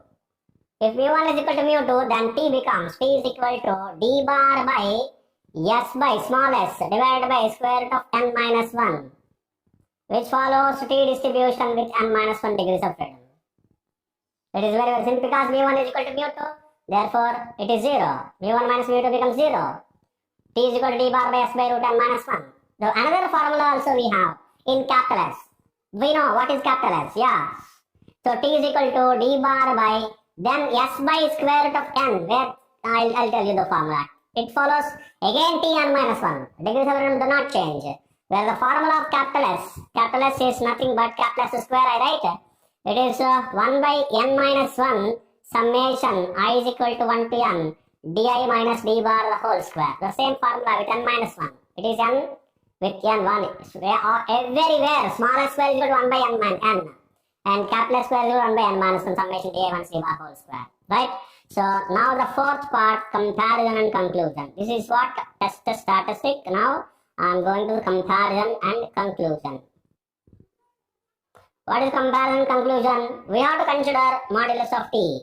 What is modulus of t? It is a computed value. It is a computed value or calculated value. That is this d bar by s by root n minus 1 or d bar by capital S by root n. And we have to get the tabulated value of t, that is significant value of t at alpha level of significance and n minus 1 degrees of freedom. And if calculated value is greater than tabulated value, then H naught is going to be rejected. H naught is going to be rejected. Otherwise, that is if modulus of t is less than or equal to the significant value of t at alpha level of significance and n minus 1 degrees of freedom, then H naught is going to be accepted. So I hope you understand. This is what the comparison and conclusion, and this is what the paired t-test for a difference of means. Paired t-test for difference of means. This is one of the very, very crucial tests. Thank you. Thank you so much. Statistics చదువుకునే విద్యార్థులకు స్వాగతం. ఒకసారి ఈ problem చూడండి. ఈ క్లాస్లో నేను ఒక problem pair tea test for difference of means లో pair tea test of difference of means లో నేను చేస్తున్నాను. చూడండి ఒకసారి. ఇది స్మాల్ శాంపిల్ టెస్ట్. ఇది కూడా స్మాల్ శాంపిల్ టెస్టే. దీనికి డిఫరెన్స్ ఆఫ్ మామూలుగా కండక్ట్ చేసే T test for difference of means కి చిన్న తేడా ఉంది. ఏంటంటే అక్కడ శాంపిల్ అబ్జర్వేషన్స్ అంటే 2 samples independent difference of means లో. ఇది pair tea test of difference of means. ఇందులో డిపెండెంట్. అందులోని శాంపిల్ సైజెస్ ఈక్వల్ అవ్వాల్సిన అవసరం లేదు. ఇందులో ఈక్వల్ అవ్వాలి. n1 n2 ఈక్వల్ అవ్వాలి. చూడండి. A certain stimulus administered to each of the 12 patients. అంటే 12 అంటే n is equal to 12 patients resulted in the following increase of the blood pressure. 5 to 8 ఇలా రీడింగ్స్ ఇచ్చారు, ఇంక్రీజ్ ఇచ్చాడు అనమాట. Can we conclude that stimulus will in general be accompanied by an increase in the blood pressure. అంటే ఒక sudden statement ఇచ్చాడు, ఒక sudden treatment చేశారు ఒక 12 పేషెంట్స్కి. అంటే n = 12 అనుకోండి. కానీ n = 12 అనేది 2 పార్ట్స్ కింద చేశారు. n1 = 12, n2 = 12. ఎందుకని? ఇక్కడ following increasing the blood pressure, increase ఎలా తెలిసింది? ఒక బ్లడ్ ప్రెషర్ లో ఇంక్రీజ్ తెలిసింది అని చెప్తున్నాడు. అంటే ఇంక్రీజ్ తెలిసిందంటే 2 రీడింగ్స్ ఉన్నాయి కదా. ఇంక్రీజ్ తెలియాలంటే మనకి బిఫోర్ ట్రీట్మెంట్, ఆఫ్టర్ ట్రీట్మెంట్, ఈ స్టిమ్యులస్ అన్నాడు కదా అడ్మినిస్టర్డ్. అంటే ఒక ట్రీట్మెంట్ ఇచ్చారు, ఆ ట్రీట్మెంట్ ఇచ్చిన తర్వాత ఇవ్వక ముందు అని 2 రీడింగ్స్ తీసుకున్నారు అనమాట. తీసుకుంటే ఇంక్రీజ్ తెలిసింది. ఆ ముందు ఫర్ ఎగ్జాంపుల్ n1 అనుకుంటే తర్వాత n2 రెండు సేమే. n1 same 12 patients, n1 12, n2 12. అంతకుముందు ఏదో 100 అనుకోండి, తర్వాత 105. నా రీడింగ్ ఎంత పెరిగింది? 5 పెరిగింది. అలా అనమాట. అలా ఇది గ్రాడ్యువల్గా చేశారనమాట, ఇంక్రీజ్ అబ్జర్వ్ చేశారు. అంటే ఇది -1 అనుకోండి, అంతకుముందు 99, తర్వాత ట్రీట్మెంట్ ఇచ్చిన తర్వాత అంతకుముందు 100, ట్రీట్మెంట్ ఇచ్చిన తర్వాత 99 అనమాట. ఇంక్రీజ్ కాదండి, డిక్రీజ్ అనమాట. అందుకే -1 డిక్రీజ్, 99 - 100 డిక్రీజ్ -1. అలాగా ఇవన్నీ కూడా 0 సేమ్ అనమాట, 100 100 అలా. సో ఇవన్నీ కూడా ప్లస్ ఉంటే ఇంక్రీజ్, మైనస్ ఉంటే డిక్రీజ్. దాన్ని ఇంక్రీజ్ అని మనం చెప్తున్నాం కదా. అది మనం అర్థం చేసుకోవాలి. అంటే మన దగ్గర 12 పేషెంట్స్ రీడింగ్స్ ముందు ట్రీట్మెంట్ ఇచ్చిన తర్వాత 2 సార్లు తీసుకున్నాం అన్నమాట. తీసుకున్న తర్వాత వాటిలో ఎంత ఇంక్రీజ్ ఉందో ఇక్కడ ఇచ్చాడు మనకి. అంటే డిఐ క్యాల్కులేట్ చేస్తాడు డైరెక్ట్ గా. మనం ఈ ప్రాబ్లం ఏంటి క్యాల్కులేట్ చేస్తాం? డిఐ క్యాల్కులేట్ చేస్తాం. అందుకని డిఐ డైరెక్ట్ వాల్యూ ఇచ్చాడు మనకి. ఇది అర్థం చేసుకోవాలి. ఇప్పుడు ఏం చేయాలి? Can we conclude that stimulus will in general be combined by an increase in the blood pressure అని మనకి అవునా కాదా? ఈ స్టిమ్యులస్ ఒక చిన్న ట్రీట్మెంట్ ఇచ్చారు, స్టిమ్యులస్ విల్ ఇన్ జనరల్ అది బ్లడ్ ప్రెషర్ పెరగడానికి ఉపయోగపడిందా అని క్వశ్చన్ ఇచ్చాడు. మనం టెస్ట్ చేయాలి. అర్థమైంది కదండి. అంటే ఇప్పుడు మనం డైరెక్ట్ గా క్యాలిక్యులేషన్ లోకి రండి. క్యాలిక్యులేషన్ వస్తే n = 12 అనేది తెలుసు మనకి, సిగ్మా నాట్ నోన్ అని తెలుసు. కాబట్టి ఇవి రెండింటిని కేసులు మనం డిస్కస్ చేయట్లేదు ఎందుకంటే పేరిటీ టెస్ట్ డిఫరెన్స్ ఆఫ్ మీన్స్ లో ఒకటే కేసు ఉంది, సిగ్మా నాట్ నోన్ కేసే. సిగ్మా నోన్ కేసు ఉండదు. ఇంకా డిఐ మనం క్యాలిక్యులేట్ చేయాలి. డిఐ ఇచ్చాడు మనకి 5 to 8 - 1 వాల్యూస్ ఇచ్చాడు ఇక్కడ, అది తీసుకున్నాం ఇక్కడ. తర్వాత డిఐ² మనం క్యాలిక్యులేట్ చేయాలి. 5² 2² అలాగే అన్నిటికీ 6² వరకు ఇవన్నీ క్యాలిక్యులేట్ చేయాలి. చేసిన తర్వాత సమ్మేషన్ డిఐకి టోటల్ చేయాలి, డిఐ² కి టోటల్ చేయాలి. అవి సమ్మేషన్ డిఐ² అవుతాయి. ఎంత కదా వాల్యూస్ వచ్చాయి చూడండి, 31 185. సో ఇప్పుడు ప్రాబ్లంలోకి వెళ్ళండి. ప్రాబ్లంలో మనం ఏ ఫార్ములా క్యాలిక్యులేట్ చేయాలంటే డి బార్ చేయాలి, క్యాష్ చేయాలి. డి బార్ ఫార్ములా ఏంటి? 1/n summation D I. అంటే డికి మీన్ అనుకోండి, డికి mean D bar 1/n summation D I. Summation D I ఎంత? 31 డివైడెడ్ బై n అంతా 12. సో ఇది 2.58 వచ్చింది. ఇప్పుడు ఏంటి క్యాలిక్యులేట్ చేయాలి? ఎస్ క్యాలిక్యులేట్ చేయాలి. స్టాండర్డ్ డీవియేషన్ అనుకోండి, డికి స్టాండర్డ్ డీవియేషన్. ఓకే, ఇక్కడ చూడండి s² చేసాం first. 1/n summation D I - D bar whole square. Summation D I అంటే 185 డివైడెడ్ బై n అంటే 12 minus D bar 2.58 whole square D bar square. దాని వాల్యూ ఏదో 8.76 వచ్చింది. సో ఇప్పుడు s క్యాలిక్యులేట్ చేయాలి. s = √8.76 2.96 వాల్యూ ఇది వచ్చింది s వాల్యూ. సో ఇదో స్టాండర్డ్ డీవియేషన్. ఇది ఒక one of the standard deviation for D, for the values of డికి స్టాండర్డ్ డీవియేషన్ వచ్చింది. ఇప్పుడు ఏం చేయాలి? 4 పాయింట్స్ క్యాలిక్యులేట్ చేయాలి మనం అంతకుముందు చేసినట్టే. First one null hypothesis H0 μ1 = μ2. అంటే ఏంటి?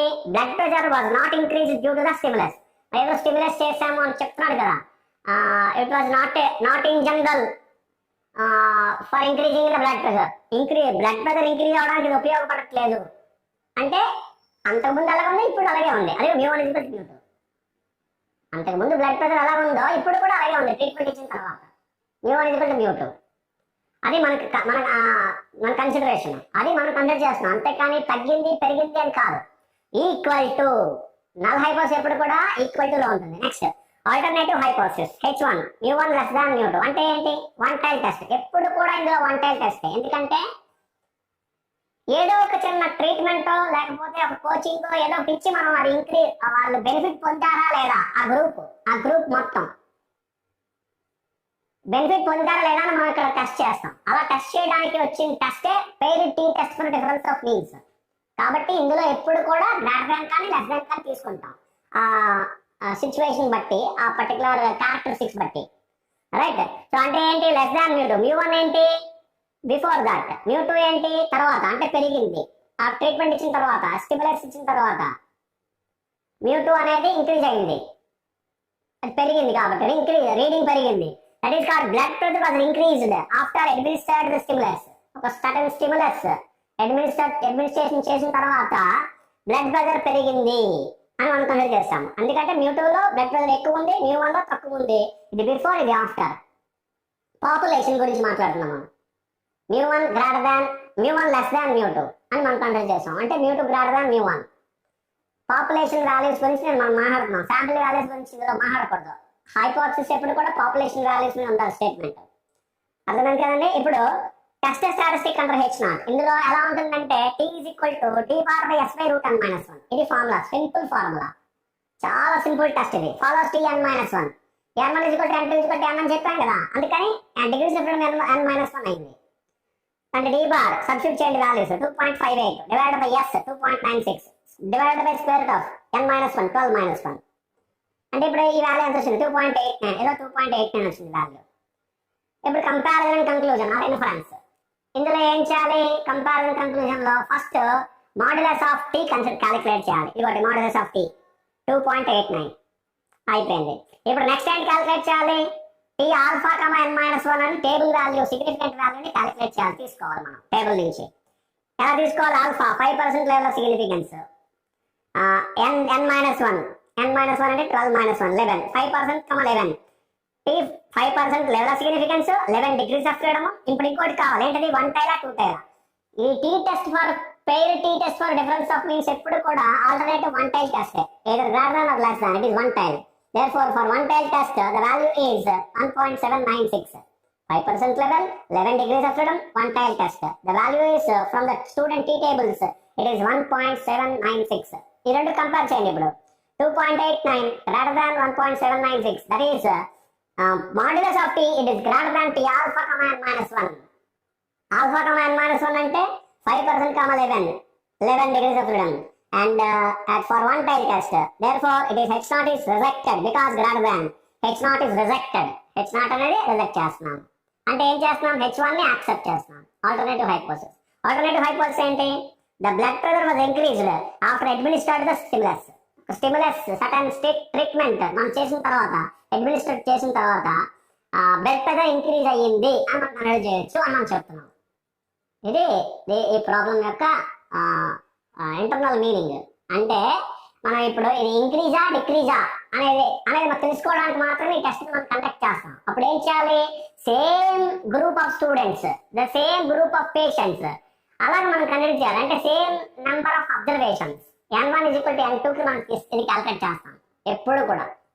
అందుకని n1 is equal to n2 is equal to n అయిన కేసులో మనం ఏదైనా ఇంక్రీజ్ అయిందా డిక్రీజ్ అయిందని తెలుసుకోవడానికి pair tea test for difference of means use చేస్తాం. ప్రాబ్లం అర్థమైంది అనుకుంటున్నాను. ఇలా ఇస్తాడు ప్రాబ్లం, ఇంక్రీజా డిక్రీజా తెలుసుకోవాలి, అలా టెస్ట్ చేయాలి.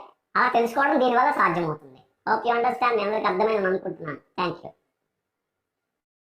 Welcome to BSc Statistics students. In this class I explain the problem in paired t test for difference of means. Is also a small sample test.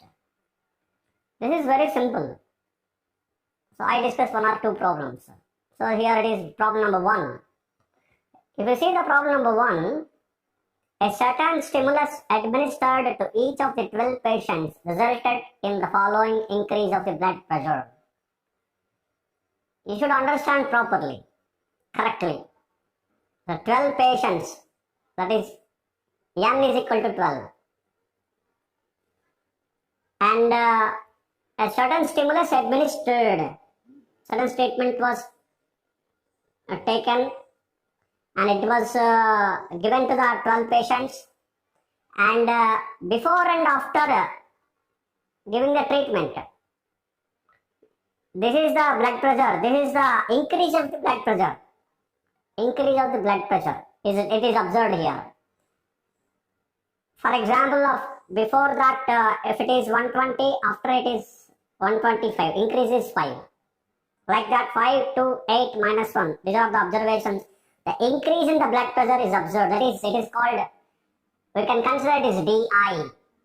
DI is nothing but XI minus YI.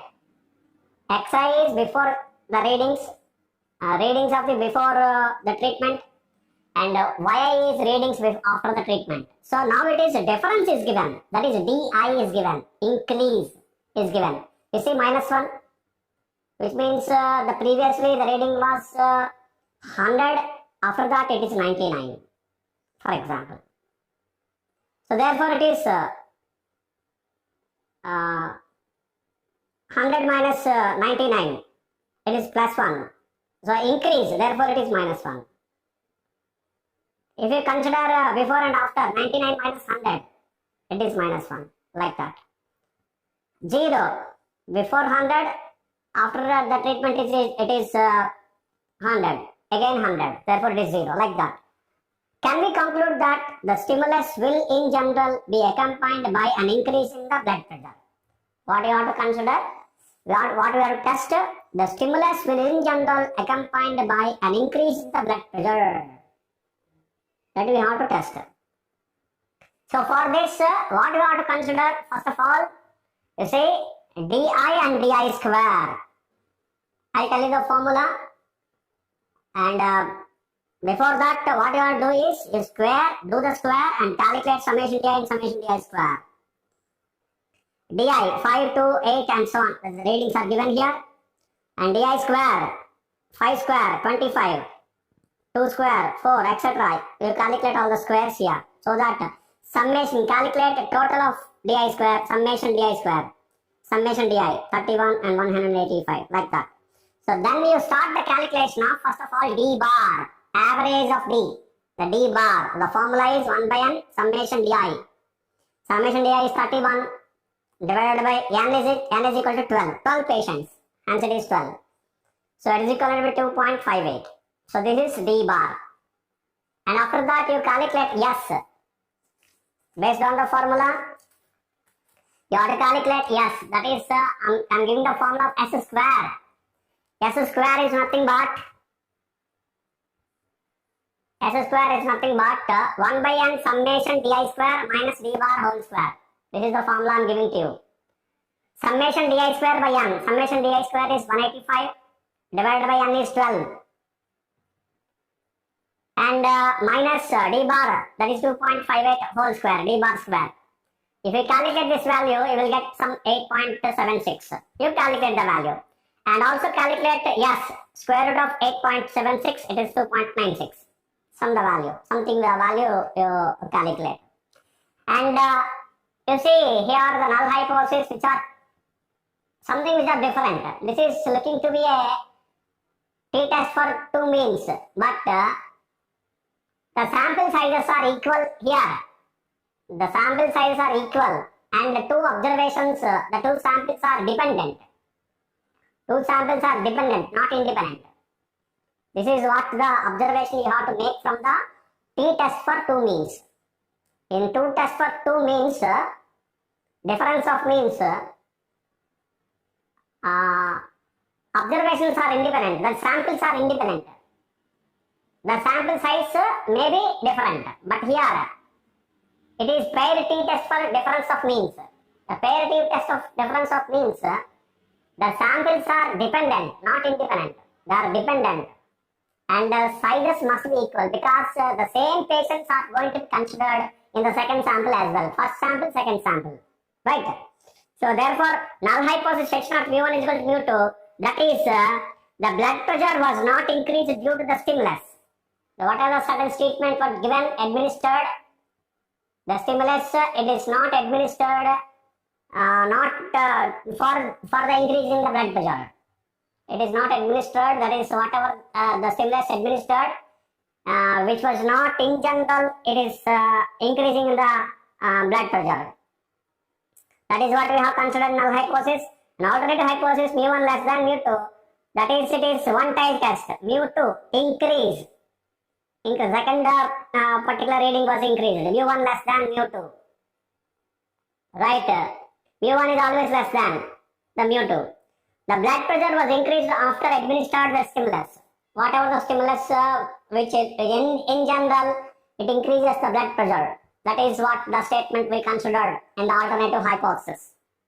So it is one tail test. Always you remember the paired t-test of difference of means. It is a paired t-test. Paired t-test of difference of means. Always, which will be the alternative hypothesis, is one tail test. Alternative hypothesis is always one tail test, where it is less than or greater than. The test statistic under H0. It is different from the remaining problems. What is this? T is equal to d bar by s by root n minus 1. There are no cases. No such cases. T is equal to d bar by s by root n minus 1. Which follows t n minus 1. Because n1 is equal to n2 is equal to n. Here, you don't think that there are two samples. There are two samples exactly here. Here also two samples we have. But n1 is equal to n2 is equal to n. The sample sizes must be equal.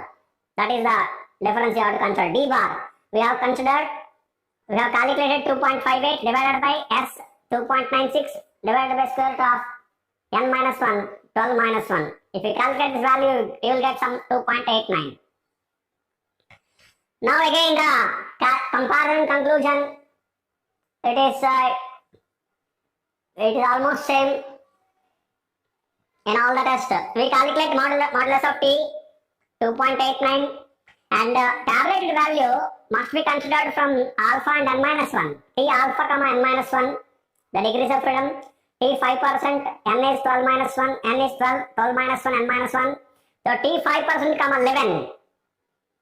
It is at 5% level of significance and 11 degrees of freedom for one tail test.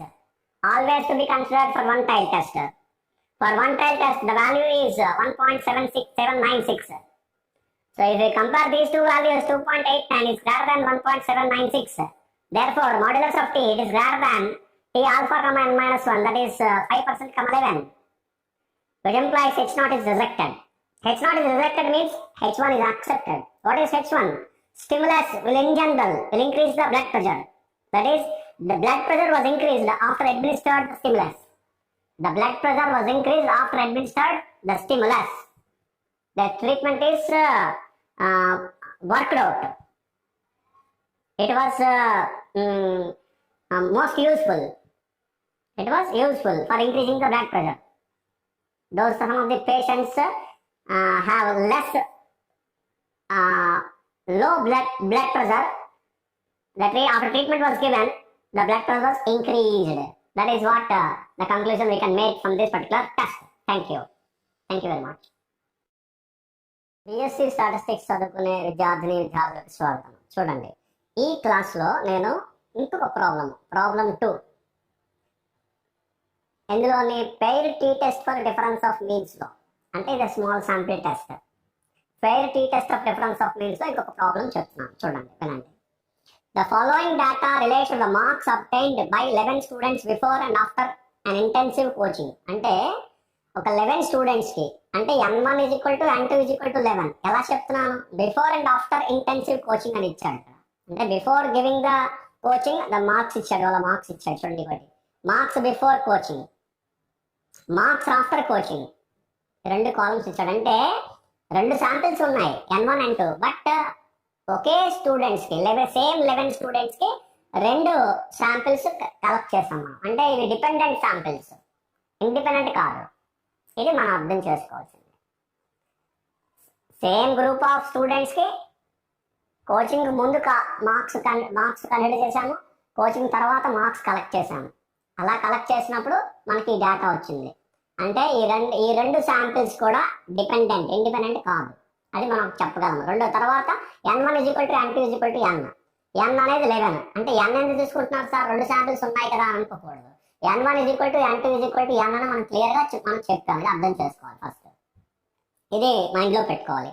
తర్వాత question ఏమి ఇచ్చాడు, do the data indicate that the students have benefited by the coaching. Coaching ఇవ్వడం వల్ల students benefit అయ్యారా అనేది మనం test చేయాలి. Whether they got benefited అది మనం టెస్ట్ చేయాలి. మనం ఏం కన్సిడర్ చేయాలి, నల్ హైపోస్లో నో నాట్ బెనిఫిటెడ్, ఆల్టర్నేట్ హైపోస్లో ఎస్ బెనిఫిటెడ్ అని కన్సిడర్ చేయాలి. చూద్దాం. ఇప్పుడు ఇందులో ఫస్ట్ బిఫోర్ దట్ మనం టెస్ట్ చేసే ముందు, టెస్టింగ్ ప్రొసీజర్ చేసే ముందు మనం ఇంకా ఏంటి క్యాలిక్యులేట్ చేయాలంటే కొన్ని పాయింట్స్ క్యాలిక్యులేట్ చేయాలి. ఎక్స్ బార్, వై బార్, కొన్ని వాల్యూస్ క్యాలిక్యులేట్ చేయాలి. అలాగే means, standard deviations calculate. D bar ఇక్కడ పర్టికులర్గా S, D bar S square S calculate చేయాలి. చూడండి, దానికి ఏంటి చేయాలంటే ఎక్స్ఐ వైఐ మనకి ఇచ్చిన బిఫోర్ కోచింగ్ మార్క్స్ ఎక్స్ఐ అనుకోవాలి, ఆఫ్టర్ కోచింగ్ మార్క్స్ వైఐ అనుకోండి. అలా కన్సిడర్ చేస్తే ఎక్స్ఐ వాల్యూస్ ఇవి, వైఐ వాల్యూస్ ఇవి. ఇప్పుడు డిఐ క్యాలిక్యులేట్ చేయాలి. X I minus Y I, X I minus Y I అంటే 19 మైనస్ 17, 23 మైనస్ 24. అలాగే ఈ వాల్యూస్ అన్ని క్యాలిక్యులేట్ చేయాలి. ప్రతి అబ్జర్వేషన్లోని ఎక్స్ఐ మైనస్ వైఐ క్యాలిక్యులేట్ చేసుకుని డీవియేషన్ డిఐ క్యాలిక్యులేట్ చేయాలి. దానికి సమ్మేషన్ క్యాలిక్యులేట్ చేయాలి. సమ్మేషన్ డిఐ ఏదో -11 వచ్చింది, ఈ టోటల్ చేయండి. అలాగే డిఐ స్క్వేర్ కూడా క్యాలిక్యులేట్ చేయండి. డిఐ స్క్వేర్ అంటే దీనికి square 2 square -1 whole square -4 whole square అలాగన్నమాట.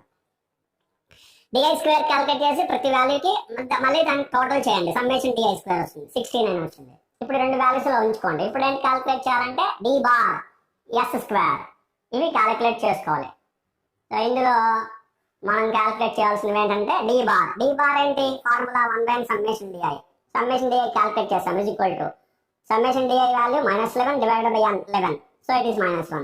Yes square చేయాలి అంటే వేరియన్స్, ఇది డి బార్ ఏమో mean of the D I, mean D I values కి mean D bar. S square ఏంటి, డి వాల్యూస్, ఇది డిఐ వాల్యూస్ కి వేరియన్స్ ఎస్ స్క్వేర్ అంటే 1 summation D I square minus D bar whole square. ఇది formula. Summation D I square 69 divided by n అంటే 11 minus D bar అంటే -1 whole square, D bar square అంటే value calculate 5.27 వచ్చింది. ఇప్పుడు మనం క్యాలిక్యులేట్ చేయాలి, ఎస్ క్యాలిక్యులేట్ చేయాలి. మనం స్క్వేర్ రూట్ ఆఫ్ 5.27 2.3 ఎస్ వచ్చింది. సో ఇప్పుడు ఏంటి మనం క్యాలిక్యులేట్ చేయాలంటే 4 ఇంపార్టెంట్ పాయింట్స్ మనం క్యాలిక్యులేట్ చేయాలి. హెచ్ నాట్ μ1 = μ2 అంటే కోచింగ్ వాస్ నాట్ బెనిఫిటెడ్ అని మనం తీసుకుంటున్నాం. ఎందుకంటే బిఫోర్ కోచింగ్ ఆఫ్టర్ కోచింగ్ వాళ్ళ మార్క్స్ సిమిలర్ గా ఉన్నాయని మనం కన్సిడర్ చేస్తున్నాం, సుమారుగా ఒకలాగా ఉన్నాయని. అండ్ H1 μ1 less than μ2 అంటే వన్ టైల్ టెస్ట్ అంటే ఏం తీసుకున్నాం, coaching was benefited to the students, coaching students కి బెనిఫిట్ అయింది కోచింగ్ వల్ల. అంటే μ2 ఎక్కువ ఉంది, μ1 తక్కువ ఉంది. μ1 బిఫోర్, μ2 ఆఫ్టర్. అంటే ఇవి పాపులేషన్ మీన్స్, గుర్తుపెట్టుకోండి. Population means averages of the population. కాబట్టి μ1 పాపులేషన్ ని రిఫర్ చేస్తుంది before coaching, μ2 after coaching population refer చేస్తుంది. కాబట్టి μ1 less than μ2 ఎక్కువ ఉంది. μ2 ఎక్కువ ఉంటే మనకి వాళ్ళ బెనిఫిట్ అనేది మనం చెప్పగలం అనమాట. అందుకని coaching was benefit to students అని మనం μ1 less than μ2 తీసుకోవాలి. ఇది వన్ టైల్ టెస్ట్. మీకు ఆల్రెడీ నేను చెప్పాను, T test, pair tea test for difference of means లో ఎప్పుడు కూడా ఆల్టర్నేటివ్ హైపోథిసిస్ ఎప్పుడు కూడా వన్ టైల్ టెస్టే, రైట్? దాని నుంచి మనం అది ఎప్పుడు కూడా గుర్తుపెట్టుకోవాలి. సో ఇప్పుడు next third point, test statistic under H not. ఇందులో ఏంటి కన్సిడర్ చేయాలి, T is equal to D bar by S by root n minus 1. ఇక్కడ రెండు కేసులు లేవు, ఉన్నది ఒకటే case. T is equal to D bar by S by root n minus 1 formula follows T n minus 1. Substitute చేయండి values, D bar -1 S 2.3 square root of divided by square root of n minus 1 అంటే 11 minus 1 10. So ఈ value calculate చేస్తే -1.37 వచ్చింది. ఇప్పుడు ఏంటి calculate చేయాలి, fourth point comparison conclusion or inference తీసుకోండి. అంటే ఫస్ట్ ఏం తీసుకోవాలి, modulus of T minus plus value because modulus 1.37 తీసుకున్నాము. తర్వాత T alpha comma n minus 1 tabulated value, ఇది క్యాలిక్యులేటెడ్ వాల్యూ. టాబ్లెటెడ్ వాల్యూ ఎంత, tea alpha comma n minus 1, alpha ఎంత 5% level of significance, n minus 1 11 minus 1 అంటే 10, tea 5% comma 10.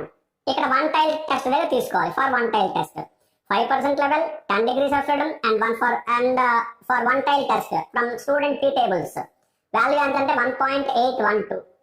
ఇది table value, ఇది calculated value. ఇప్పుడు రెండింటిని కంపేర్ చేయండి. 1.37 less than 1.812 అంటే therefore modulus of t is less than t alpha command minus 1 that is 5% 10. Therefore H0 is accepted. H naught is accepted. H naught is accepted means coaching was not benefited. Coaching was not benefited.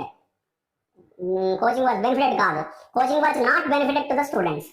స్టూడెంట్స్కి coaching వల్ల ప్రత్యేకంగా వాళ్ళకి ఏమీ ఉపయోగం కలగలేదు. ఇది మన conclusion. మీకు మళ్ళీ చెప్తున్నాను ఏంటంటే ఇది కేవలం అంత కన్ఫైన్ అవ్వాలి అక్కడికి. కోచింగ్ వల్ల మార్కులు తక్కువ వచ్చాయి అని మనం చెప్పకూడదు. ఓన్లీ కోచింగ్ బెనిఫిట్ అయిందా అంటే లేదు అని చెప్పాలి. అంతే, అంతవరకు పెట్టి ఆగాలి. అంతవరకునే మనం కంక్లూజన్ ఇవ్వాలి, కన్ఫైన్ అవ్వాలి. అందులో ఉండే స్టేట్మెంట్ కన్ఫైన్ అవ్వాలి. అంతవరకు మాత్రం మనం డిస్కస్ చేయాలి. Hope you understand. Thank you very much. Welcome to BSc Statistics students. So in this class I explain one more problem in pair t-test for difference of means of t-test. Small sample test as well. See the problem. The following data relates to the marks obtained by 11 students before and after an intensive coaching. You see here, that is N1 is equal to N2 is equal to 11. So because the data is given here and before and after intensive coaching, the same 11 students. That is here, you see, observe here, marks before coaching, marks after coaching. So there are certain marks. Before coaching 19, after coaching 17. Before coaching 23 and after that 24. Before coaching 16, after coaching 20. So these are the data. These are data is given. Certain data is given, and you have to calculate and you have to test. What you have to test? Do the data indicate that students have benefited by the coaching? The students have benefited by the coaching, which means after coaching marks have increased. If it is increased, then the coaching is benefited. From the coaching, students were benefited. Otherwise, no. That is what the testing procedure it is going to be conducted here. Right? Do you understand this? This is what the data of 11 students is given. So n is equal to 11. N1 is equal to N2 is equal to N is equal to 11. Right? And for this, for which you have to calculate all. But previously, in one particular problem, in problem number 1, I explained that DI is given. You have to calculate DI also here. You see here, the solution in which what you have to consider, Xi and Yi are the marks before and after coaching. Xi is before and Y is after the coaching, the marks we have considered. If you consider like then Xi, the values here, for example, observations 19, 23, etc. Y after giving the coaching, the marks which are observed here, 17, 24, etc. What you have to calculate DI? The two particular columns DI, Xi minus Yi, DI square.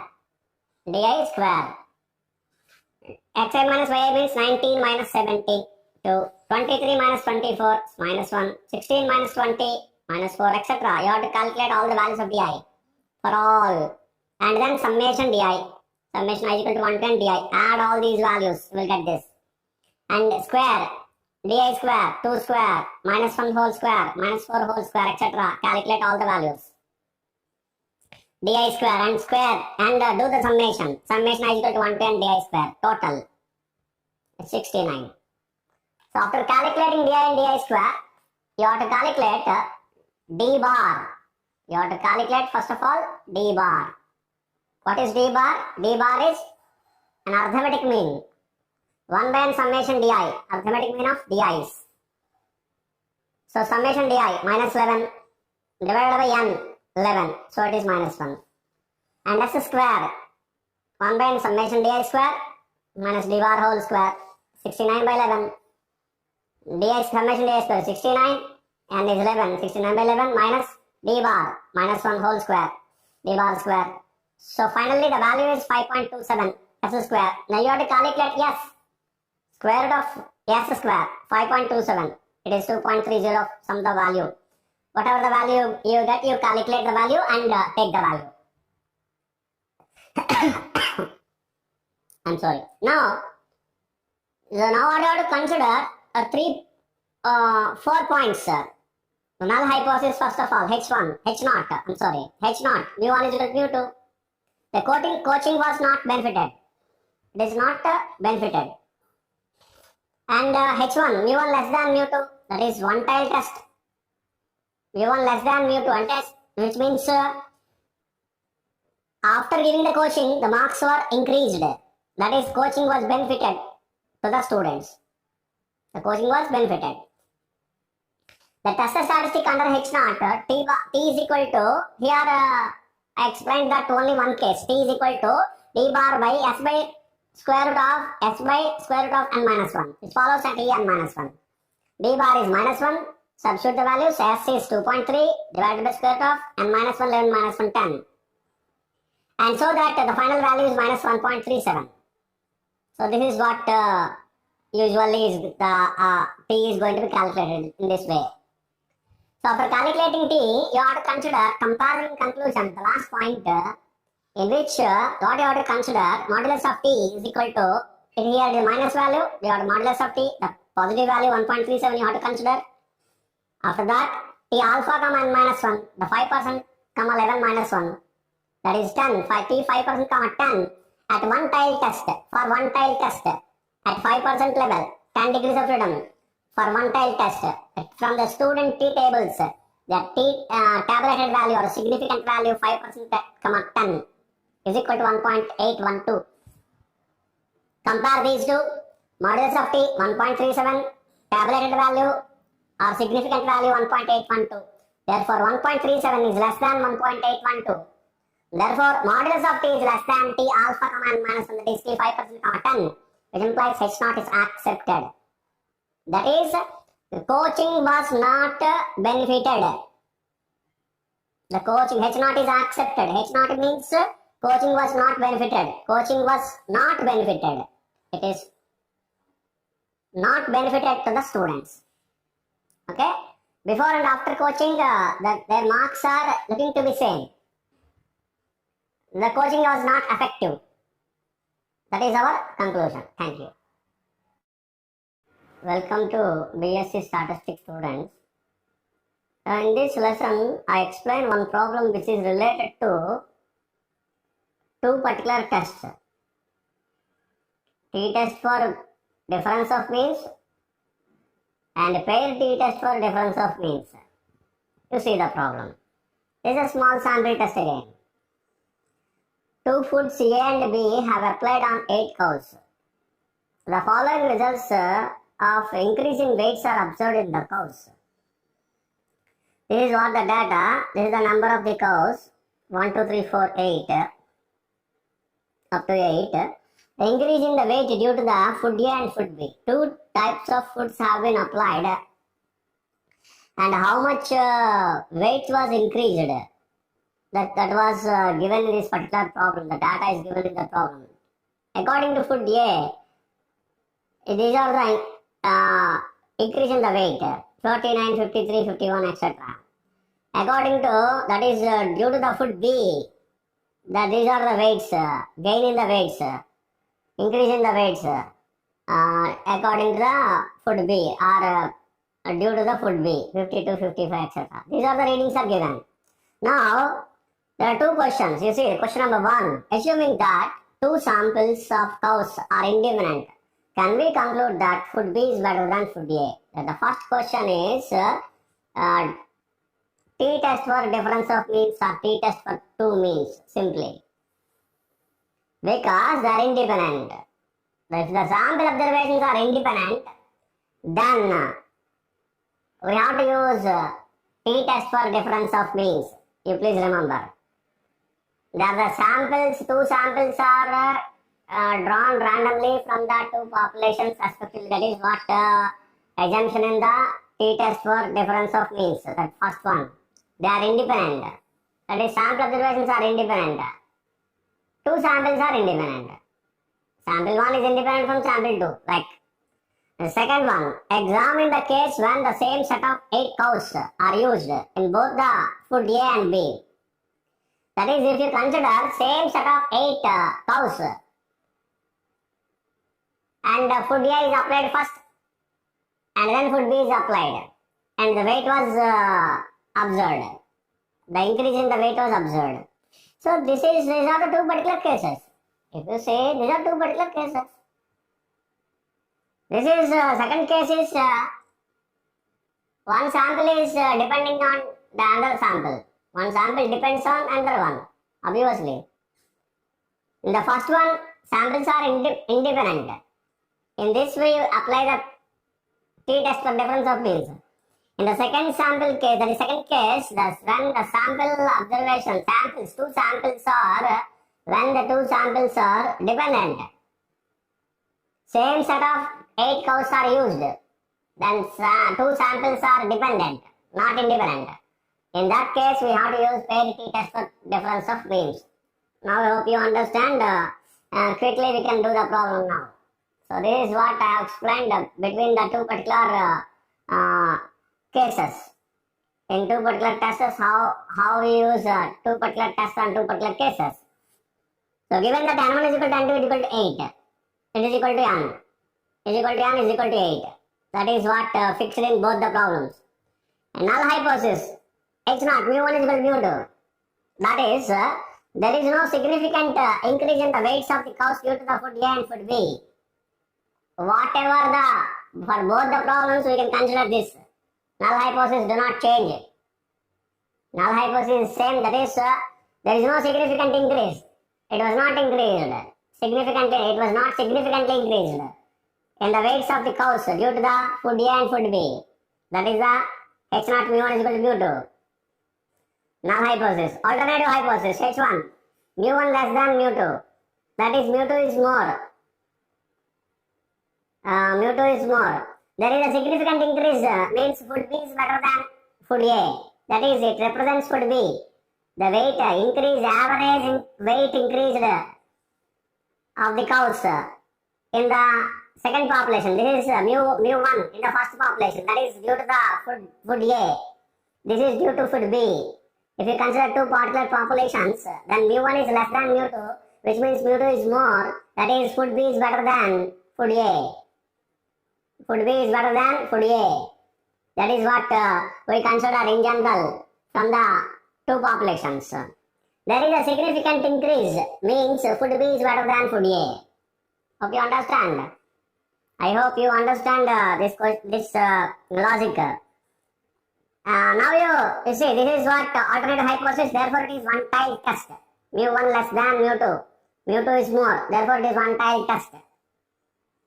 Now two cases, consider two cases. Case 1, that is problem number 1. If two samples of cows are independent, sigma 1, sigma 2 not known. In both the cases, sigma 1, sigma 2 not known. But the second case, that the second problem, we apply the parity test for difference of means. You see the case 1, that is first problem. If two samples of cows are independent, then here sigma 1, sigma 2 are not known. In this case, what we are do? Test the statistic under H0. So that is null and alternative hypothesis we have written commonly. And now we have considered the first problem.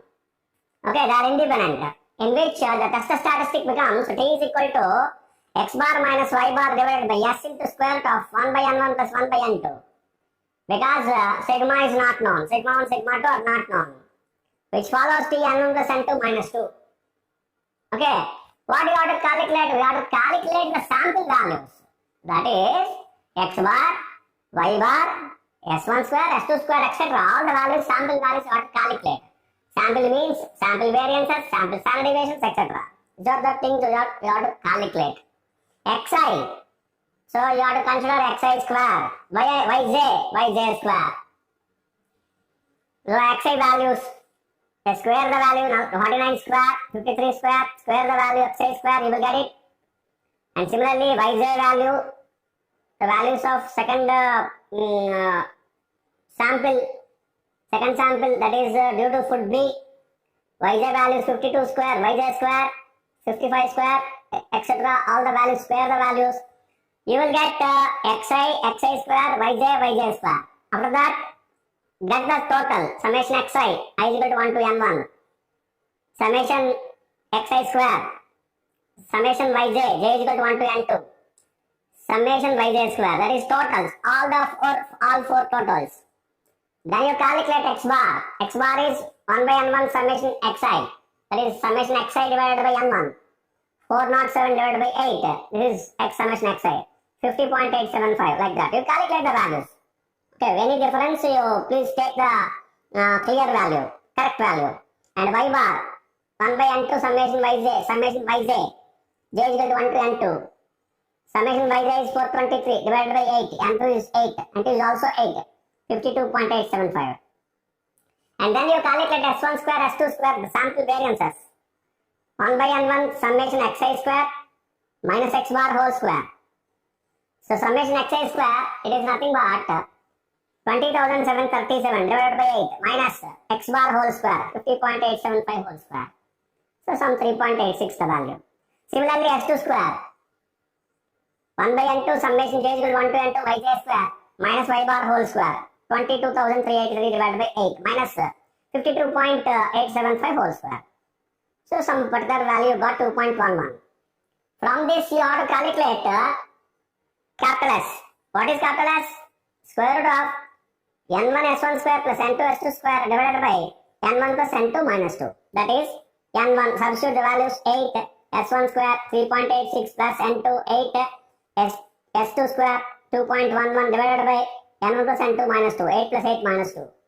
So some clear value 1.85 we got. To check the value.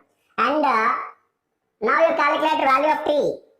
Tested statistic under h0. T is equal to x bar minus y bar by s into square root of 1 by n1 plus 1 by n2. What is capital S? 1.85. X bar y bar 50.875 minus 52.875 divided by capital S into square root of 1 by n1, 1 by 8 plus 1 by 8 plus 1 by 8, 1 by n2, 1 by 8. So finally if you solve this value, if you calculate this value, you will get some particular minus 2.16. Now comparison conclusion, inference. In the comparison conclusion, what do you have? Modulus of calculate modulus of t first. It is 2.16 because of modulus minus becomes plus 2.16. Next, tabulated value or significant value t alpha comma n1 plus minus n1 plus n2 minus 2 t 5% comma 14 at one tail test or for one tail test.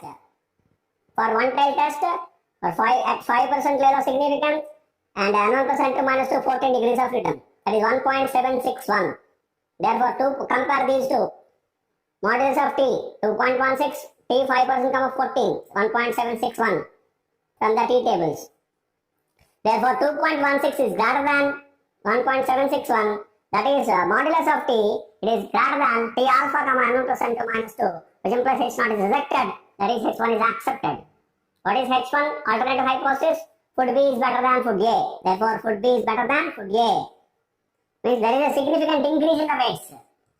That is, there is a significant increase in the weights. So that is a conclusion from the first problem. From the first test. For the first problem. Right? It's the second problem. What is the second problem? You see here the problem. If the same set of 8 cows is used in the both the samples, the two samples of cows are not independent. That is what I have discussed. We apply the paired t-test for difference of means. That is what you have to write clearly, and then you have to start the test. Already we have considered null hypothesis and alternative hypothesis, and then now you have to go for the calculation point of view. That is third point, test statistic under h0, for which you have to calculate xi and yi. The two observations which are dependent, and we have to consider xi and yi. There we have considered xi and yj. Here we have considered xi and yi. And then calculate di is equal to xi minus yi. 49 minus 52, 53 minus 55, etc. I calculate deviation, di. And then also calculate di square, minus 3 whole square, minus 2 whole square, minus 1 whole square, etc. You calculate for all the values, di square. And then get the totals, summation di, summation I is equal to 1 to n di, summation I is equal to 1 to n di square, summation totals of di and di square, summation di square. Calculate the value. And d bar D bar is the mean value of the deviations. Then you calculate D bar and S square S. D bar 1 by n summation di. What is summation di? It is minus 16 divided by n is 8, so minus 2. This is one value. S square 1 by n summation di square minus D bar whole square. So that is the variance. The variance or sample variance for D. So it is 44 by 8 summation di square 44 divided by n 8 minus D bar. It is minus 2 whole square. It is 1.5. Approximately the value is 1.5. And then S is equal to square root of S square. This is 1.5. It is 1.22. Now test the statistic under H0. You see here, test the statistic under H0. That is T is equal to D bar by small s by square root of n minus 1, which follows T n minus 1. In the paired t test for difference of means, we have this particular test the statistic. It is substitute the values D bar minus 2 s 1.22 divided by square root of n, that is 8 minus 1 is equal to minus 4.34. This is the value. And come to the last point, comparison and conclusion or inference. In inference, we consider modulus of t, that is 4.34 plus, and then t alpha comma n minus 1, that is tabulated value or significant value. T 5% comma alpha is 5%, we have considered n minus 1, 7, 8 minus 1. So t 5% comma 7 at the one tail test, for one tail test and from t tables, student t tables. From student t tables, we have the tabulated value 2.015. Compare these two. 4.34 is greater than 2.015. That is, modulus of t is greater than t alpha comma n minus 1, that is t 5% comma 7. Which implies H0 is rejected. That is, H1 is accepted. That is, from the second test procedure. Also, we are rejecting H0. Food, that is food accepting, we have accepted H1, that is. H1 is food B is better than food A, which means there is a significant increase in the weights of the cows. Definitely after giving some certain foods, food A and food B, the weight is increased. Increase in the weights is observed. Hope you understand. This is what food B is better than food A. That is what our conclusion in particularly. Hope you understand. Thank you. Thank you very much. BSc statistics చదువుకునే విద్యార్థిని విద్యార్థులకు స్వాగతం. ఈ క్లాస్లో నేను ఒక problem తీసుకున్నాను. ఈ ప్రాబ్లంలో T test for difference of means, pair tea test of difference of means, ఈ రెండింటికి కూడా చేసే ఒక ప్రాబ్లం నేను ఎక్స్ప్లెయిన్ చేస్తాను. రెండు అప్లై చేసే ప్రాబ్లం చెప్తాను. చూడండి. Two foods A and B have applied on 8 cows. The following results of increase in weights are observed in the cows. అంటే ఇక్కడ ఏమి ఇచ్చాడంటే 8 cows కి ఫుడ్ ఏ ఫుడ్ బి రెండు కూడా అప్లై చేశారు. ఇంక్రీజ్ ఇన్ ద వెయిట్స్ లో పెరుగుదల, వెయిట్స్ ఎంతవరకు పెరిగాయి అనేది, గెయిన్ ఎంత గెయిన్ అయ్యాయి అనేది రిజల్ట్స్ లో, ఈ కింద రిజల్ట్స్ లో డేటాలో ఇచ్చారు. ఫుడ్ ఏ నుంచి ఎంత ఇంక్రీజ్ అయింది, ఫుడ్ బి నుంచి ఎంత ఇంక్రీజ్ అయింది అనేది ఇందులో ఇచ్చారు 8 cows కి. రైట్. ఇప్పుడు అయితే మనం రెండు క్వశ్చన్స్ ఆన్సర్ చేయాల్సి ఉంటుంది. 2 questions ఇచ్చారు చూడండి. Assuming that 2 samples of cows are independent. జాగ్రత్తగా చదవండి. Assuming that 2 samples of cows are independent అయితే ఇది వేరు, ఫుడ్ ఏ అంటే 2 samples of cows. ఫుడ్ ఏకి 8 cows వేరేగా యూజ్ చేస్తాం. ఫుడ్ బీకి 8 cows వేరేగా యూజ్ చేస్తాం అన్నమాట. అది అలా యూజ్ చేస్తే independent. Can we conclude that food B is better than food A? అలా చేస్తే ఫుడ్ బి ఫుడ్ ఏ కంటే బాగా ఎక్కువ గెయిన్ ఇచ్చిందని, ఇంక్రీజ్ అయ్యిందని, వెయిట్స్ బాగా ఇంక్రీజ్ అయ్యాయని చెప్పొచ్చా అని క్వశ్చన్ ఇచ్చాడు. సరే, క్వశ్చన్ 1 ఇక్కడ ఏంటి యూజ్ చేయాలి? ఇండిపెండెంట్ అని క్వశ్చన్ ఇచ్చాడు కాబట్టి T test for difference of means లేదా టీ టెస్ట్ ఫర్ 2 మీన్స్ అలా అనుకోవచ్చు. అది కన్సిడర్ చేయాలి, అది చేయాలి. ఇండిపెండెంట్, ఎప్పుడు ఇండిపెండెంట్ అని మీకు కనిపించినా కూడా అది చేయాలి. T test for difference of means చేయాలి. Second one, examine the case when the same set of 8 cows are used in both the foods A and B. ఇదే కేసుని ఇదే టెస్ట్ చేయండి, కానీ ఏం చేయాలి? సేమ్ సెట్ ఆఫ్ 8 cows, ఒకే group లో ఉండే ఒక 8 cows తీసుకుని టెస్ట్ చేస్తే ఎలా ఉంటుందో అలా చేయండి అన్నాడు. ఫుడ్ ఏ ఇచ్చినప్పుడు అదే 8 cows ఇచ్చాము, ఫుడ్ బి ఇచ్చినప్పుడు అదే 8 cows ఇచ్చాము. ఇందులో అలా కాదు. ఫుడ్ ఏ ఇచ్చినప్పుడు ఒక గ్రూప్ ఆఫ్ 8 cows ఇచ్చాము, ఫుడ్ బి ఇచ్చినప్పుడు ఇంకొక గ్రూప్ ఆఫ్ 8 cows ఇచ్చాము. అది ఇండిపెండెంట్ అన్నమాట, ఇండిపెండెంట్. ఇందులో అలా కాదు. సేమ్ గ్రూప్ ఆఫ్ 8 cows తీసుకుని వాటికే ఫుడ్ ఏ ఇచ్చాము. అయిపోయిన తర్వాత కొన్నాళ్ళు పోయిన తర్వాత మళ్ళీ ఫుడ్ బి ఇచ్చాము. ఇలా 2 రకాల ఫుడ్స్ ని మనం ఒకే సెట్ ఆఫ్ 8 cows కి అప్లై చేస్తాం అన్నమాట. దీన్ని డిపెండెంట్ కేసు అంటాం. ఈ డిపెండెంట్ కేసులో మనం ఏం చేయాలంటే paired T test for difference of means చేయాలి. ఇది అర్థం చేసుకోవాలి. ఫస్ట్ 2 క్వశ్చన్స్ ఇలా ఇస్తే మనం అర్థం చేసుకోవాలి. ఇండిపెండెంట్ ఉన్నది difference of T test for difference of means చేయాలి. యూజువల్ ప్రొసీజర్ అన్నమాట. టీ టెస్ట్ ఎప్పుడు చేసినా అదే చేస్తాం. ఇలాంటి స్పెషల్ కేసు ఉందని చూడండి, same set of 8 cows dependent అనే కేసులో paired T test for difference of means చేయాలి. ఇది దానికి ఉండే డిఫరెన్స్. ఇది అబ్జర్వ్ చేయాలి ఫస్ట్. మనం బాగా అబ్జర్వ్ చేసుకుంటే అప్పుడు మనం ఈజీగా ప్రాబ్లమ్ చేసేయగలుగుతాం. చూడండి, ఇప్పుడు నల్ హైపోస్ ఆల్టర్నేటివ్ హైపోస్ రెండింటికి కామన్ కాబట్టి సేమ్ రాస్తున్నాను. మనం సెపరేట్ గా రాయాల్సిన అవసరం లేదు.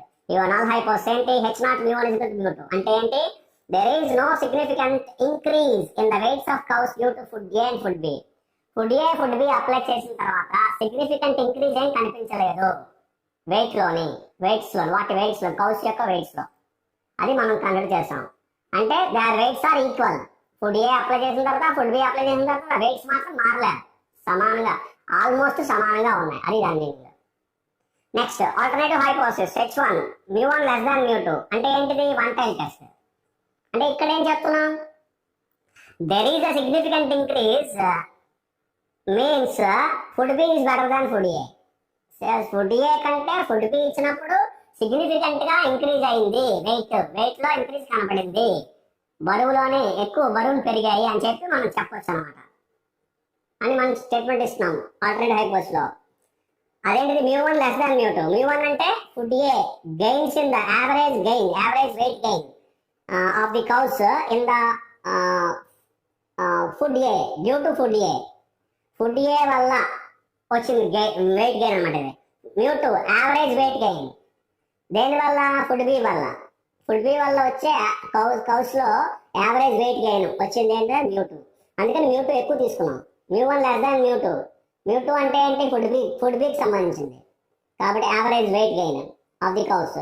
కాబట్టి μ1 less than μ2 అంటే μ2 మోర్ అనమాట. μ2 ఎక్కువైతే ఇంక్రీజ్ అయినట్లు లెక్క. అందుకని μ1 less than μ2 తీసుకున్నాం. రైట్. ఇప్పుడు నల్ హైపోస్ ఆల్టర్నేటివ్ హైపోథిసిస్ చెప్పేస్తాను.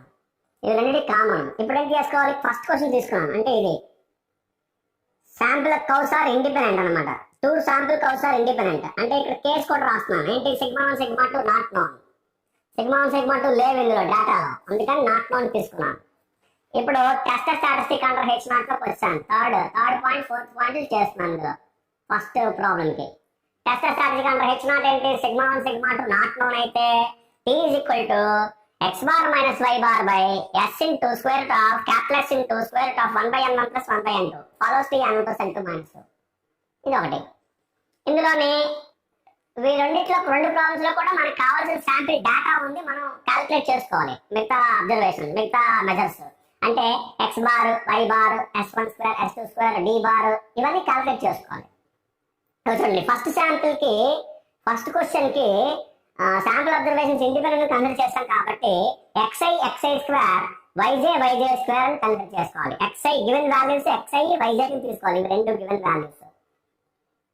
xi కి వాల్యూ ఇచ్చాడు 4953 డ్యూ టు ఫుడ్ ఏ అనమాట. గెయిన్స్ వెయిట్ గెయిన్ 49 స్క్వేర్ చేయాలి. xi square 49 square, 53 square, 51 square అలా చేసుకుంటూ వెళ్ళాలి. సో xi స్క్వేర్ చేస్తాం. వాటి టోటల్ చేయండి. సమ్మేషన్ xi స్క్వేర్ ఇవి రెండు క్యాలిక్యులేట్ చేయండి టోటల్స్. అలాగే yj స్క్వేర్, ఏదో 52 55 ఇలా ఇచ్చాడు observations. 52 square, 55 square yj square చేయండి. చేసిన తర్వాత yj కి total summation yj j is equal to 1 to n to yj square total summation j is equal to 1 to n to yj square summation i is equal to 1 to n to n1 xi summation i is equal to 1 to n1 xi square. ఈ 4 calculate చేసాం. ఇప్పుడు దీన్ని use చేసుకుని మనం x bar y bar ఇలా values calculate చేయాలి. చూడండి, x bar 1/n1 summation i is equal to 1 to n1 x1 xi అంటే summation xi 407 divided by n1 అంటే 8 50.875 వచ్చింది. అలాగే y బార్ చేయండి. y బార్ చేస్తే 1/n2 summation j is equal to 1 to n to yj ఇది i కాదు j yj చేస్తాం. yj చేస్తే ఇగోటి yj 423 డివైడెడ్ బై 8 n2 52.875. ఇప్పుడు s1 స్క్వేర్ చేయండి. ఫస్ట్ శాంపిల్ కి వేరియన్స్ ఇది 1/n1 summation xi square i is equal to 1 to n1 minus x bar square. xi square అంటే summation xi square అంటే 20,737 value substitute చేస్తాం. Divide by n1 అంటే 8 minus x bar 50.875 ఇక్కడ calculate చేస్తాం whole square. So ఈ value ఏదో 3.86 వచ్చింది. పక్కన పెట్టండి. Next s2 square 1/n2 summation j is equal to 1 to n2 yj square minus y bar square. So summation yj square అంటే 22,383 divide by n2 అంటే 8 minus y bar 52.875 ఇక్కడ చేసాము whole square. So దీని value ఇప్పుడు ఈ simplify చేస్తే 2.11 వచ్చింది. మీరు క్యాలిక్యులేట్ చేసి చూడండి, మీకు ఏ వాల్యూస్ వస్తే ఆ వాల్యూస్ మీరు కన్సిడర్ చేయండి, కరెక్షన్స్ చేసుకోండి. క్యాపిటల్ S ఇప్పుడు ఏం చేస్తున్నాం, capital S square root of n1 s1 square plus n2 s2 square divided by n1 plus n2 minus 2 is equal to square root of n1 s1 square అంటే n1 8 into s1 square 3.86 plus n2 8 s2 square 2.11 divided by n1 plus n2 minus 2 8 plus 8 minus 2 is equal to 1.85 వచ్చింది value. Calculate చేసి చూసుకోండి మీరు. t next test statistic under h0 calculate చేస్తాం. t x bar minus y bar by s into square root of 1/n1 plus 1/n2 follows t n1 plus n2 minus 2 ఇది formula. x bar అంటే 50.875 y bar 52.875 అలా substitute చేయండి values. s capital S 1.85 square root of 1/n1 plus 1/n2 1/8 plus 1/8 it is equal to ఏదో value minus 2.16 వచ్చింది. ఇది value వచ్చింది మనకి. ఇప్పుడు last point comparison and conclusion లేదా ఇన్ఫరెన్స్. మీరు ఎలా రాసుకున్నా ప్రాబ్లం లేదు, రాసుకోండి. ఇప్పుడు మాడ్యులస్ ఆఫ్ టీ వాల్యూ చేసాము, calculated value modulus of T చేస్తున్నాం. ఇక్కడ మాడ్యులస్ చేస్తే మైనస్ 2.16 ప్లస్ 2.16 అయింది, అయిపోయింది. Next tea alpha gamma n1 plus n2 minus 2 alpha అంటే ఏంటి 5% level of significance. n1 plus n2 minus 2 n1 plus n2 minus 2 అంటే 8 plus 8 minus 2 14 tea 5% comma 14 అంతేకాదు 1 tail 2 tail చూసుకోవాలి. ఆల్టర్నేటివ్ హైపోథిసిస్ చూడండి. ఇక్కడ 1 tail therefore for 1 tail test from T tables student T tables 5% level 14 degrees of freedom 1 tail test T tables నుంచి 1.761. ఇప్పుడు ఈ రెండు compare చేయండి. మాడ్యులస్ ఆఫ్ టీ 2.16 వచ్చింది. టీ 5% కామా 14 1 టైల్ కి 1.761 టీ టేబుల్స్ నుంచి సిగ్నిఫికెంట్ వాల్యూ. ఈ రెండింటిని కంపేర్ చేస్తే 2.16 greater than 1.761. So therefore modulus of t is greater than t alpha comma n1 plus n2 minus 2 that is 5% comma 14 degrees of freedom is equal to which implies h0 is rejected. అంటే h0 reject చేస్తున్నాము greater than వచ్చింది కాబట్టి. h0 reject చేస్తున్నాం అంటే h1 accept చేస్తున్నాము. Accepting h1 ఏంటి, food B is better than food A. Food A కంటే better గా ఉంది. Weight increase in the weight బాగా ఎక్కువగా చేస్తుంది దానికంటే ఫుడ్ ఏ కంటే. Means there is a significant increase in the weights due to food B. Weight increase అవుతోంది దేని వల్ల, ఫుడ్ బి వల్ల ఇంక్రీజ్ అవుతుందని భావించవచ్చు. ఇది మన conclusion.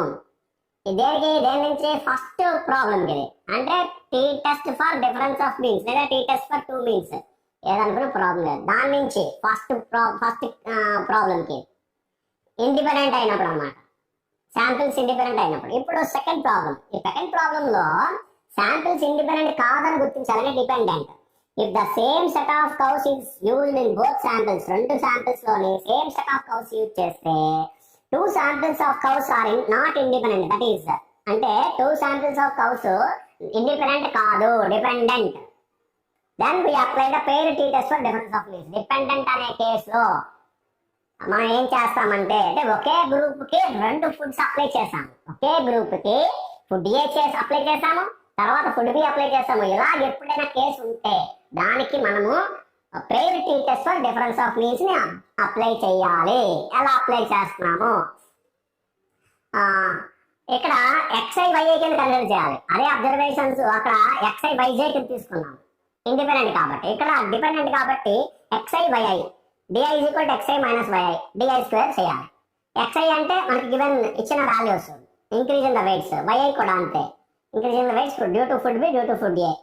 So 49 minus 52 DI minus 3, 53 minus 55 అలా ఆ వాల్యూస్ అన్ని క్యాలిక్యులేట్ చేస్తాం. DI క్యాలిక్యులేట్ చేస్తాం, deviation XI minus YI. So దానికి సమ్మేషన్ చేస్తే సమ్మేషన్ DI వచ్చింది. అలాగే DI square -3 whole square -2 whole square -1 square అలా వాల్యూస్ క్యాలిక్యులేట్ చేస్తే DI స్క్వేర్ వచ్చింది. వాటికి టోటల్ చేయాలి. సమ్మేషన్ I = 110 DI స్క్వేర్ ఇలా 44 వచ్చింది. So summation DI square calculate చేస్తాం. ఇప్పుడు ఏం చేయాలి, D బార్ క్యాలిక్యులేట్ చేయాలి. D bar is equal to 1 by summation DI. D bar is equal to 1 by summation DI. Summation DI అంటే -16 divided by 8 అంటే -2 అలా ఉంచండి. S square 1 by summation DI square - D bar whole square. So 1 by summation DI square అంటే 44 divided by n 8 అంటే n1 is equal to n2 is equal to n2 n అన్నమాట. ఇక్కడ 3n 8 minus D bar అంటే already -2 whole square. So 44 ఈ value calculate చేస్తే 1.5 వచ్చింది. Calculate చేసి చూడండి ఒకసారి. ఎస్ దాని స్క్వేర్ రూట్ చేస్తే square root of S square square root of 1.5 1.22 వచ్చింది. వాల్యూ క్యాలిక్యులేట్ చేయండి. ఇప్పుడు test statistic under H0 convert చేస్తున్నాను. Test statistic under H0 T is equal to D bar by S by root n minus 1 which follows Tn minus 1. ఇది దీని formula. Priority test for difference of means. -2 D bar is equal to value substitute చేయండి. D bar -2 divided by S 1.22 divided by square root of 8 minus 1 that is n minus 1. ఈ value calculate -4.34 వచ్చింది. అంటే ఇప్పుడు comparison conclusion లో దీనికి modulus calculate చేయాలి. Comparison conclusion or inference. Modulus of T is equal to plus minus అయితే plus చేసాం 4.34 since modulus. తర్వాత T alpha comma n minus 1 అంటే alpha 5% n minus 1 8 minus 1 7. So T 5% comma 7 5% level 7 degrees of freedom and for one tail test కి alternate hypothesis greater than one tail test కి T tables use చేస్తాం. T tables నుంచి ఇది value వస్తుంది 2.1015. ఇప్పుడు ఈ రెండింటిని కంపేర్ చేయండి. 4.34 greater than 2.015. 4 is greater than 2. So therefore modulus of T is greater than T alpha comma n minus 1 that is 5% comma 7 which implies H0 is rejected. అంటే H0 ని reject చేస్తున్నాము. H0 రిజెక్ట్ చేస్తున్నామంటే H1 ని accept చేస్తున్నాము. H1 ఏంటి, food B is better than food A. That means there is a significant increase in the weights of the two cows. Independent అయినా dependent అయినా మనం నల్ హైపోథిసిస్ ని reject చేస్తాం. అంటే ఫుడ్ బి ఎక్కువ గెయిన్ అంటే వెయిట్ గెయిన్ ని చేస్తుంది ఫుడ్ ఏ కంటే. కౌస్ లోని ఇంక్రీజ్ ఇన్ ద వెయిట్ ని ఇంక్రీజ్ చేస్తున్నారు ఫుడ్ బి ఫుడ్ ఏ కంటే ఫుడ్ బి ఎక్కువగా వెయిట్ గెయిన్ చేస్తుంది కౌస్ లో. ఇది మనం ఇవ్వాల్సిన కంక్లూజన్. అర్థమైంది కదండి. Food B simply food B is better than food A రాయచ్చు చాలు. ఇంకంతకనే మాకు అందరికీ అర్థమైంది అనుకుంటున్నాను. Thank you so much. Welcome to BSc Statistics students. In this lesson, I explained T test for correlation coefficient. It is also a small sample test. We have one correlation coefficient test for correlation coefficient in large samples as well. So this is the small sample test. So correlation coefficient test is also there in the large sample and small sample, right? So in the large sample we use the normal distribution. In the small sample we apply the T distribution, right? So in which like consider x1 y1, x2 y2 and so on xn yn are n paired observations which are considered from a bivariate normal population. For example, you consider from a bivariate normal population which means with mean mu and mu1 sigma 1 square, mu2 sigma 2 square, like that. Okay, so if we consider, because which are not relevant measures are going to be considered. Why? Because of the correlation coefficient. The test is based on the correlation coefficient, so therefore we are not discussing. These are the n-paired observations, which are nothing but which are drawn from a bivariate random sample drawn from a bivariate normal population, like okay, and let small r be the sample correlation coefficient and rho be the population correlation coefficient. Small r be the sample correlation coefficient, rho be the population correlation coefficient as usual. So if we come to the null hypothesis, the first part, null hypothesis H naught. The H naught is, we consider here a different H naught is going to be considered. Rho is equal to 0. What is rho? Rho is population correlation coefficient. If it is 0, which means, if the correlation coefficient is 0, which means there is no correlation between the variables x and y. That is, whatever the random variables we consider x and y are uncorrelated. X and y are uncorrelated. There is no correlation. Uncorrelated. There is no correlation. That is, there is no significant correlation between the random variables x and y. There is no significant correlation between the random variables x and y. Whatever the random variables you have considered, there is no correlation. And H1, alternative hypothesis, is going to be considered as though it's not equal to 0. That is, x and y are correlated. So there is a correlation between these variables x and y. That is, x and y are correlated. Random variables x and y are correlated, which means there is a correlation between the random variables x and y. So this is what the null hypothesis and alternate hypothesis, which completely based on the statement is also based on the correlation coefficients. Okay, purely in the correlation, the test is going to be conducted, right? And then third point is test statistic.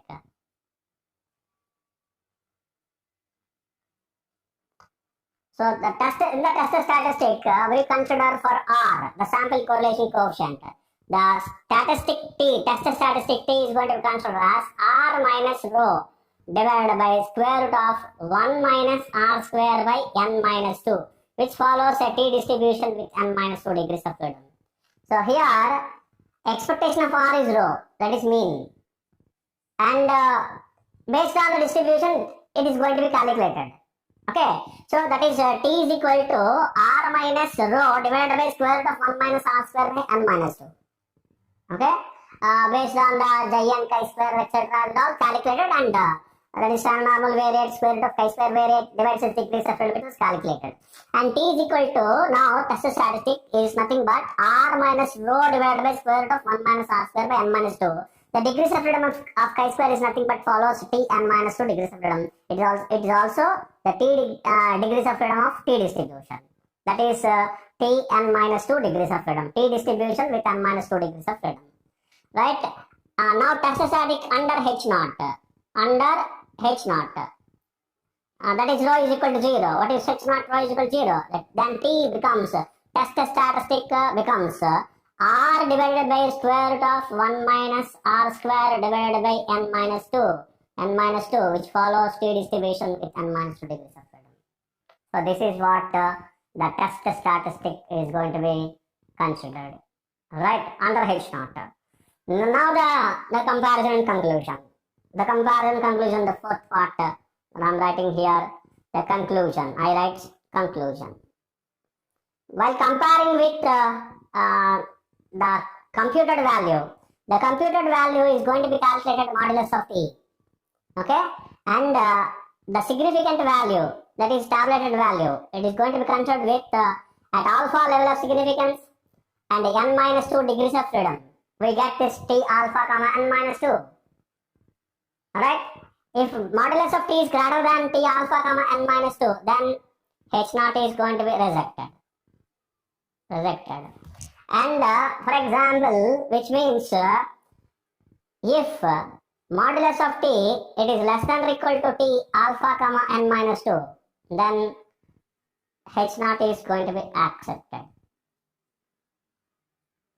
H not going to be accepted. It is going to be accepted.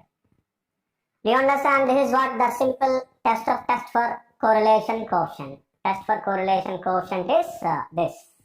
Hope you understand. This is what the procedure of conducting test for correlation, t-test for correlation coefficient, the small sample case. Thank you. Welcome to BSc Statistics students. So in this lesson I explain a problem on correlation coefficient, t-test for correlation coefficient, small sample test. You see here, this is the problem. A bivariate random sample of income and expenditure of 20 families has the correlation coefficient 0.203. So this is the data, that's all. A bivariate random sample of income and expenditure, two variables x and y, which is considered, and of 20 families has the correlation coefficient 0.203, which means n is equal to 20. The sample correlation coefficient, it is denoted by r. R is equal to 0.203. 203. It is not 23, 203. And then the question is given, is this correlation coefficient significant from the population?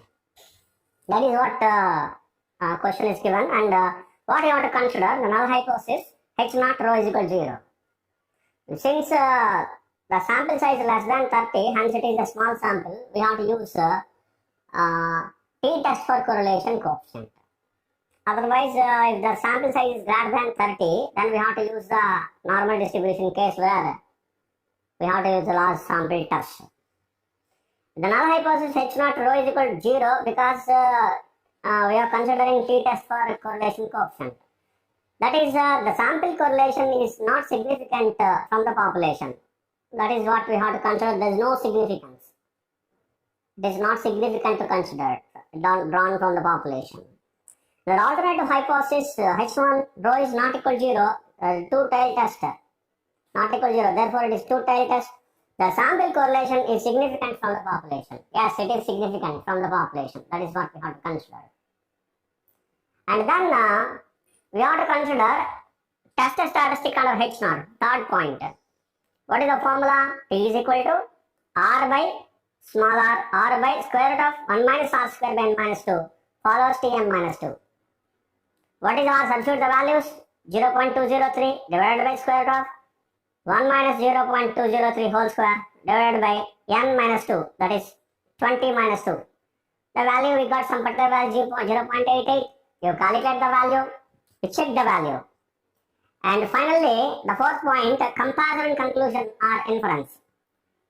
Here we have to calculate first modulus of t, that is modulus of t is 0.8888, and then tabulated value or significant value t alpha comma n minus 2, that is alpha 5% level, and n minus 2, 18, 20 minus 2, 18, the 5% and 18, and for two-tailed test from the t tables, the tabulated value is 2.101. Now you compare these two, 0.88 is less than 2.101. Therefore, modulus of t is less than t alpha comma n minus 2, that is 5% and 18, which implies h naught is accepted. That is, the sample correlation is not significant from the population. That is, x and y are uncorrelated. What are x and y here in this problem? Income and expenditure, which are uncorrelated. There is no correlation, which was there in that in this from this particular problem, from this sample.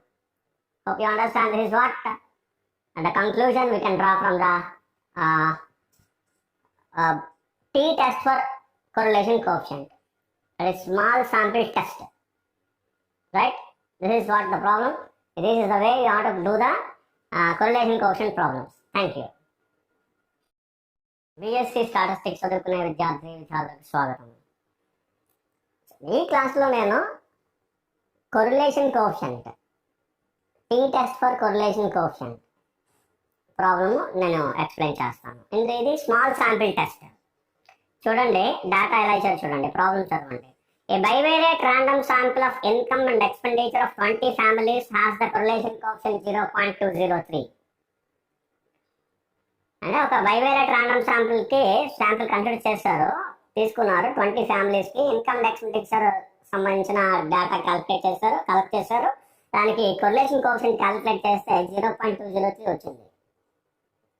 ఇప్పుడు ఏంటి అడుగుతున్నారంటే question, is this correlation significant from the population నుంచి ఈ correlation significant గా వచ్చిందా అని తీసుకోవచ్చా, అలా డ్రా చేయడం సిగ్నిఫికెంట్ గా ఉందా అని చెప్పి క్వశ్చన్ అడుగుతున్నారు. అంటే ఇప్పుడు మనం ఏం చేయాలి, ఒక్క రాండమ్ శాంపుల్ ఇచ్చాడు అంటే n is equal to 20 random sample consider చేశారు కాబట్టి దానికి సంబంధించిన ఇన్కమ్ అండ్ ఎక్స్పెండిచర్ XY రెండు వేరియబుల్స్ అని కన్సిడర్ చేసుకుంటే R ఈజ్ ఈక్వల్ టు దాని కొరిలేషన్ కోఎఫిషియంట్ R 0.203 ఇది. ఓకే, పిక్చర్ ఇది తీసుకున్నాం, గివెన్ డేటా, ఇంతే గివెన్ డేటా. ఎందుకని ఇది స్మాల్ శాంపిల్ టెస్ట్ చేయాలి మీకు తెలుసు, n<30 20 ఫ్యామిలీస్ ఉన్నాయి కాబట్టి ఇది స్మాల్ శాంపిల్ టెస్ట్. 30 కంటే ఎక్కువ ఉంటే large sample test, normal distribution చేయాలి. అక్కడ ప్రొసీజర్ వేరు, మీకు ఎక్స్ప్లెయిన్ చేశాను, రైట్. కాబట్టి n<30 20 ఫ్యామిలీస్ ఉన్నాయి, n is equal to 20, therefore is a small sample. అందుకని టీ డిస్ట్రిబ్యూషన్ అప్లై చేయాలి. చూడండి నల్ హైపోథిసిస్ చూడండి ఫస్ట్. నల్ హైపోథిసిస్ ఏంటి, null hypothesis H0 rho is equal to 0. Rho అంటే population correlation coefficient. Rho is equal to 0 అంటే sample correlation is not significant from the population. ఇంకోటి కూడా statement ఇవ్వచ్చు, XN/R అన్కోరిలేటెడ్ అని ఇవ్వచ్చు. ఓకే, అంటే XYకి కొరిలేషన్ లేదు, ఇన్కమ్ అండ్ ఎక్స్పెండిచర్ మనం చూస్తున్నాం కదా, ఆ రెండింటి మధ్యలో కొరిలేషన్ లేదు, నో కొరిలేషన్ అని తీసుకోవాలన్నమాట.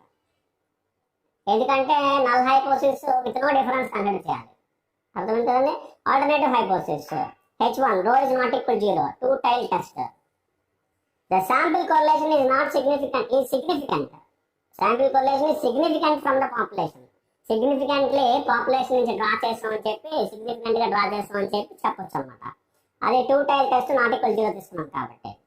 టెస్ట్ స్టాటిస్టిక్ అండర్ H0 ఇలా కన్సిడర్ చేస్తే ద ఫార్ములా ఏంటంటే T is equal to R by square root of 1 minus R square by n minus 2 follows Tn minus 2 is equal అంటే ఇది సబ్స్టిట్యూట్ చేయండి, R అన్ని values substitute చేయండి. R 0.203 divided by square root of 1 minus R square 1 minus 2 0.203 whole square divided by n minus 2 20 minus 2. ఈ substitute calculate చేస్తే 0.88 వచ్చింది. ఒకసారి calculate చేయండి, మీకు ఎంత వాల్యూ వస్తే తీసుకోండి, కరెక్షన్ గ్యాప్ చేసుకోండి, క్యాలిక్యులేట్ చేసుకోండి. నెక్స్ట్ ఇన్ఫరెన్స్ లేదా comparison and conclusion. Inference, comparison, conclusion మనం తీసుకుంటే last point modulus of T ముందు క్యాలిక్యులేట్ చేయాలి. 0.88 మాడ్యులస్ ఆఫ్ టీ, ఇది ప్లస్ కాబట్టి మారలేదు. టీ ఆల్ఫా n-2, ఆల్ఫా అంటే 5%, n-2 20 - 2 18, టీ 5% 18. ఇదే ఏ టెస్ట్ దగ్గర for two-tailed test, alternative hypothesis two-tailed test. So for two-tailed test 5% level 18 degrees of freedom from T tables. Significant value 2.101. So T 5% 18 2.101. Modulus of T calculated value 0.88. ఇది 2.101. Compare చేస్తే 0.88 less than 2.101. Therefore, modulus of T is less than T alpha n-2, that is 5% 18. H0 is accepted. Less than, therefore H0 is accepted. H0 is accepted, which means what is H0? The sample correlation is not significant from the population. Sample correlation is not significant from the population. That is, ఇంకా క్లియర్గా రాయాలంటే X, Y అంటే income and expenditure are అన్కోరిలేటెడ్. అది మన conclusion అనమాట, not correlated. అవి correlation వాటి మధ్య కొరిలేషన్ లేదని మనం చెప్తున్నాం అనమాట ఇచ్చిన డేటా ప్రకారం. అర్థమైంది కదండి. Thank you so much.